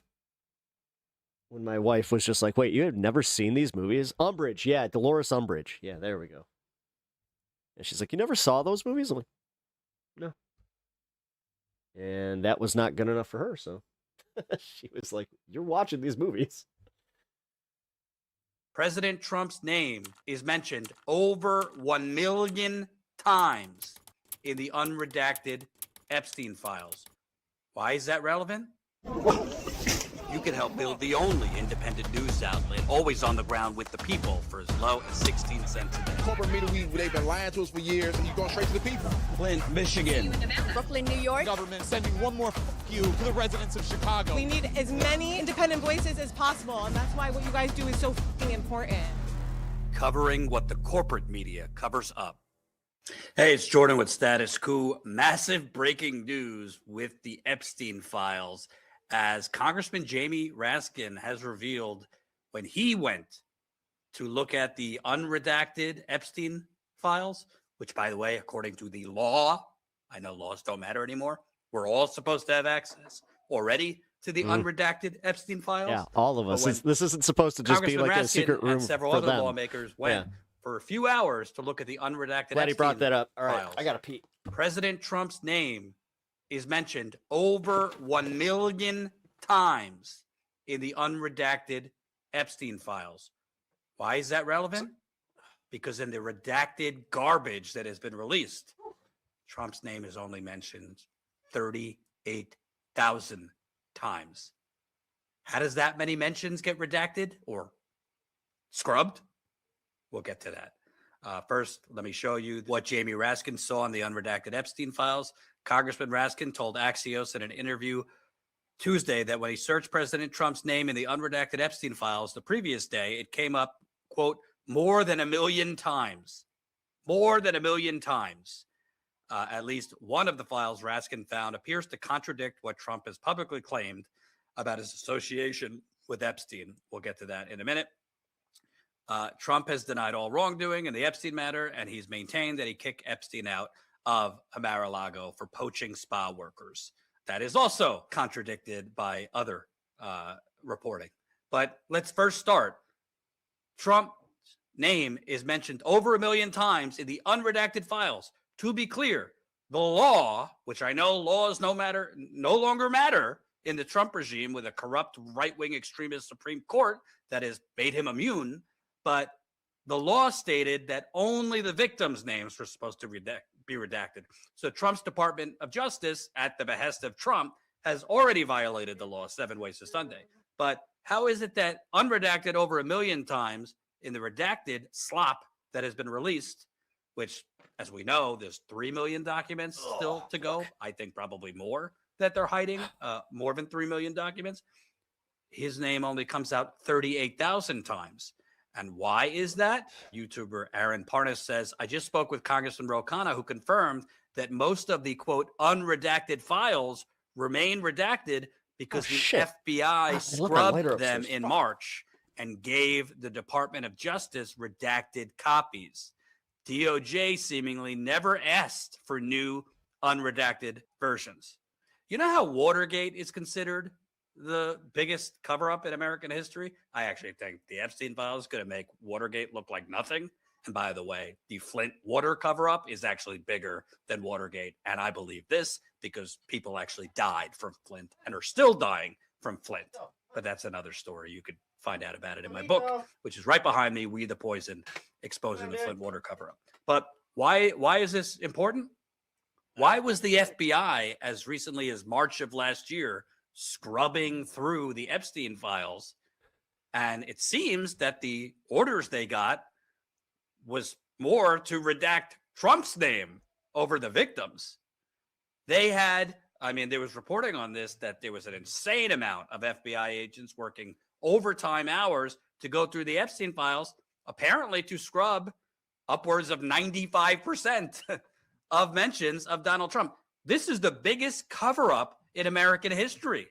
The president, can you imagine for a second if Obama, Biden had their FBI scrub their names, scrub mention of their names, nearly 1 million times for anything, much less something involving the world's most renowned child sex predator? Fox News would be calling for the death penalty. So would Steve Bannon and all the right-wing hysterical sycophants for Trump. Trump had his FBI basically destroy all the evidence, or at least black out all the evidence. And if you look at the actual percentages here, this is from Twitter here, Brian Allen. Lawmakers say Trump's personal lawyers, that's what they are, Bondi, Blanche, Patel, withheld or redacted an estimated 95% of references to Donald Trump in the Epstein files, roughly 950,000 of 1 million mentions per staff calculations. So the DOJ, I don't want to defend them, but they basically just took the cover-up and the illegal redactions from the FBI and just sent them out. That's part of why this has been so sloppy, why so many victims' Then they names literally have just been said, revealed. "Oh, our bad." Why meticulously you have redactions on the co-conspirators, because Donald Trump's FBI, and I think Kash Patel, in conjunction with Pam Bondi, the order number one was protect Donald Trump and his circle around him. How can anybody, I don't care if you're Republican, progressive, neoliberal, libertarian, politically, how can anyone at this point trust the Department of Justice, the FBI, anything having to do with Donald Trump, because that's the way that their guy gets off. Therefore, they need that to be true. So they're going to support that. To investigate or release or distribute anything. This is the police investigating themselves, the fox guarding the henhouse on steroids. There needs to be independent special prosecutors today, yesterday. Yeah. And all of these documents need to be released. Well, again, this also, this does kind of bring up like okay, if we're going to have this two-tier justice system, maybe, just maybe, we should do something that, affects these types of people. Like, if you get caught trafficking on this, in this kind of way, then yeah, you should answer for it. You should have to pay a massive tax. Yesterday, unredacted, other than... Why don't we charge them 75% of their wealth needs to go back to the country. Otherwise, they can get the fuck out and never return. The victims. Just banish them. I asked Ro Khanna when I interviewed him recently, if I or any American are subpoenaed for documents and we don't deliver them, we're going to be held in contempt and thrown in jail. Yeah, we're going to jail. Is there any accountability or, penalty for Pam Bondi, Todd Blanche, the Trump administration for blatantly violating the law? To be honest, he didn't really answer. Well, there needs to be. There needs to be. Or else law is no longer law because there's nothing binding to the law and there's no punishment if you break the law. This also comes, by the way, as news is coming out that apparently an FBI agent under the first Trump term removed hard drives from Epstein's prison right after his quote-unquote suicide. New info that I didn't even from the have. Epstein files, an FBI document. Redacted advised that only one hard drive of the camera system was working. Yeah, that's bad. At the time of the incident, i.e. the suicide on August 10th, 2019. When a DVR went bad, none of the cameras recorded. There was a system failure of DVR2 on July 29th, 2019, and the motherboard failed on DVR on August 8th, 2019. The hard drive failure occurred on August 10th, the day Epstein was found unalived. Redacted recalled that there was a body alarm around 6 a.m. on August 10th, 2019, and he was one of the MCC Metropolitan Detention Center personnel who responded. Redacted stated that he was one of the personnel who briefly tried to resuscitate Jeffrey Epstein. After the incident, Redacted was asked about the cameras. There were 2 new hard drives to install in the prison camera system, but installing the new hard drives would mean that all prior data would be lost. The warden wanted video, and so Redacted was told to start working on the system, meaning the warden wanted video of Epstein's cell and what happened. Redacted started removing the bad drives in order to rebuild the DVR. Redacted advised that an FBI agent was the one who pulled out the DVR. Redacted also advised that he knew that by replacing both hard drives, the system would be wiped and that he had advised personnel of MCC of that. I'm not going to bullshit you. I'm not a tech expert. Actually, I'm pretty tech illiterate, so I don't really understand hard drives, DVR, but I spoke with some folks this morning about this. Just because you remove a hard drive doesn't mean all the footage is lost. So it's not clear to me that by removing the hard drives, all video is wiped. The big thing here is, why was Donald Trump's FBI involved at all with anything having to do with Jeffrey Epstein's death? Why was an FBI agent on hand to remove hard drives or DVR? Can somebody explain? I don't know. It's almost like Donald Trump was president. That to me? It's the New York prison. Wait a minute. The Department I got the of answer. Biden. If he 100% was found suicided, which clearly, based on my reporting and others, this is not suicide, folks. 2 + 2 = 4. Isn't it pretty scandalous that Donald Trump's FBI, given what we know now about Trump's ties to Epstein, was removing hard drives or DVRs or doing anything? It seems like there's enough smoke here that either footage was partially wiped or edited, because we know there was missing footage, almost 3 minutes of missing footage. This is a scandal that's not being treated this way. It should be wall to wall, other than Fox News, who's obviously going to. Again, this is where I say, this is where you can learn from the fucking Fox News crowd. Put on the acting face a little bit. Because if we're actually outraged about this, it doesn't even require that much work. Cover for Trump. I also want to show you. Like, fucking A, man.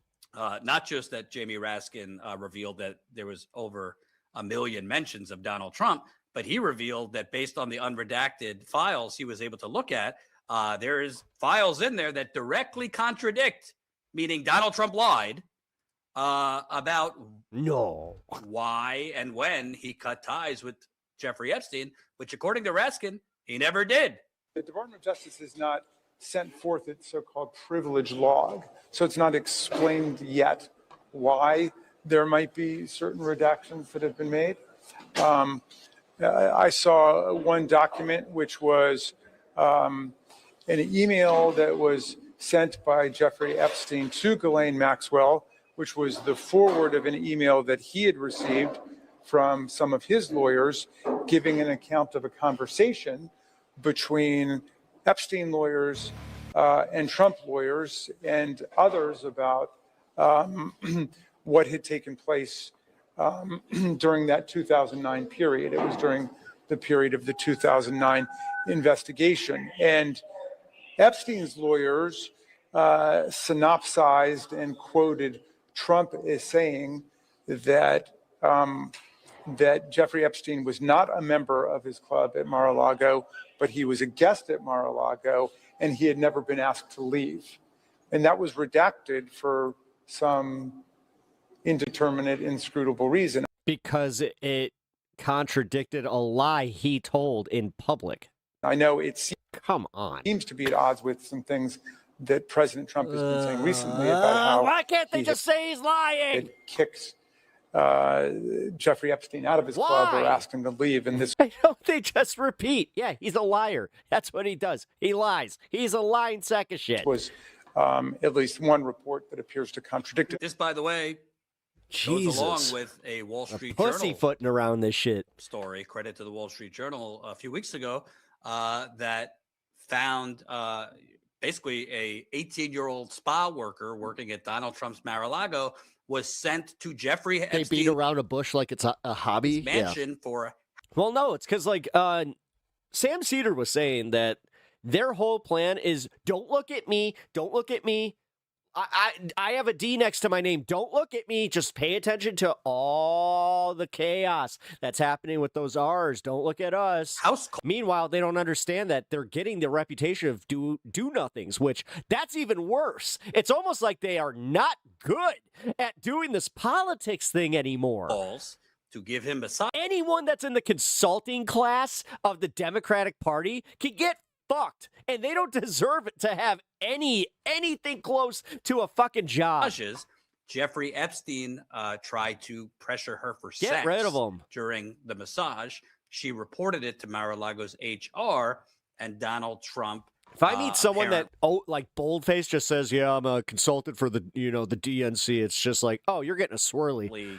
Kicked Epstein out only from spa services at Mar-a-Lago, not from attending Mar-a-Lago events. So he literally just said, yeah, no massages for you. Because, Jeffrey, we all know what you do during massages. You know what? Don't go raping any of my masseuses, please, Jeffrey. Epstein, for years after this, was still invited Christ. to Mar-a-Lago That's events. the world we live in, folks, that we can just assume that this is what they do. And Donald Trump nor Mar-a-Lago ever filed a police report on this 18-year-old employee of Donald Trump's Mar-a-Lago who was pressured for sex by this pedophile. And we know in the Epstein files that have been coming out, I mean, Jeffrey Epstein is making mentions of meetings with Donald Trump Throw me off Jr. the front line so I during can Donald fight Trump's for my first landlord. term. And there's indications that Epstein might have been with Trump and others on Thanksgiving in 2017 when Donald Trump was president. Donald Trump did not kick Epstein out of Mar-a-Lago, and there's enough smoke that they still had some type of relationship as recently as Donald Trump's first term at the end of the 2010s. This is a scandal, folks. 5-alarm fire. You don't have to have Trump derangement syndrome to recognize this is a massive cover-up, and we need all of the files unredacted. I don't care if it's a mention of Donald Trump and eating a cheeseburger at McDonald's. We need every mention of Donald Trump to see what he knew, what he knew, and if he was directly involved. I agree. I'm going to be covering this Discord story here in a minute. But before we do that, I got something a little more fun. So here's Asmongold, who's also another giant content creator on the right, and they're going to go full nihilism mode here. They're going to go full, fuck politics, fuck voting, fuck Trump. Like, it's all a waste of time.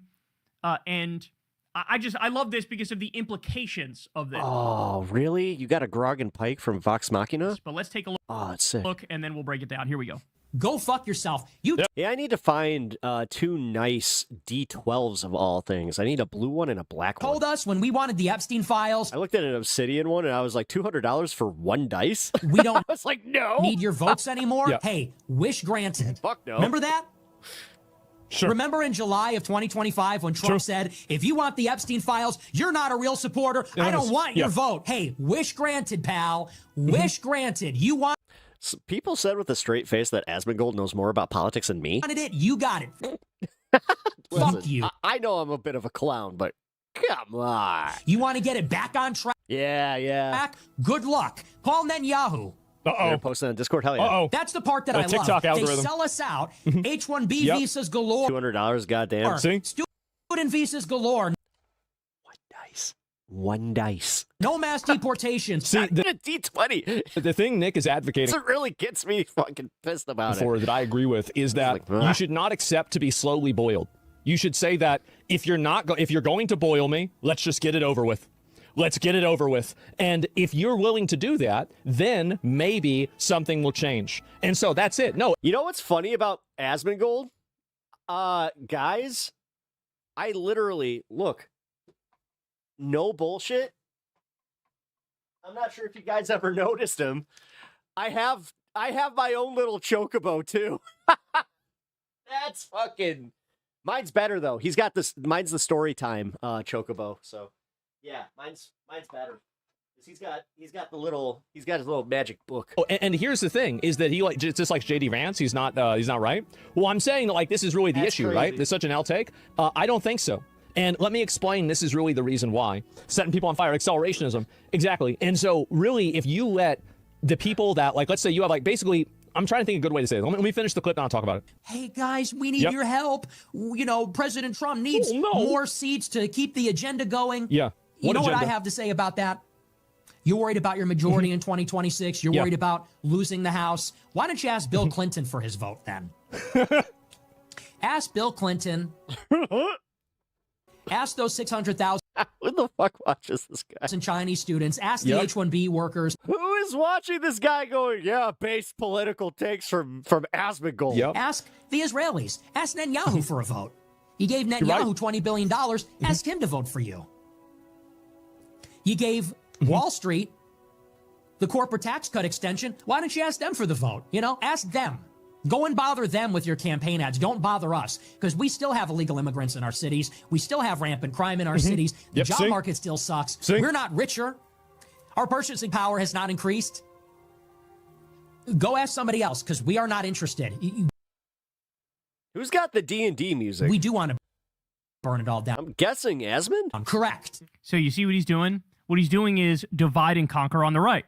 What he's doing is, well, what's even the point of voting for Trump? We didn't get everything we want, so even if you're a hardcore right-winger yeah, that was my bad. I forgot to move. I am, don't waste your time with him. Now, by the way, I love this because the impact is take all the groypers, take all the far right-wingers, take all the white nationalist types and tell them, hey, politics is stupid, don't even bother, don't vote for Republicans at all. And sometimes he even flirts with, if anything, voting for a Democrat is better.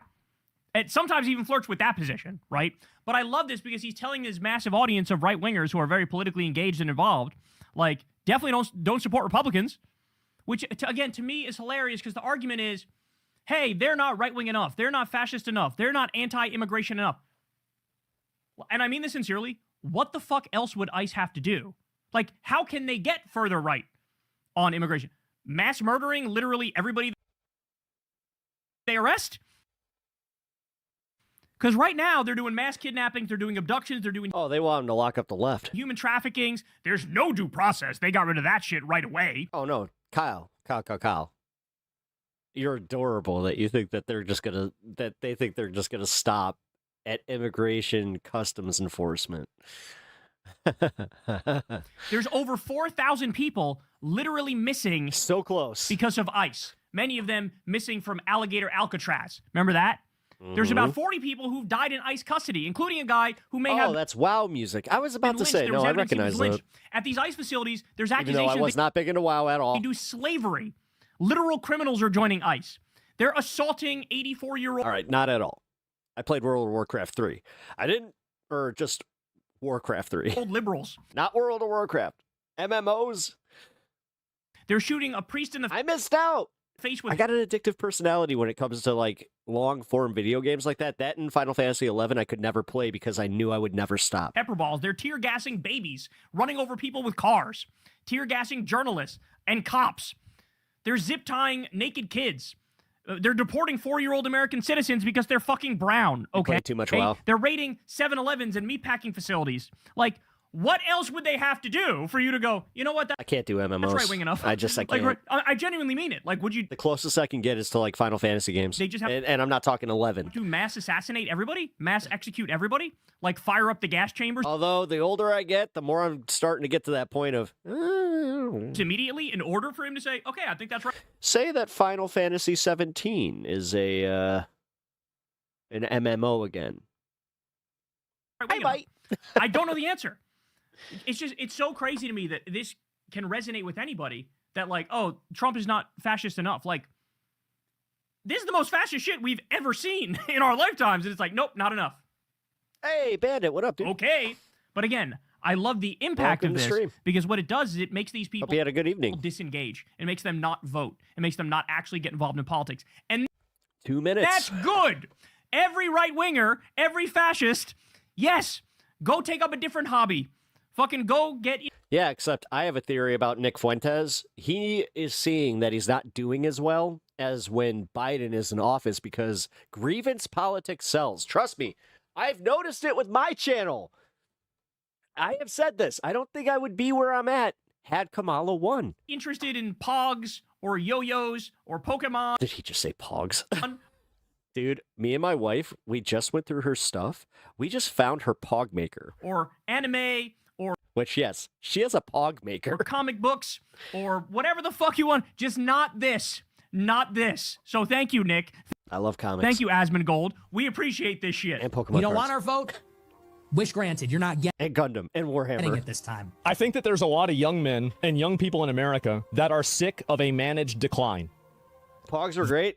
You know what? That is... I was all right at playing the damn game. What Nick is talking... Once you get the hang of using the slammer, and, like, obviously not everybody knew how to play, so it was like... By the way, how would... If Trump was... But I was one of the reasons that it got banned from my school because they saw that we were gambling with them. Because they saw at recess that... More right-wing and was more fascist. We had a situation where somebody lost their main pog, and I was like, well, which is what both of these Fair's guys want. Fair. How would that fix the managed decline? It would only speed up the decline. Screen and by the way, smoke Asmongold goes on in this clip at the end to say, he didn't even fucking do regime change in Iran. Which, by the way, Fuentes has the opposite position on that. He doesn't want the regime change in Iran, but obviously Asmongold does. But the point is, hey, right-wingers, you're getting your way right now. But if you got your way anymore, we would just further be plunged into irrelevance and the destruction of the U.S. empire and the next Great Depression. Like, how do you not see that? The way to actually fix this country is to arrest the Epstein class, the corrupt fucking billionaires, lock them all up, tax billionaires out of fucking existence, take that money and redistribute it and make it so everybody has health care, everybody has education, raise the minimum wage, let everybody join a fucking union, right? This is how you fix this country. Medicare for all, free... I have a copper slammer. College, living wage, ending... Looks like a big penny. The wars. Green New Deal.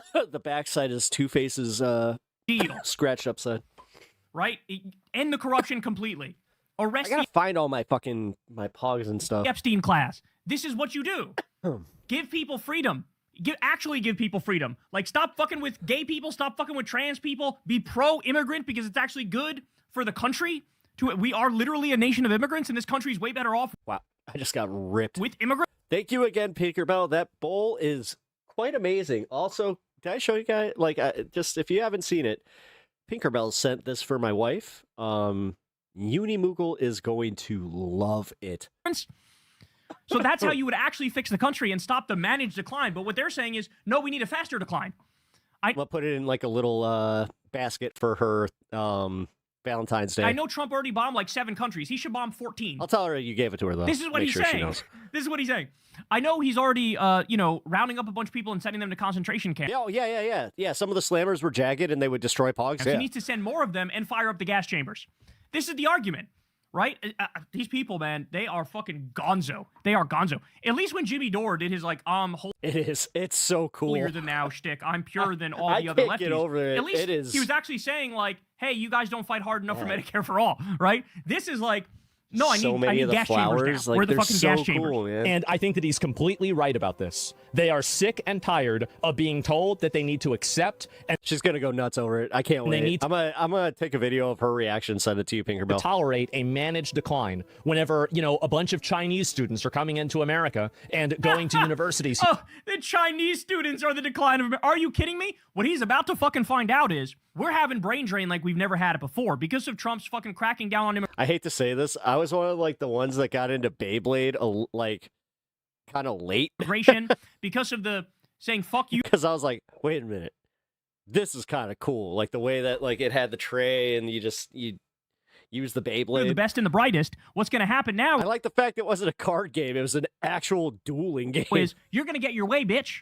There's going to be not many people from overseas coming into this country, and medical research in this country is going to take a massive hit. Scientific research is going to take a massive hit. We're not going to get the inevitable patents on the new drugs that cure diseases, all because your dipshit ass Asmongold lost it, should have stayed in his lane. Is fucking xenophobic and bigoted. So congratulations, you're going to get your way, and the result is going to be we're all going to be... Yeah, the fact that he just kind of skipped being on the right and going alt-right. Worse off for it, you dumb... And then he's like, oh, I'm going to just do groiping. It's like, bitch. Meanwhile, American students are being sent to trade schools and McDonald's. Oh, you know what? Here, I'll find a video. McDonald's. This seems a little bit unfair. And first of all, I remember that there was this. There's big differences. It was an early YouTube video of Beyblade. There, right? McDonald's like a minimum wage job. But by the way, don't disrespect those people. They should get paid more. But trade school that's legitimate. Studying to become an electrician, studying to become a plumber. This part of the problem is this is a snotty elitist attitude. Looking down on somebody who goes to trade school, that's one of the few remaining ways to earn an honest fucking living in this country. And you're going to fucking sneer at them and be disrespectful to them? So really, oh wow, we're doing mass deportations. Not enough. Not enough. Why did you let these animals in Minnesota run wild for over a month? The animals are the fucking ICE Gestapo, you unshowered fuck. They're the motherfucking degenerate. Unshowered fuck. Who are going around busting people up, shooting them in the face, fucking ripping families apart, not even destroying the Constitution and not abiding by the Constitution. This is why I love Kyle. I will say this much, man. When he drops those bangers, because they're not. When the Nancy Mace one, when he said, "That's a lot of beans, you nasty bitch." They don't have the warrants they need to go into these houses that they're illegally going into. I can't believe he has the nerve to say this. The animals in Minnesota are not the Minnesotans. The animals in Minnesota are not the immigrants. They're the good guys. The bad guys are the ones covering their fucking faces like little bitches as they do a terror spree and they illegally occupy the entire city. Fuck this guy, man. Fuck this guy. Damage the public goodwill. No, Kyle's funny. No, this is why I continue watching his stuff. His commentary sometimes annoys me. But yeah, when he goes into dark Kyle, I love it. Get 2 Americans killed just because you were afraid of enacting the actual law. Kyle he reminds me of a guy that if he smoked and liked it, he would be a little bit cooler. You know what I mean? He wouldn't be as brotastic and just he really did he was an Abercrombie douche. He was one of those guys. He was super into the preppy kid shit. People voted on you to apply the law. If I had to take this back to high school, which makes sense for us because we are the same age. Did you apply Kenzie, the law? They're breaking the law on a daily basis. We've never seen a crime spree like the ICE Gestapo thugs have done. But he defines look at him. Whatever they do as the law, and whatever the immigrants do as evil and bad and wrong, because he's a fucking idiot. I'm pretty sure he owned half of a Hollister. He's a dipshit. He's an authoritarian. He's a bootlicker. He loves the Jack. I mean, I would. Well, let's see. Thugs, no, because Brian Tyler Cohen's the Abercrombie kid. They're not at his motherfucking door. Ooh. We could play high school. But be careful what you wish for, son. Because you open the door. All right, we're doing fun half stuff. Before we go to the next thing, I want to do a fun half bit where we figure out in what clique some of these guys would be. Authoritarianism. There's going to come a time when your people are not in charge. All right, yeah, because Crystal would be a popular girl. Maybe they'll be knocking on your door. Now, won't they? Maybe even Cheer Squad. And it's going to be at that time that you'll realize, civil liberties. That's actually Let's see. Emma. Actually, Emma would probably be sitting at that table with her. It's actually good to have constitutional rights. Jesus Christ. We don't need... I have a feeling like Michael, Kyle would be like friends. Like Michael Brooks and Kyle would be friends. To watch the rest of it. But Mockler would be the nerd. Get the gist of it. I shouldn't even be yelling. And somehow I would hang out with every single one of them. I would hop from table to table. At them right now. Because at the end of the day, they're helping us. Because I would literally be selling to Crystal. They're helping us. They're telling all the Kyle. Well, no, because Kyle, he's not really a user, but I know she was. All the young right wingers. Hey, stay home. Hey, don't vote. Hey, don't even be Anna Kasparian, actually. Involved politically. Oh God, I hate to say this. I agree. Anna Kasparian at that point, she strikes me like she would have. What do you think? No, not Mean Girls. Because she seemed like she might have been nerdy. Every right winger in this country. Okay, sounds like a fun game. I'm already in it. Like, let's just keep going. Motherfucking stay home. Don't do shit. Sit on the couch. Eat some potato chips. Watch TV. Pop on Straight up Mean Girl. Flicks. All right. Anna's a Mean Girl. Whatever you got to do, bro. Whatever you got to do. Go get a job doing something somewhere. Like, I hope you have an all right life. I hope you get your. All right. So here, now I'll finish. Your bills paid for and all that stuff. I hope everything's fruitful from now until forever for you. But, yes, bitch, stay home. Stay home. Okay. All right. So I'm going to keep Kyle on the background here. He'll be my background. I like the freeze frame. All right. All right. So we're in political YouTube high school. Or, let's see. What would it be called? What would our high school be called? All right. Somebody has to brainstorm this while I keep going here. Emma. Captain of the volleyball team. I like it. Anna would be the captain of the volleyball team. I'd be hanging with Matt Binder, but he would be chastising me about how I smoke too much, and then I embarrass him at the punk shows. I swear to God, I hung out with somebody that was just like that. He was my drummer for a while. I have never talked about the fact that I was in a band. Not that I really want to, because it was like, totally high school in a band. Like, hey, I have a Persian rug and a drum set. I played bass. And we sucked. We played a lot of, oh my God. Let's see. Oh, I hate to admit this. You're gonna make fun of me. Y'all are gonna make fun of me. Fuck it. I'll go for it. We played a lot of Blink-182 because, yeah. Whatever, I love Blink. You know what? Blink is awesome. I can say that now. But I got called a poser a lot because they were like, wait, you're going to a Blink-182 concert? Poser? I'm like, but it's a good show. I saw them with Incubus, dude. That was such a good fucking show.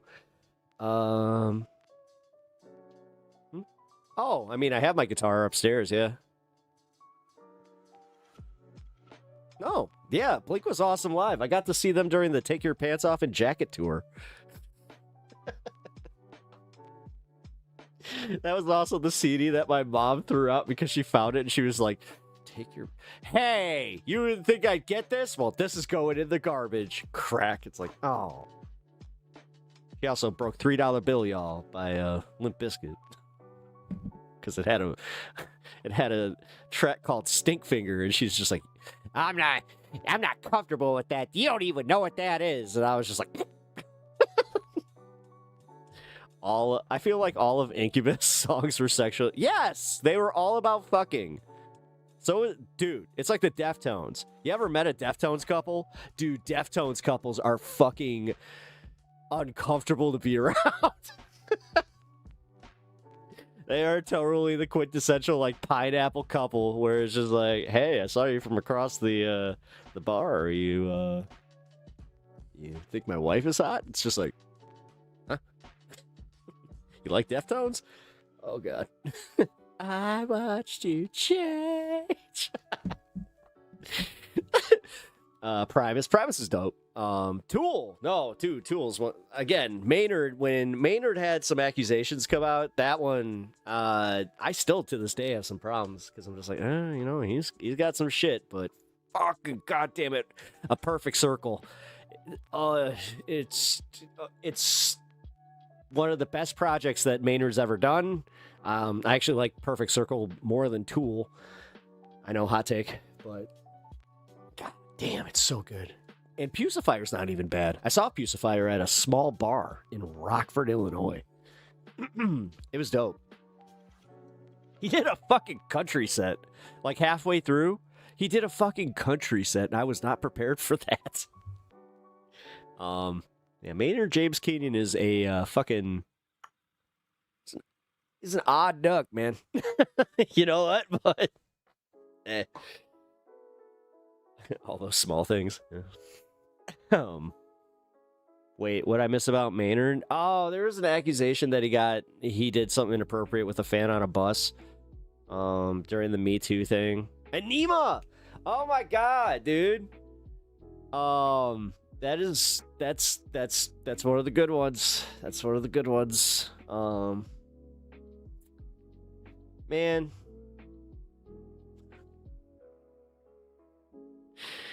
I wish I could play music on YouTube. It's always these moments when we're talking about this stuff that I'm like, damn. I mean, when you're rich and famous, chances are you will have false accusations. Yeah, but there's also the ones that, it's like, when there's enough. Like, Bill Cosby was the one where I was just like, 80? I'm sorry. 80? 80. Like, yeah, Mr. Huxtable, go to jail. Yeah, man. Okay, so MJ, I got into like a argument with a friend of mine. Actually, he's like he's my Trump friend, which I did not expect this from him, by the way, because we were talking about, like, at halftime, he's like, yeah, you remember the MJ halftime show? I was like, yeah, it was pretty dope. But I'm like, yeah, I'm having a hard time with the art, like separating the art from the artist with this one. And he was just like, really? You just, I'm like, I mean, I can listen to his music and just, like, still jam. Like, Thriller is just objectively a fucking good song. But it doesn't take away from if you sit, like, too long and you're just like, oh, Michael Jackson. I don't know, man. There was a few too many of those, like, Neverland Ranch stories where you're just like, I mean, oh boy. So, yeah. I don't know. But he was just like, yeah, dude, he was set up, and then he even says, like, yeah, something happened where he pissed off the music industry, and that's why he's gone now. Remix of Ignition. Okay, yeah, I could give you that. The whole story sus. I mean, it's just, yeah, see, I've had other people, like, that's what I mean. Like, my buddy, I almost said his name. Yeah, that's what he was saying. He was just like, plenty of kids have come out and said nothing happened. Yeah, but see, that's where I was going with this, is there are enough to assume the other side of that, where it's just like, there's a lot, man. And some of those fucking stories where you're like, well, that was a lot of detail, and then you're just like, that was also a lot of cooperative detail. It's like, oh shit. I don't know. Think he should have listened to the song "Man in the Mirror." Wonder who that is. What's up, man? Ever tell you which is my favorite element? Wait, which element is my favorite? Water. I like water. Water's a fucking dope-ass element. Why am I not getting enough video? Wait, what's going on here? CPU usage. The fuck? How? I'm not using anything. The hell? Oh. Oh, I am. Hold on. Okay, give me a second. Alright, we'll close that. And then, give me 1 sec. I gotta fix something. I forgot that I left my stuff on. Not advised while you're doing a stream.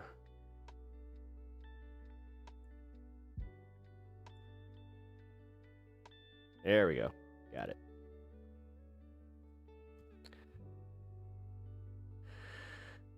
Okay. It's your friend's band. Wait. Element 117? Nice. Hey, if they want their music, or if they want their music played, if they would allow their music to be played, I'd very much like to do that for them. I think that'd be dope.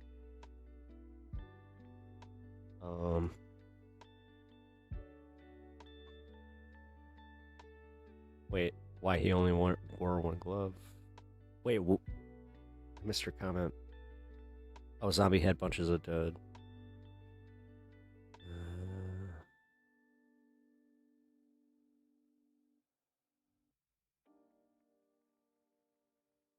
All right. So, back to the topic at hand. All right. We're doing leftist high school. Actually, just political high school, because yeah, we should include some right wingers in this. We already know how this would go. All right, so we figured out that Emma Vigeland would be captain of the volleyball team. We figured out that Anna would totally be a mean girl. Crystal would be captain of the cheerleading squad. Sam Cedar is the dean. I like it. He's already a teacher. I appreciate that. That's good. I was about to say Hassan. I'm not sure how he is at sports. He strikes me like he would be like captain of the basketball team specifically. But also, you know, part of the politics. Like he would also be like class president or some shit. Let's see. That would mean that Jank would have to be in the teacher realm, right? Like, he would be that weird history teacher that you're just like, you're very inconsistent in your values. I had one of those. Yeah, I think Jank would be a history teacher. Or social studies.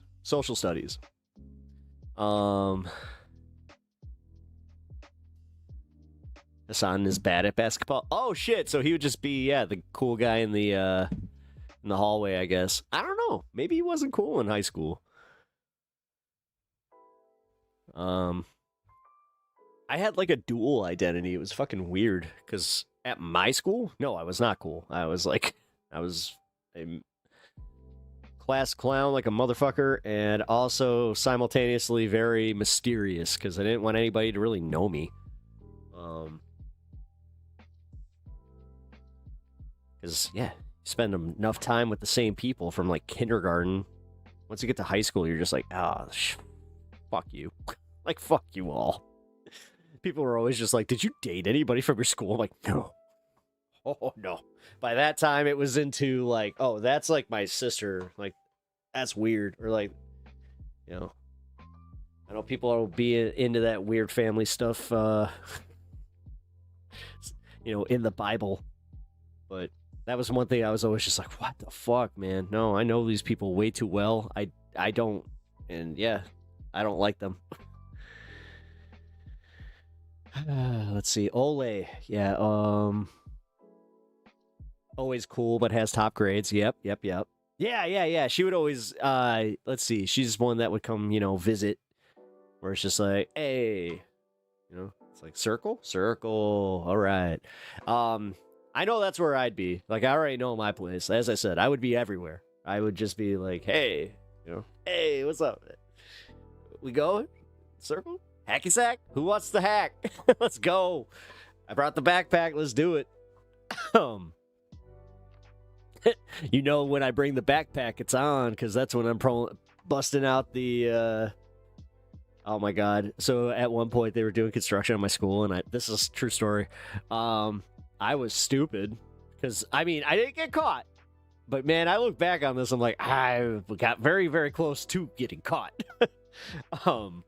But I had a special binger that I brought with me, and during the day, because we knew that, we knew the dude's schedule, so by the time that we went out it wasn't like a recess, it was like an outdoor lunch thing, but when we would go out, the construction guys already went home, so I would go to my car, I'd grab my backpack, I'd run in to into the porta potty, and I would just leave it there, and we would take turns, and I may have made some money that way too, but yeah, I had everything in that backpack. That backpack was ready to go because it had the binger, it had obviously the stuff that you had to pack with it, it had multiple lighters, and then you had Ozium, cologne. I had some perfumes in there, for my for the ladies, just in case,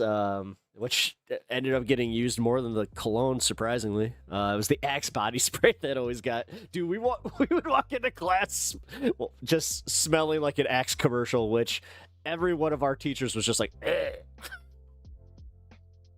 You told us that we needed deodorant. We took it very literally.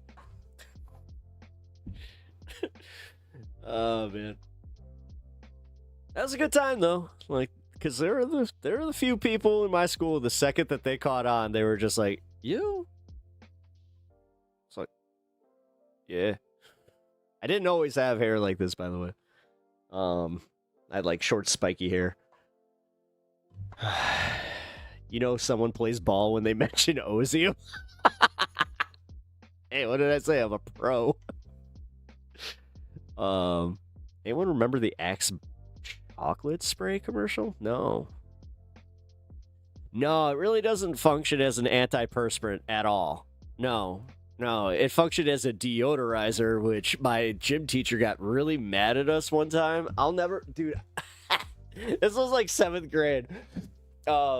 After gym class, my gym teacher just kind of does this thing where he's just like, all right, I didn't want to have this conversation with you guys. I thought we were on the same page here. But this, and he holds up the little can of Axe body spray that we had. He's like, this does not help you with antiperspirant. And we're just like, huh? What's antiperspirant? It's like, it says deodorant. It's like, this is not deodorant. He's like, this is deodorizer. It's like, oh, that's when we learned the difference. Because he was just like, this just makes you smell like balls and ass. or balls and axe. And then he's just like, this?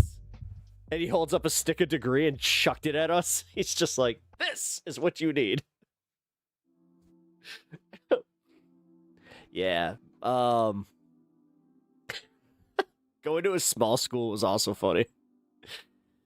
Backpack. All right.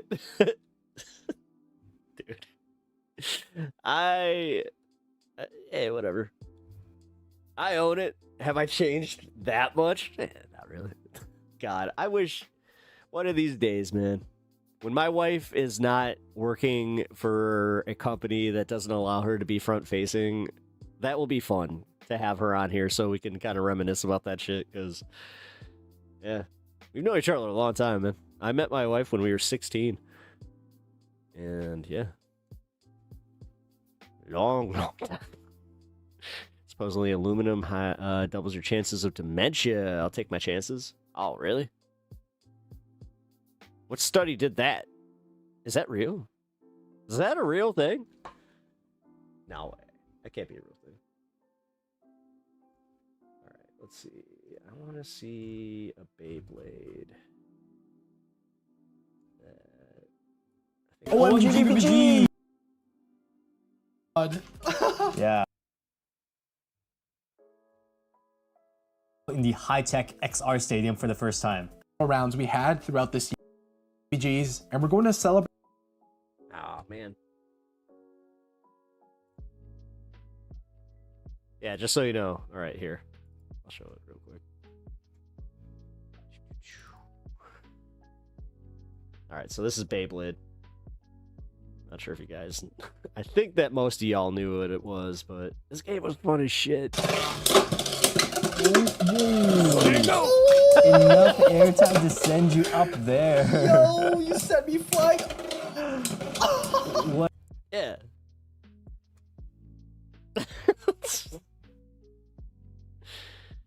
You do like a best out of 5. It's a good time. Like I said, it was like one of those games that like had an anime and all that shit, but like I don't know, it was an actual game. Damn,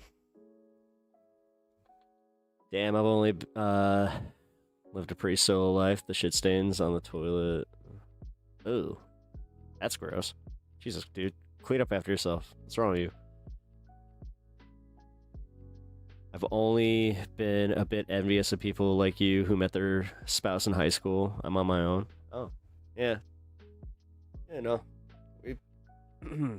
But like I knew her for a few years before we actually dated. Like I've told the story where I used to sell to her boyfriend. No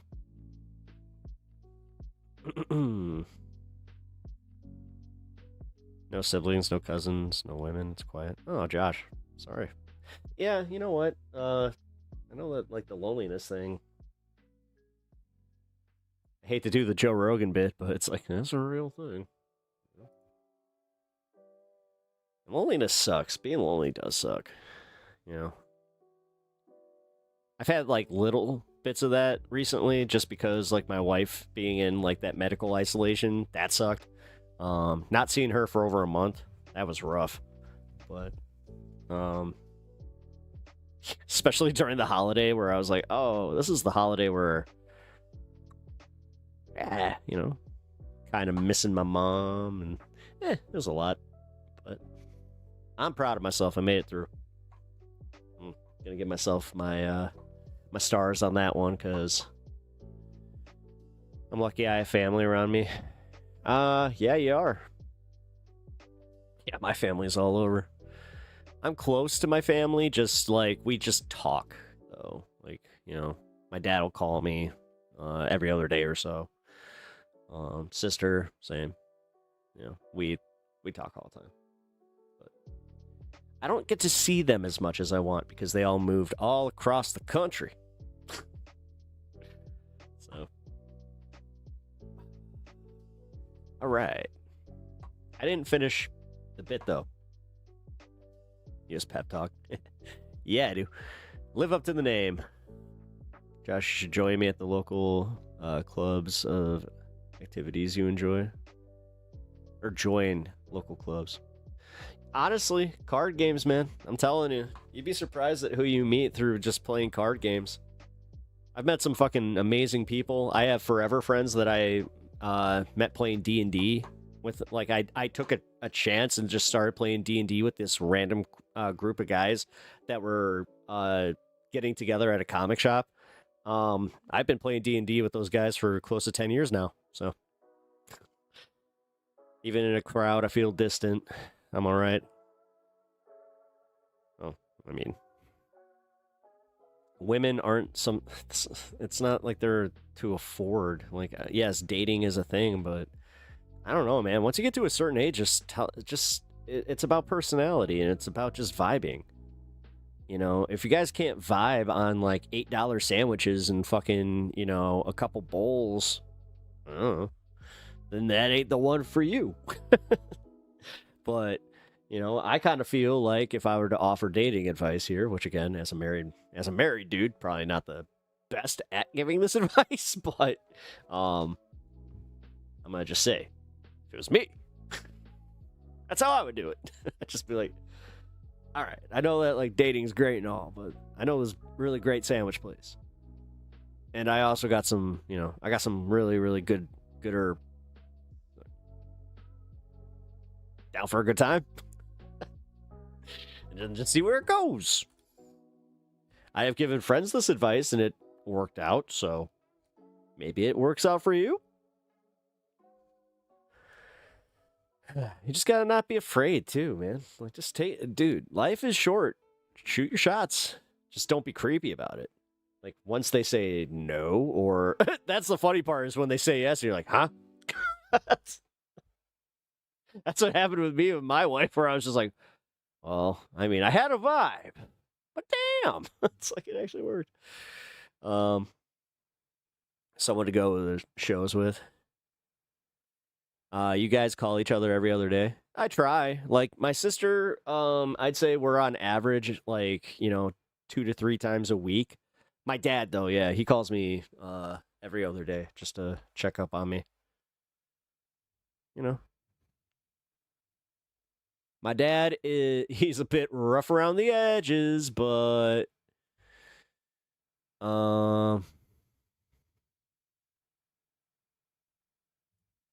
yeah, no, I'm lucky. You know what? I'm very lucky, so heard my viewpoints. No, I'm not like anyone too cynical and nihilist, rubs off on people around me. Yeah, that sucks. Have you tried not doing that? Sorry. I'm only laughing because I understand how condescending that is. It's like, have you tried not being you? Maybe that's part of the problem. Maybe, just maybe, it's time that you change that, or like you try some change. This. I'll just say, if there's one bit of bullshit out there, it's that people can't change. Fuck off. People change a lot. Fuck. I have. All right. Well, then.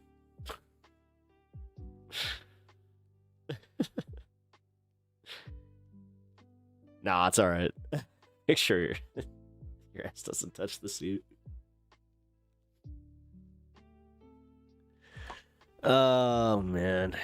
Used to play dominoes all the time with my homies and their fams. Yeah, I mean, I still see, like, my friends' families, though. Just this Christmas, I spent I spent Christmas with a friend that I have known since I was 8. And yeah, his mom has kept that place the same since we were kids. Like, that was wild, dude. That was so wild. I remember telling you guys, because that's when I came back with the magazines, with the Nintendo powers and all that. I was just like, dude, if those Nintendo powers are still sitting in that closet, I swear to God. And there they were. Tried to view things in a more positive light. Yeah, man. Forest for the trees. Exactly. Yeah. It costs nothing to be positive, man. It really does. Like, you can always change your perspective. What's up? S70 Ghost. What's up, man? Haven't seen you in a minute. How you been? Never actually sat on the... You just hovered. Nice. God, I've missed Chill Chat. Yeah, me too. This is always fun. Yeah, sorry, Natch. Sorry. Hey, Squishmallow. Look at that. I'm glad to see you. How are you? Oh, man. Actually, you guys will be happy. What's up? Come here. Come say hi. Say hi. Yeah. You gotta come say hi. Pay the cat toll. Pay the cat tax. Yo. Yeah. I've been good. Been chilling with the kitty. Been lurking while you work. Oh, nice. Appreciate that. Oh, you gonna lay down? Oh. Maybe in a minute. Catzilla. It is the Catzilla. He's so good. The Executioner's cat tax. I'm trying to think, did I miss anybody though from this? We were playing political commentary high school, where we were taking like a whole bunch of big names from the political commentary space and trying to figure out where they fit into like high school cliques. I'll give up on the bit after one more time, but I feel like I'm missing like something big here. Because yeah, I brought up Brian Tyler Cohen. He's the Abercrombie kid. Brian Tyler Cohen, I don't know. Maybe. I think he'd be like the, varsity star, but our varsity sucks. You know what I mean? Like he gets the Letterman's jacket and, but they've only won one game. Mike Figueredo. I think that he would be in the same group as Binder, actually. Jimmy Dore. Jimmy Dore would be the janitor. Jimmy Dore would be the janitor. Yeah, Lance would be able to cross jock, but also somehow, some way, simultaneously be the head of the oh my god, the AV club. Wait, Dora's the kid who thinks nobody can tell him he's hiding that Sprite bottle. He was the... Oh, wow. You know what? You might have nailed that one. Hold on. That's good.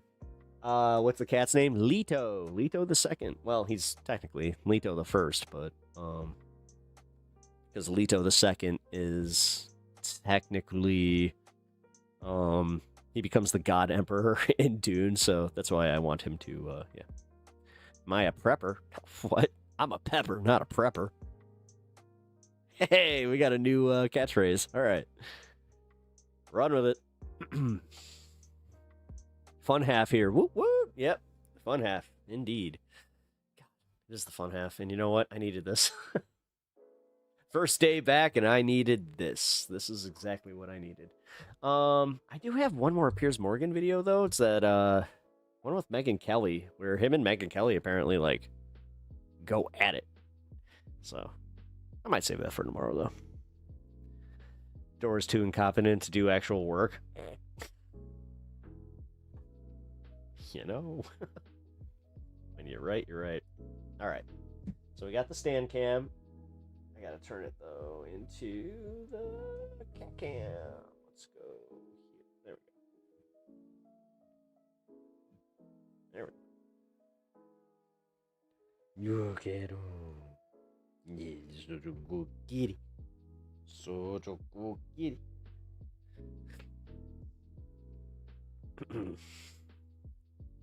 Do I like Piers Morgan? Not really. I'll admit that he's like good at what he does, but like him as a personality, no. I think he's a net negative on like the world at large, so but doesn't mean that he's not entertaining. So Megyn let the racism flow through her. Oh shit, really? Ooh. Now I kind of want to watch that. Ben Shapiro has never seen. He just lives in the locker. Oh, yeah. Back to that. Okay, so, let's see. Dean and Parker. Freshman on, yep, Spirit team. Yes. Big time. Okay, yeah. So, we'd be seniors in this regard. I like that. Although, I think I might be a junior. No, I'd be a junior in this one. Although, wait, that means Kyle's a junior, too. Me and Kyle would be the same class, and oh, that makes sense. He would have a crush on Crystal because she's the senior girl. Hey, all right, I like that. Hate to say it, but Emma would also. I think Emma would be a sophomore. No one even locked that in there. He just prefers it. He gets shoved in a locker. I actually prefer this a lot. This is my new safe space. Thank you, guys. Meanwhile, we all know where Tim Pool would be. Ironically, he would be the skater kid. You know, I won't take that away from him, but that doesn't mean that he wouldn't have been, still Tim Pool. So, I have a feeling that Tim Pool would have gotten swirlies. That's where all his hair went. It was all the toilets that sucked it off his head. Let's see. Yeah, we already did Lance. Lance is Francesca. Actually, yeah, where were Francesca? Theater club. Francesca would be like the theater, the theater girl. Funny, but also like does like the whole can sing, can like do the plays and all that shit. Tim is the skater kid who wasn't invited to smoke sessions. I can actually like confirm that.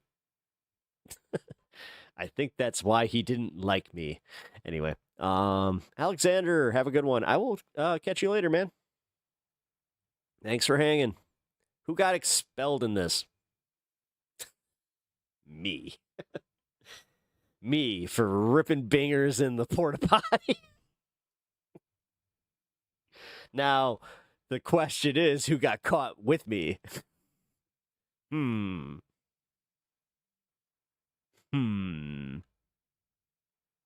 Oh, you know what? This might be a little bit of wishful thinking. But like a Jamie Peck, I could see us getting caught, and I'm not saying for like other stuff. I'm saying, smoking, and then they would think for other stuff, and I'd just be like, eh? And she'd be like, no. It's like, oh. Who got expelled? I could actually see Jamie Peck actually might be the one to get expelled.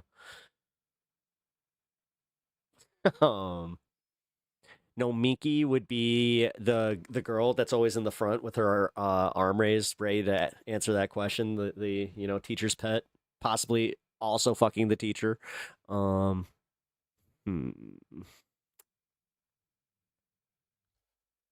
that's disgusting.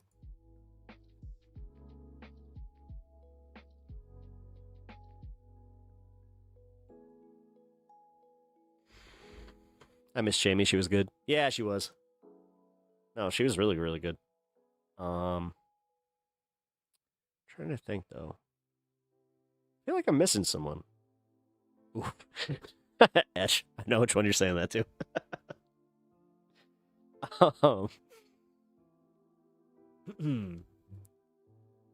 The Vanguard boys, they would totally be in my circle, but I also put them in that freshman class. Actually, maybe sophomores. Yeah, we'll do that.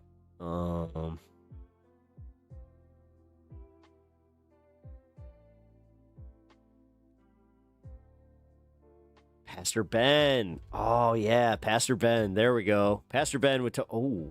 What would his class be?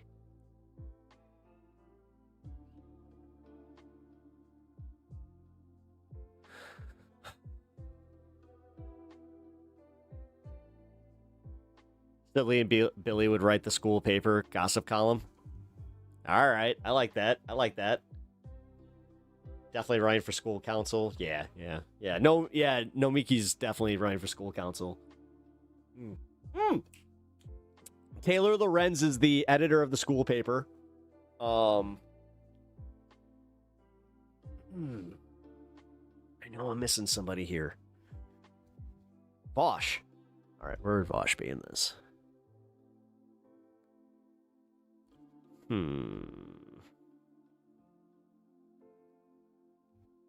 Pastor Ben's debate club head.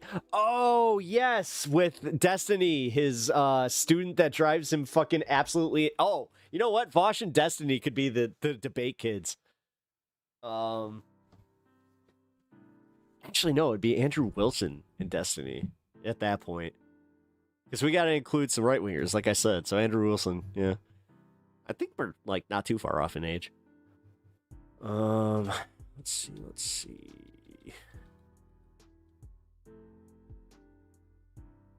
Vosh is the weird guy with a point sometimes. So, he has a point. Oh yeah, he's here. Andrew Wilson smokes in the bathroom. I could see it. Oh man. This has been fun. For real. I didn't think that we were gonna, like, you know, go this deep into the bit, but I'm enjoying it. This is cool. Did I actually get expelled? Hey, shut up.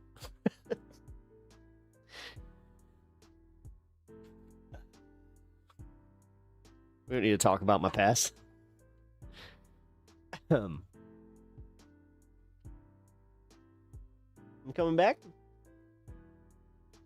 All right. Go back to Senate. Oh, look at him. Staring at his camera. Are we building lore? Oh, Pep is the guy who debated on Speakeasy? Yeah, that's me. Destiny gets expelled for having S on the bus?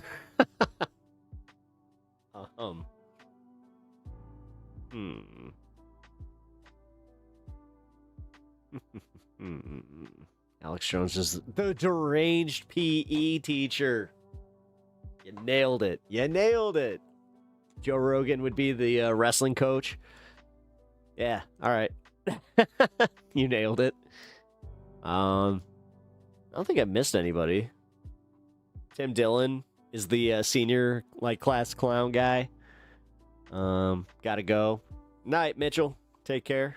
Yeah, we're just hanging at this point. Also not open these Pokemon cards. Oh yeah, you know what? I never did this. Hold on. Even though it's fun half, I do kind of want to cover what I wanted to cover. Because, yeah, this Discord thing is going to suck. But I also feel like I can cover this tomorrow.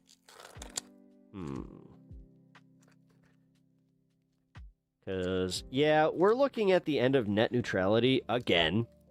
Which, I know. I feel like we run into this whole, you know, scenario a lot. Where they're just like, oh, yeah, we're going to do away with net neutrality because we just feel like the companies are really getting fucked over on this one.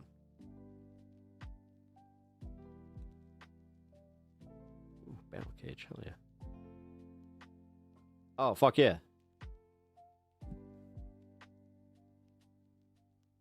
We got a full art. Woo! Nimble.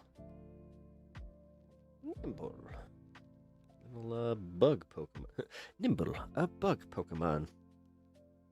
You can find him in the Kanto region.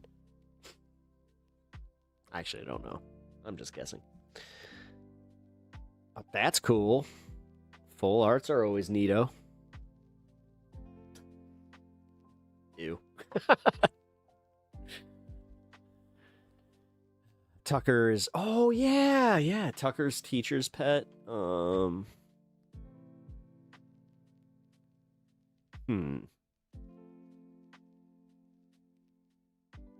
that would make like Letterhack.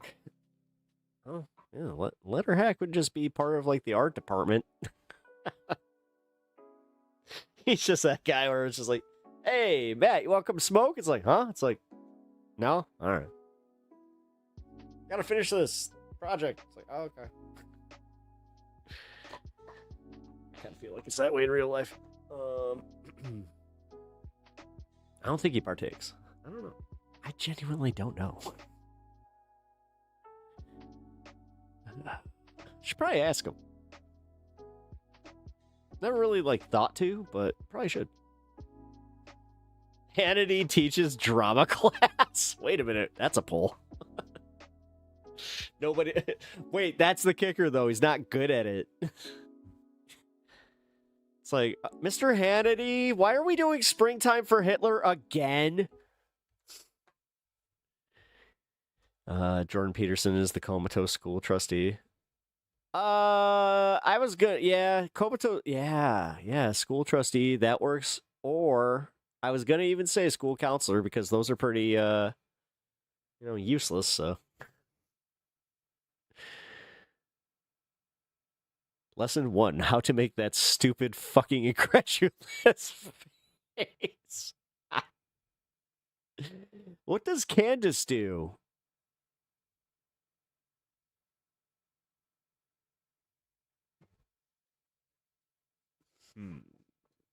She would be in the same class as Emma. So sophomore?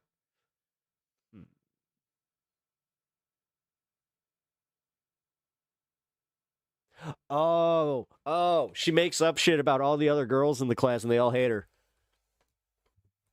Yeah, she fights out the girls. Yeah, but she doesn't actually like fight. Yeah, Pearl. Now, Pearl. Oh, wait a minute. You're throwing a curveball with Pearl.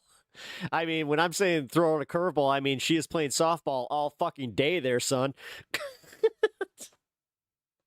You don't got that butch-ass body and not fucking playing center field.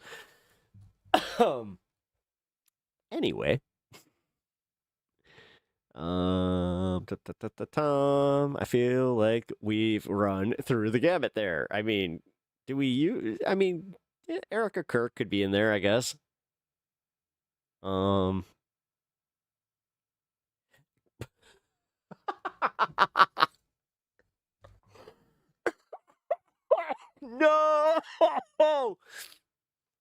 Oh, that's funny. Tinkerbell, scary, accurate there. Pearl is the girl that everyone thinks will come out after graduation.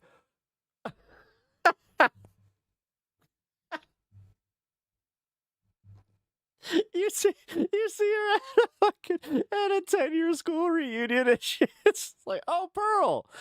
Oh, you're not. You're not gay. Oh. Oh man. Yo, that was shade.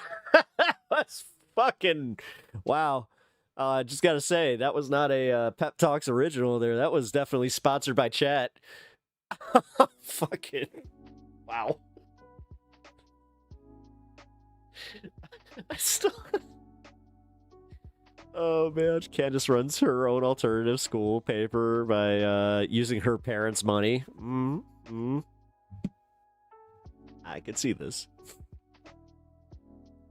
Candace started the Aliens Are Among Us club, and it's hers. A whiteboard, tinfoil, colorful imagination, plus no one likes her, but she's rich, so they tolerate her.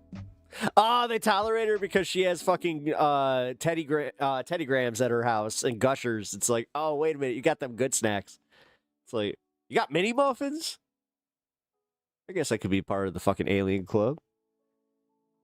How often we meet at your house? Every Thursday? All right. Bring my backpack. Candace, why do your friends take all the gushers? I don't know, Mom. I'm just popular.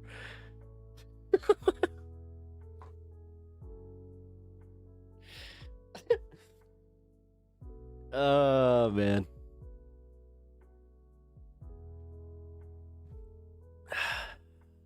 I think that we got through it. Because, yeah, I can't think of anybody else. Who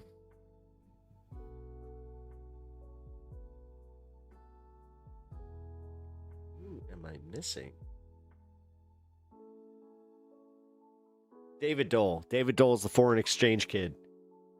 He just happens to be really good at hockey, too. Where it's just like, oh, you're stereotypical. Okay, you're one of those Canadians. Cool. Not sure if he's actually any good at hockey.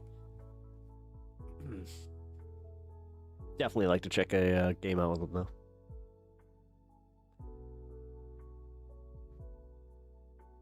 Benny Johnson. Well, Benny Johnson is the guy that makes fun of all of us, but we all know what's up with Benny. We all know. We don't even gotta fucking do nothing about it.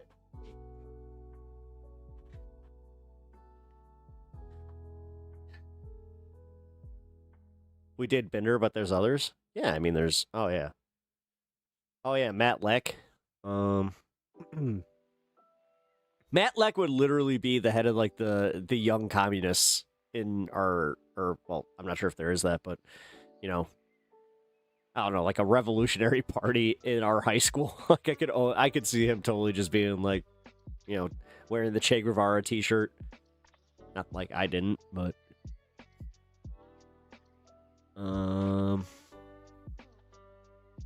yeah, I think we got it. Unless I missed like somebody just overt. Brandon Sutton. Oh yeah, I forgot about Brandon Sutton. let's see. What would Brandon be doing? Because I know he's a little athletic, but he's also like super nerdy.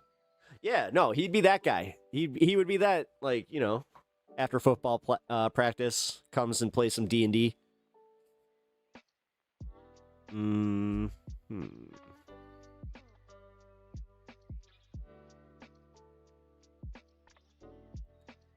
I don't want to miss anybody just in case this, like, for some reason gets back to them. Where it's just like, hey, I'm trying to be as, like, fair here, too, as I can be. Let's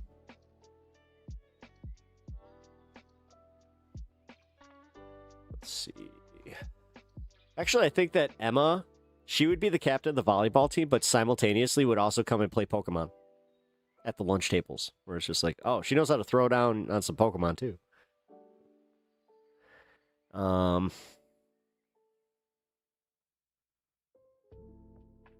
left past 10, yeah. Jake would be... I think he would just be part of my friend crew. Actually, I kind of think that most of us would just be that crew. We all have our certain personalities, but it's like, oh yeah, you know, the weird people. That's probably how they see us, too.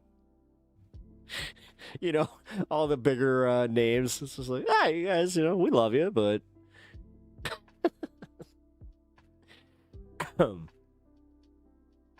Icky, no girls allowed. Oh,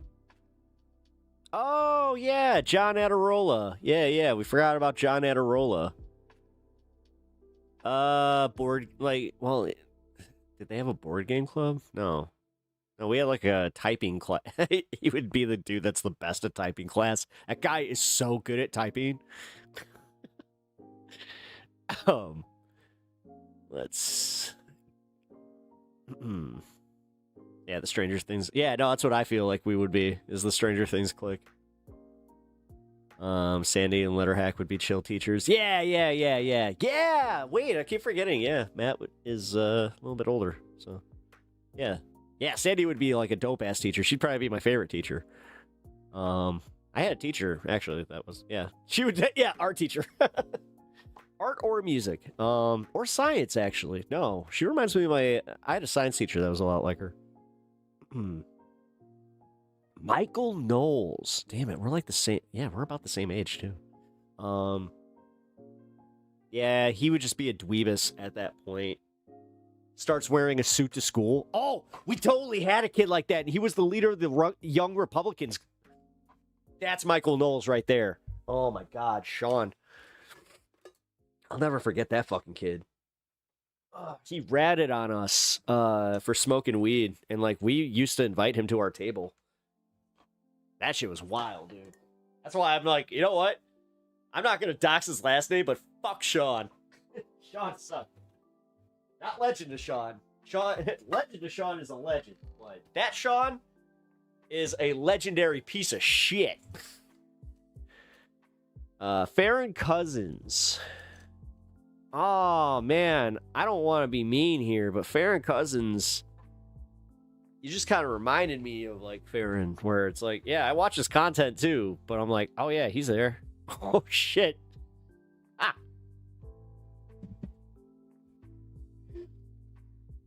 Oh, man, I almost just, yeah, you know, I'll just say what's on my mind.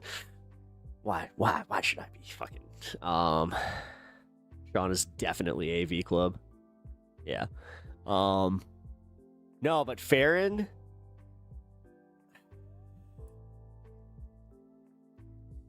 Farron and Jeff Waldorf, the logical leftist, they're in the same... Like, they're literally at the same table every time, but they don't actually hang out. We just assume that they're brothers or something. And we're just like, you guys are friends, right? It's just like, no. Why would you assume that? Just because we're bald and we have beards and we're leftists? I mean, seems like a pretty good reason to be friends, but rude. Michael Brooks, coolest kid in school. Fuck yeah. No, he'd be the one I would be like chasing to be my friend, or like I'd be looking up to him. He'd be the senior. I would just be like, oh, I would copy his style. Like, I would literally, like, try to wear, like, low-key, like, the same clothes he wears, just different days. And just be like, yeah, man, Michael's cool. I was very much that kid. I tried to look up to, like, what the coolest kid in the grade above me was doing or, like, wearing. And I was kind of like, yeah, I'll try that. God, I was such a douche. J.R. Jackson. No, I didn't. J.R. He'd be on the football team. Yeah, he'd be on the football team. He could have been president. He legit wanted to. Really? Oh, Michael Brooks? Yeah, I think he could have. Yeah, especially if he got into politics like now. Who's AP valedictorian?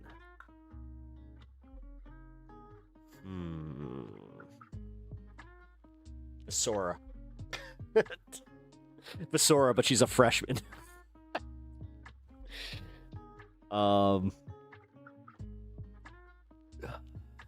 Jinko jeans. Dude, those things are expensive now. I actually kind of want a pair. But they are pricey. My wife really wants the corduroy ones. She used to have a pair that were just like that. But yeah, we can't justify spending, you know, damn near $200 on a pair of pants, man. I can't justify purchases like that anymore. Fuck, dude. Oh yeah, by the way, I'm going to be updating the cancer fund to reflect more of what we actually owe, so don't be surprised when this changes a little bit. I was kind of hoping to get to the 100% mark by the time we do that, though. So I'm going to leave it for another week. But yeah, we just did our budget. And guys, don't get cancer. Don't get fucking cancer. It will fuck up your entire life. Outside of your health.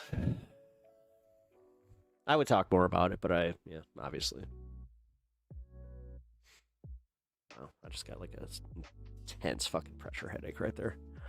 No, I'm not okay. I'm on it. If I'm being honest, guys, yeah, that might have contributed to yesterday too. Just realizing, like, holy fuck, man. I'm gonna be in debt for the rest of my life. And it's not debt that I can run from, so it's just like, oh, cool. Fucking great. Anyway, not gonna dwell on it. Actually, I'm definitely not gonna dwell on it.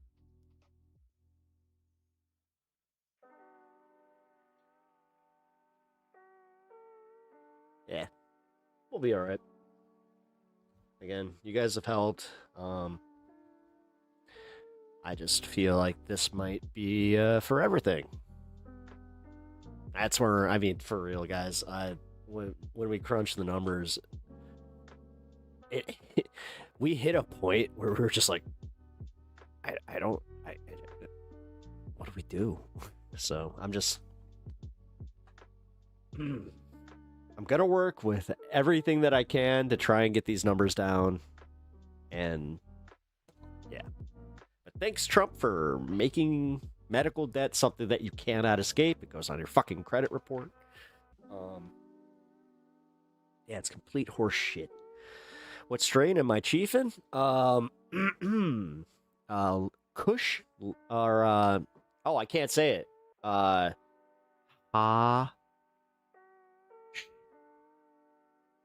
Lemonade. Yeah, by the way, they come after you for that one. I don't know why, but can't say the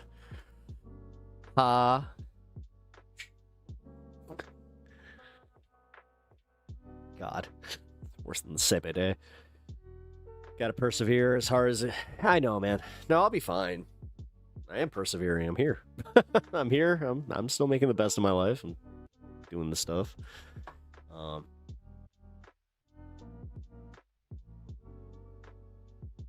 So the credit system makes it hard. So it's harder to get future loans. Yeah, I know. No. It's the fact that it's a different condensed form that, for some reason, it's labeled as like not a slur, but, like when we're talking about it, that's why we have to say THC. You know what I mean?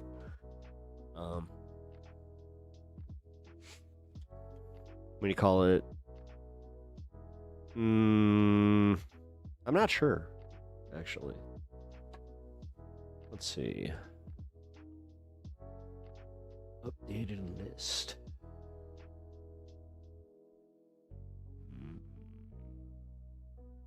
What'd you say, ZA?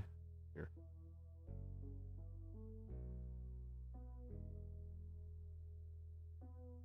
No, it's still a little questionable. Because they say references. Oh, hey, speaking of Visora, literally, that's wild. Thank you for joining Visora's viewers. Yeah, we actually were just talking about Visora because we were just talking about we were doing political high school. So, like, we were trying to figure out where everybody would, like, kind of fit in, like, in a high school setting. And I said that Visora was the freshman valedictorian. Does that make I feel like that fits you. I'm not sure if I don't want to, like, get that wrong, but yeah, we did say that you were the valedictorian of the freshman class because, we're making our way through this thing that is the, political internet.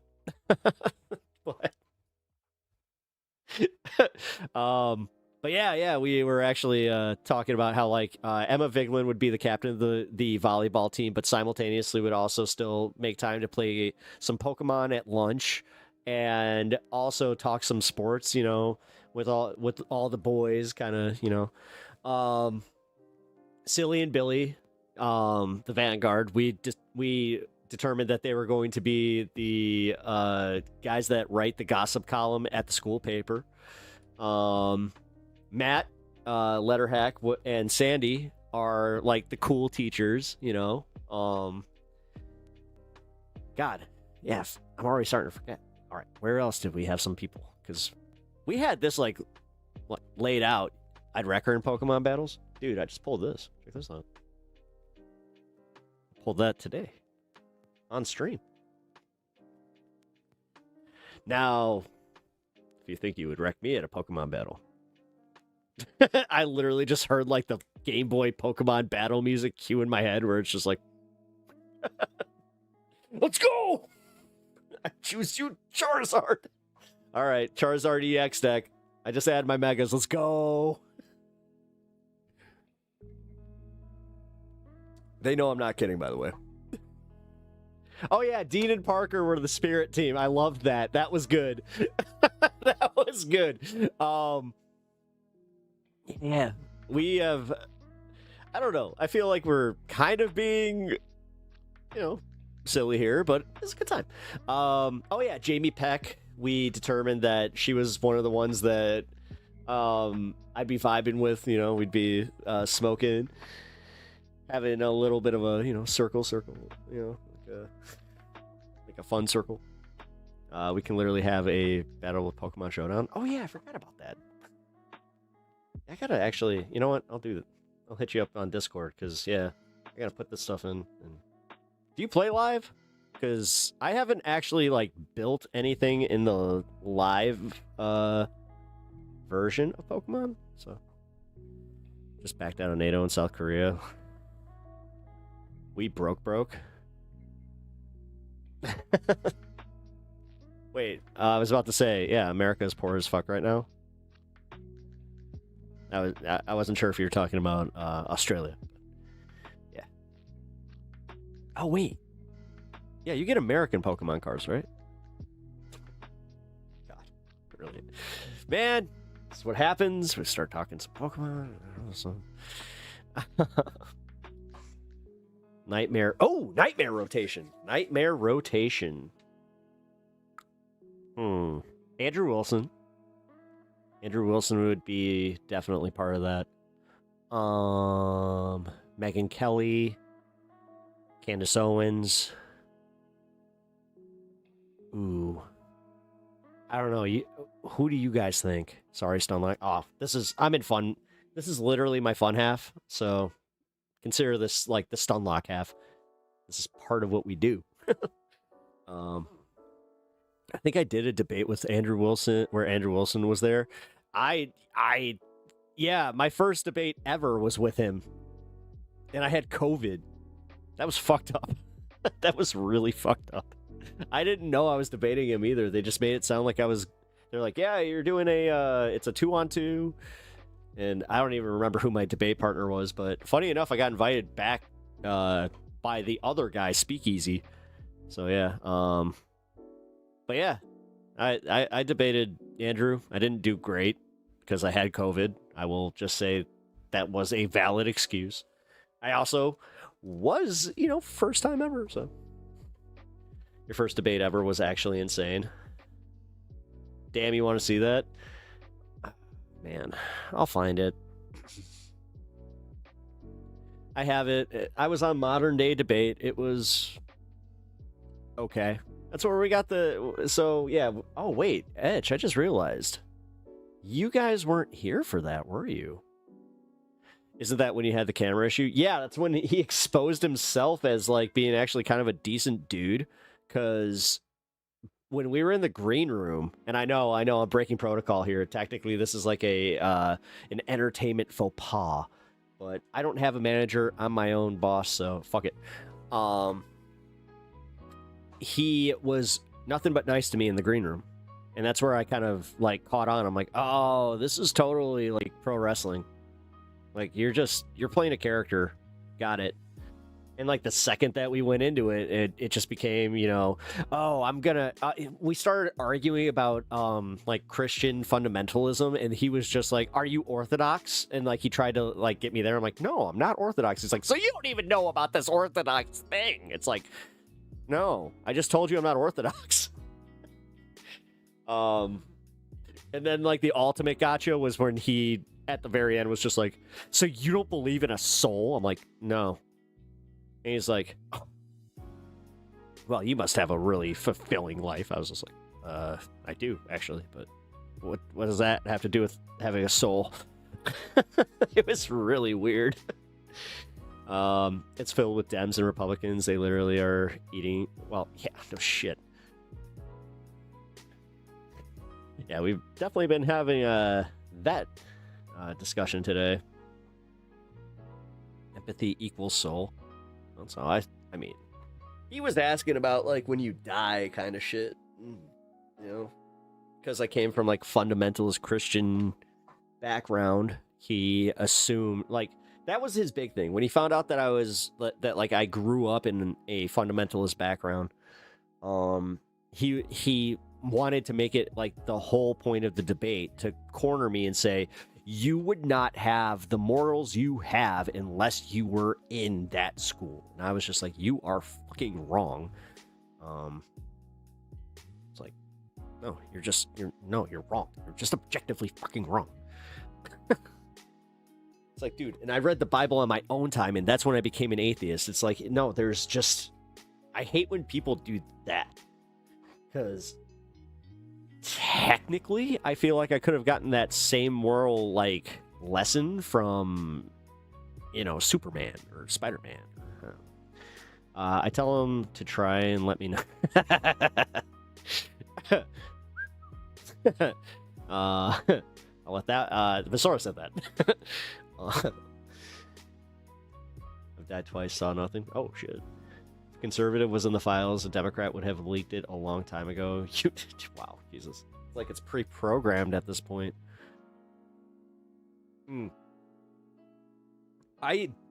Visora, have you seen the, I forgot who did it. Here, let me pull this up, because I just watched it. I was gonna watch it on stream, but decided this one was for me. But since we're discussing this, it was where? Oh, here it is. The Don't Talk About Politics. Have you heard about that book? Negative effect that here. Adam Burns, is that his name? Sarah's the author of Don't Talk. This guy.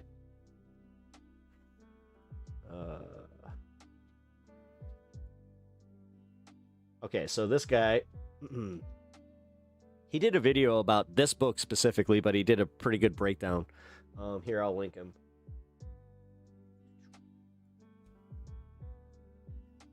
It's a good chat.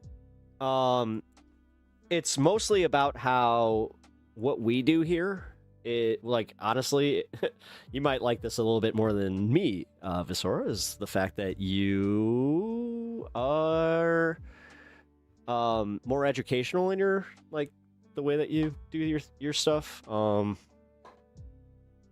I am, I'm a bit of I call myself a goofy goober or whatever, but God, I started doing that after the Tim Dillon thing. I'm a bit of a goofy goober, okay? But I really, I am. I understand politics a little bit better than, the average schmo, but I'm also not trying to overstep my bounds, Never claim to be smarter than I am, but because I am kind of a dum-dum, I am always in a mode of learning. All right, I don't know what he's doing, but... Wait, do we have bounty hunters out here doing the Guthrie thing? Yeah, I'll keep that up in the background. Based on this video, I'd be considered one of those schizos. Nah, you're not a dum-dum. If you were a dum-dum, you'd not be like the rest of them. Goofy politics is better than dry. Yeah, trust me. That's where I know my value here, where I'm just like, no, I am here to at least have a chill space when we need it, okay? I also just genuinely, like we were just saying, the online debate sphere sucks. I hate it. I absolutely fucking hate it. Destiny, I would argue him and Andrew Wilson, those types of debates have ruined discourse online because that's not debate. I'm old school, and I mean old school. When I was in debate class in high school, we would always try to learn something, and it was always part of our assignment to learn something from our opponent and kind of not concede necessarily, but kind of go, oh, I see where you're coming from, because they wanted to show that we could do a critical thinking exercise, which again, at a church school is insane. It's a little counterproductive for them, but exactly, debates are not blood sport. It sucks. I fucking hate it. It's why when I was saying with the Andrew Wilson thing, they were just oh, you got bodied by him. It's just dude, you say that for every debate he does. Yeah, because he's so good at it. Is he, though? Is he? I mean, the olive jar aside, which was hilarious, I'll just say, I'll only debate a leftist if they have a real thing to debate about. Yeah, see? You're kind of like me. I don't really like debating our side. I've done it a few times. All right, we had what I'm gonna just call the dead horse arc on this here program. Actually, this involves a horse. So, on this here program, we beat the dead horse. The dead horse's name was PSL, and my other dead horse's name was DSA. We kicked those damn horses until they were completely bone dry. Because yes, it just was constant, and honestly, I got annoyed. It's just you know what, this isn't helping. Can we just agree to disagree on certain things, please? 16-person. Whoa, you did a 16-person debate with the audience voting people. Wow, you did a jubilee. Oh damn, yeah, I wouldn't do that. You did in person, or is this online? Yeah, totally. Yeah, no, you're cool. It might not show, but if it doesn't, yeah, just send it through Discord. I got it. Kinda, but the streamer's audience voted? Really? Huh. I mean, I don't hate the format. As much as I'm saying I hate debates, but I mean, if you're making like a I like blood sport stuff and tournament stuff, but it's not DBZ. We're arguing in the marketplace of ideas. I don't think that it should be a blood sport to just be like, hey, you should really know this. It's like, oh yeah, well, fuck you. You should, you know what? My audience should know this. Fuck what you're saying. It's like, oh, okay. Not exactly conducive to teaching, new methods of politics. Oh. Mad Max style. The right came for me early. They got voted out, and the rest of it was fun. Nice. Yeah, I mean, it's kind of... I think that you can vibe with this a little bit. Like, it's kind of nice when you get, like, when you realize that you're doing well, because, like, even their audience kind of turns, and they're just like, hey, you know what? I may not agree with all this, but this is pretty good. Oh, we got a Macho Man call out? Oh, damn. Sorry. I gotta commit to the bit. On something like that. Oh, yeah. Next time, gonna have to start breaking down some of the leftist space leftists going who's who in the ring. The squared circle, we call it in here. Yeah. Gotta say, we already know who that fella Pep Talks would be. But we don't know who the rest would be. We gotta look into it. Yeah. Alright, sorry. I can't actually do like Macho Man right now because of yesterday, where if you need some catching up, I was not feeling very well, so impressions might not be on point tonight, so I stole a bunch of followers from Wick. Nice.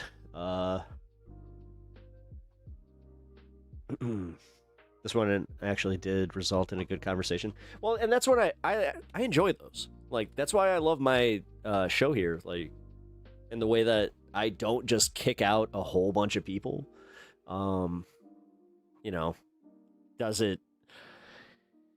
Is it always beneficial? No. Do I have to kind of, weed through them to get to the one good one? Yeah, it's very much like the Majority Report, where it's just like, hey, I would like a libertarian, but they should never wonder why they don't have libertarians calling in when they allow their chat to moderate the way they do, where they do not tolerate dissent in the slightest. So we should do this. Yeah, no, Visor, we got to do that. This would be, yeah, you know what? While Discord's still a thing, we have to do something, because yes, but you know what? Maybe I can set something up, because I got I'm technically a libertarian socialist. I realized that I am very, I'm very basic and I joined DSA, and once I did that, I did just kind of give up. Where I'm like, all right, I just, it's not like I don't like capitalism, all right? I don't. But I just see that it's not going anywhere in my lifetime, man. I just want to see something more come.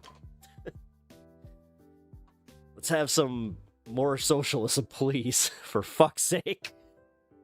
I don't know, I literally hit a point in my 30s where it was like 35 or 36 where I was just like, I'm not gonna be alive long enough to see this. It kind of sucked. I was like, as long as I see progress, that'd be cool. Join SRA. 501c4 nonprofit prioritizing self, community, defense, or education. Face them alone or stand together. Your loved ones need you. No second chances. Are you ready? I don't know. I don't know. I'm under the impression that because of my DSA chapter, I'm not necessarily allowed to technically pivot. I got it. This is where part of our debate came through, because I wanted to do stuff with PSL, and I was like, oh, there's I can't apparently. Just whatever.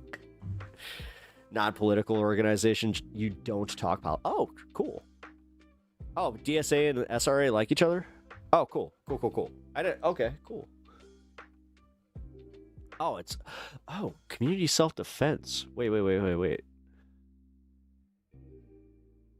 Yeah, PSL you can't. Yeah, that's what I thought. Okay. So I'm not mixing that up.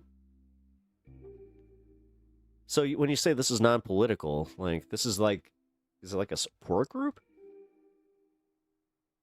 Community defense. So, like, do they teach? Oh, okay. I mean, already a 2A guy. Let's just say that I was already a little unpopular in some leftist circles, like before I even started this stream. Where it's just like, wait, you like what now? It's like, you, I don't know. I was one of those guys where I'm just like, I don't want them having all of them.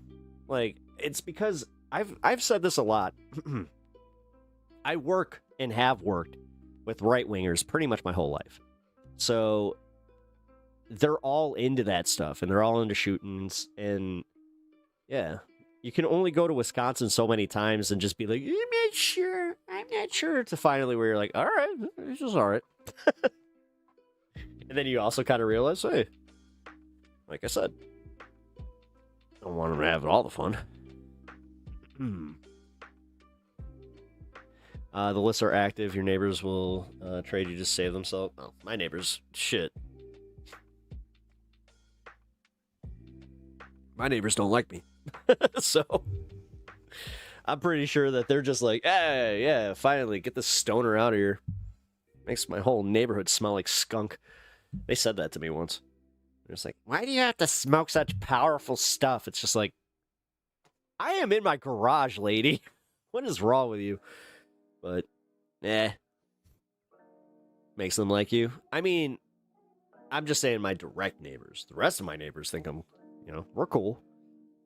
I just realized I never got my Girl Scout cookies. Everybody else got their shipment.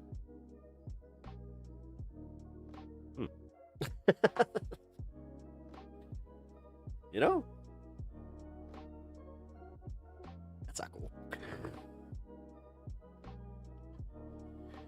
That's why I beg people to talk to their neighbors.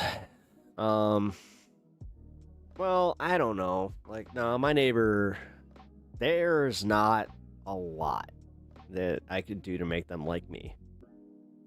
Like, they're assholes. Like, they're Trump-loving, flag-waving, just assholes.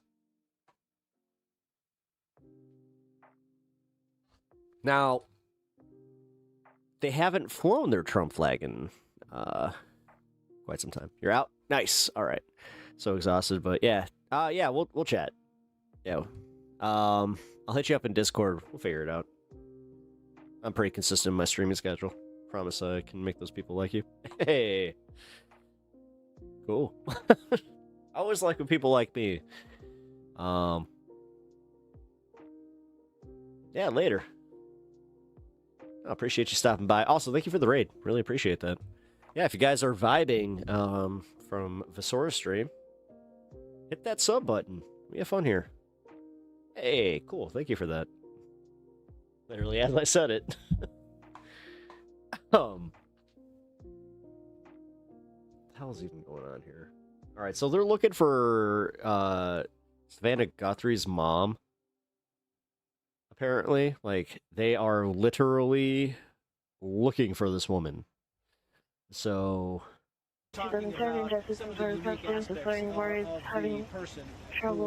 standing since when she did actually took, but is ignoring.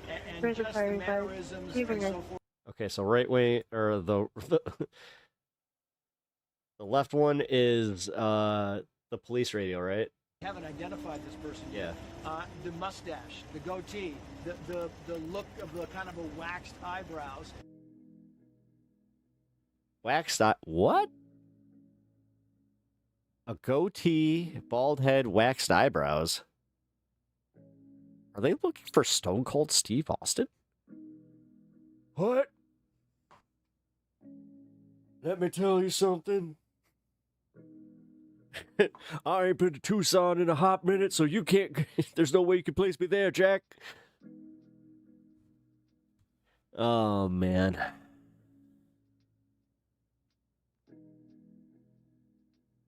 I have good buddies of mine. I hate the fact that, yeah, their audio's... that's fucking with me, it's gonna fuck with you guys. So I'm not gonna subject you to that. Stream just froze on his end. Not my end.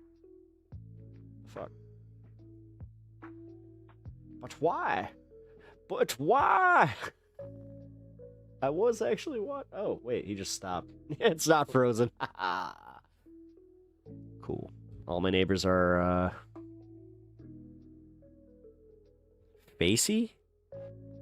I try to cultivate a sense of mutual aid when I can. Yeah, I don't know, like... I should probably, like, try to do something just a little, yeah, more community-based with my neighbors. Like, this sort of brings up a good point, you know? I could definitely benefit from that. But I also have a pretty, like, strong community of friends and stuff like that, so I'm lucky in that regard. You know, most of my friends are still local too, so not as local as we used to be though. Like fucking Kaz, that asshole moved all the way out into the sticks. Yeah, when you guys watch my protest coverage, that's the reason I'm so far out. It's because Kaz is my protest buddy. I'm so glad that he went he's like out as a public figure. Where I was just like, hell yeah, man, because it's made this a little bit more fun, and also it made it possible to where I'm like, okay, so now we can start planning this a little bit more in the future. Like when he was at Broadview and he didn't send us video. Still mad about that. Sends me a text message and he's literally him and Robbie Roadsteamer. It's just like, what the fuck? It's like, dude, you didn't think? Like, huh? It's like, I am so sorry. So I love that guy. Because he doesn't think like that. Like, you legit do have to just be like, hey man, can you get me some footage? Yeah. And it's not like he's stupid or anything. He's just like, you don't think about it. God, he was mad at himself. He was just like, oh yeah, my bad, man. What you gonna do? You need to catch the next Kaz Pep stream. Yeah, no, I need to have him on long, like just for a whole show. I would like to do like a podcast with him. Get the second mic actually working, so I need to set my desk up in a way that could actually work that. Because for some reason, yeah, just it like crams us in where like I have more space. Like I don't know. Like, theoretically, could just actually move over here. Wait a minute. Duh. Just move this over here. Because even if it's vertical stream, then yeah, right. Yeah, we can. Hey, making future plans.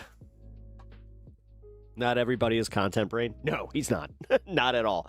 No, that's why I need to do what I help him with, where it's like, oh, we need to get you like a commercial or like a just like a little, not a commercial, but what do you call it? Like it's a 20-second bumper thing for the party. Introduces himself and his position. It's pretty cool. You know, I'm proud of him, man.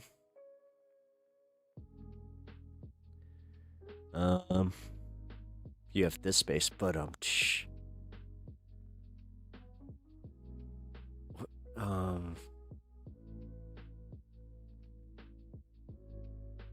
wait, shit.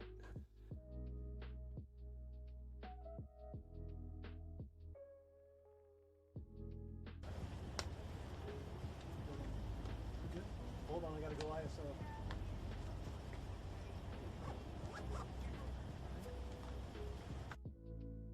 JLR investigates. So he's actually like, all right, so we have a bounty hunter going out and looking for her. Okay. cool. I will keep that on for the next few minutes. Because I was just like, oh, shit. Seriously, though, this space can become a serious platform for leftist candidates. Yeah. No. This space is going to grow into the anti-TYT. Or not even anti-TYT, but it's going to grow. And it's going to be that, though. Everybody's going to kind of know what's up. It's like, all these people have one thing in common. They've either been associated with TYT or they were disenfranchised by TYT. Like I said, God, this is why I don't think I'll ever be able to actually have like a content manager, because they'll just be like, you're your own worst enemy there. Yeah. Yeah, I am. Like, did I have it recommended to me to maybe not tell everybody about the cat situation? Yes. But, like, come on, man. I've teased it enough on this stream where I'm just like, guys, come on. Y'all knew something was going on. Now we got Riverboat Jack. Yeah, which is awesome. Yeah, no, she's cool as fuck. I actually have, like, I got a whole bunch of future stuff set up. I got that. I got, oh no, I'll have Sora. I got Hank. I got that one. Johnny Walker Dread wants to come back on, which he wants to talk about the Kyle Rittenhouse stuff, and I think that'll be a good podcast, but that's going to be rough. You were excited about the hit? Yeah, no. It was like when Boston Brian got signed. Like, yeah, Boston Brian was a dude that I was already like a fan of, you know, sub to his channel. Love his content. Same thing with Riverboat, where it's just like, oh yeah, shit, I was already a sub. Like, this is cool. I'm loving the show. Hey, thank you, Latino Mufune. I appreciate that. Is this your first time here? I know that, like, you hang over on this space. So. But yeah, no, we chill. We chill. We talk some politics and stuff too. All right, I was wondering what he did here. Okay, so he like covered it with brush. 'Cause I saw this part. Yeah, he like took a whole like a handful of something, just like stuck it to the camera.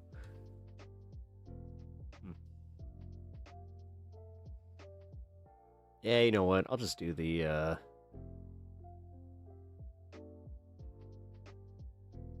I'll just do these last ones tomorrow. Gives me something to look forward to.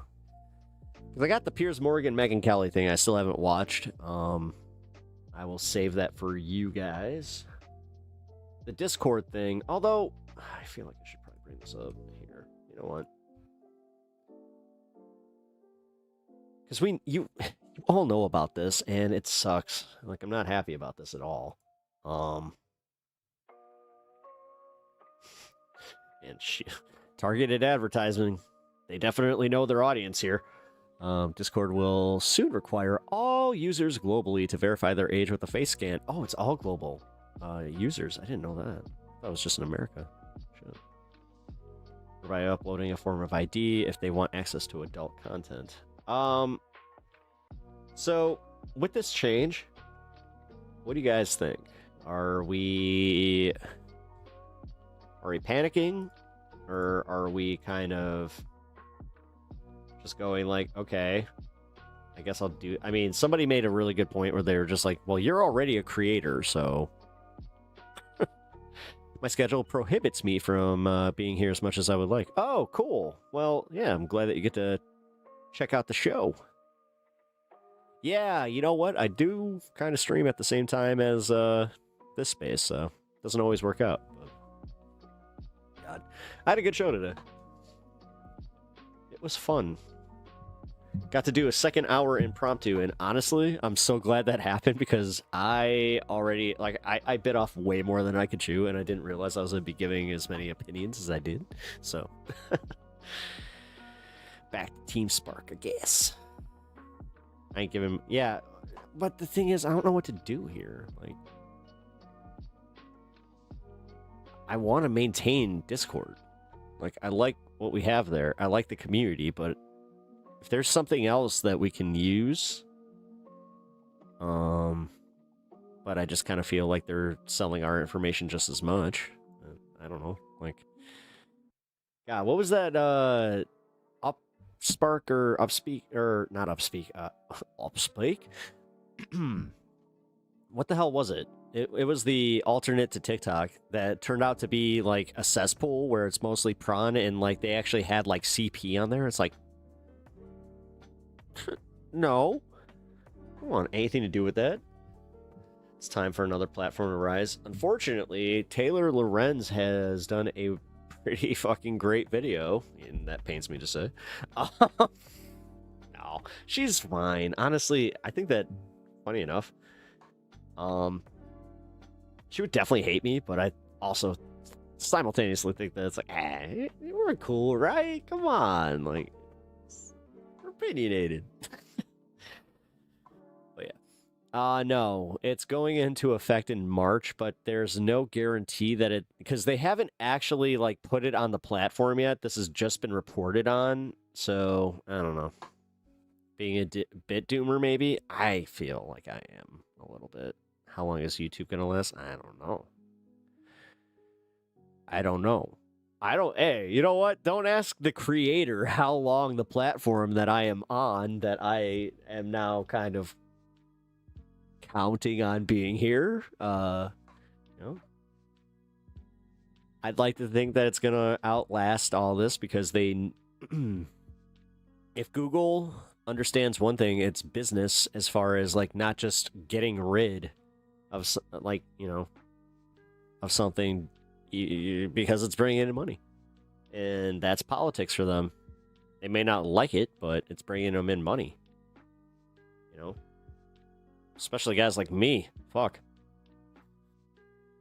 they're definitely workhorsing me. But Discord implemented changes like this in the UK, and there's already been major leaks from that, so yeah, that's not great. But somebody pointed out that I'm already like a public face, so what's the big difference if I have my face tied to my Discord account? I was like, yeah, that's a good point. Might look different every few years, but it'll be here. Yeah. Who gets the guy with TD? Wow. Latecomer. Literally at the back end of stream where you all chilling and you're just like, TDS and ladies hair. Whoa, what are you, trans? You forgot that one. Here, let's oh, void of testosterone, I guess. Whatever.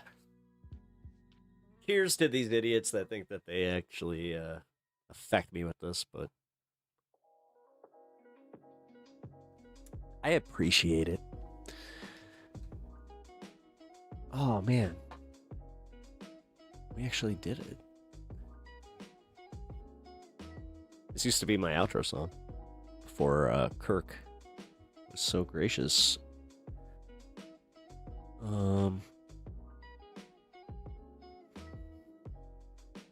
Bro, if you find Pep here attractive, it's okay. You don't have to imply that he is a woman. Also true. Back to Skype. Bit too late for that. Yeah, that's what I'm worried about, though, is because, like, I use that for calls, so I don't know, man. I do kind of feel like we're freaking out a little bit too hard. Like, yes, they are definitely, you know, there's fishy shit there, but does that really? I don't get it. Like, how does that necessarily hurt? Because I'd assume they have this information anyway, at least in most our cases. MySpace, we're bringing it back. I thought that we already tried that. I remember there was a time that we tried to bring MySpace back and it just didn't work. Let's just try to randomly run into each other on Omegle. Oh, yeah. We could just, you know, Threads or whatever. Ugh, whatever. It's all owned by fucking corporate overlords who are just gonna sell your data anyway. I'm not freaking out. I'm just speculating what's going to happen. I think there's enough of an outcry that Discord will walk it back. That's usually how things go. Yeah. Yeah, there's going to be enough people that just don't want to be part of it. And yeah, that will ruin their engagement. It's almost like they're a business and they kind of rely on us to be there. So, I don't know. Instituting that worldwide seems like a really dumb move. It's about them making it so you have willingly given them permission to scan your face to avoid legal complications. No, I get it. I get it. You know, certain websites have to do that shit. It's like the internet gave us hope for a second and we're seeing it die. Yeah. Yeah. I saw the birth and now the death of the internet. If they get rid of Section 230, we're cooked. I won't be able to do the show if that's the case.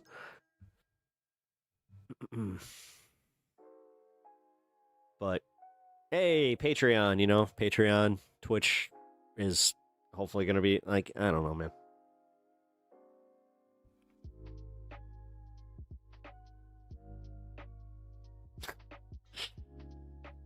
Yeah, if they repeal Section 230, it's over. Yeah, no, we're fucked. Yeah, but I don't think they're going to. Because the thing is, as much as they think that it could benefit them right now, their AI isn't that good. That's like the one thing that keeps us from going into a complete dystopian fucking shithole. It's the fact that they have overestimated how good the AI is, and they understand that.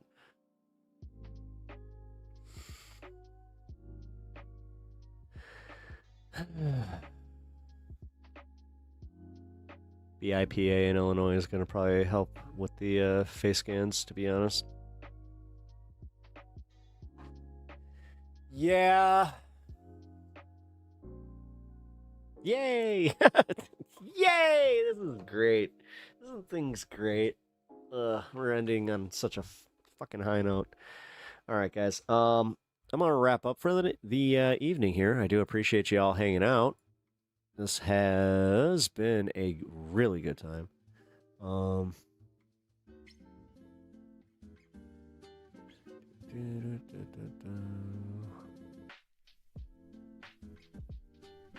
I can find my outro. There we go. Found it. Alrighty. Thank you, Squishmallow. I appreciate that. I appreciate you hanging out. I appreciate you all hanging out tonight. This was fun. If you are a new follower here, I really do appreciate that. If you haven't hit the like button, though, please, just that little bit helps. And, thanks, Satch. I really appreciate that. No, today was fun. But that being said, I do appreciate y'all. I will catch you tomorrow, 2 o'clock. Be there, and we will hang. Good night. Who the heck is Pep Talks? I'm not gay, but I fantasize about Marco Rubio. Pep Talks. Pep Talks. Pep Talks. Let's eradicate the Kung Flu. I'm literally coming. Pep Talks. Pep Talks. Who the heck is Pep Talk? They want our women. They want our children. Pep talk. Sometimes no means yes. Grab them by the pep talk. Grab them by the Marco Rubio. Obama is a racist. Pep talk. I'm literally coming. I'm literally coming. Pep talks. We found weapons of mass destruction. My fellow Americans, it has been confirmed today from Pep Talks that we are indeed all high on politics.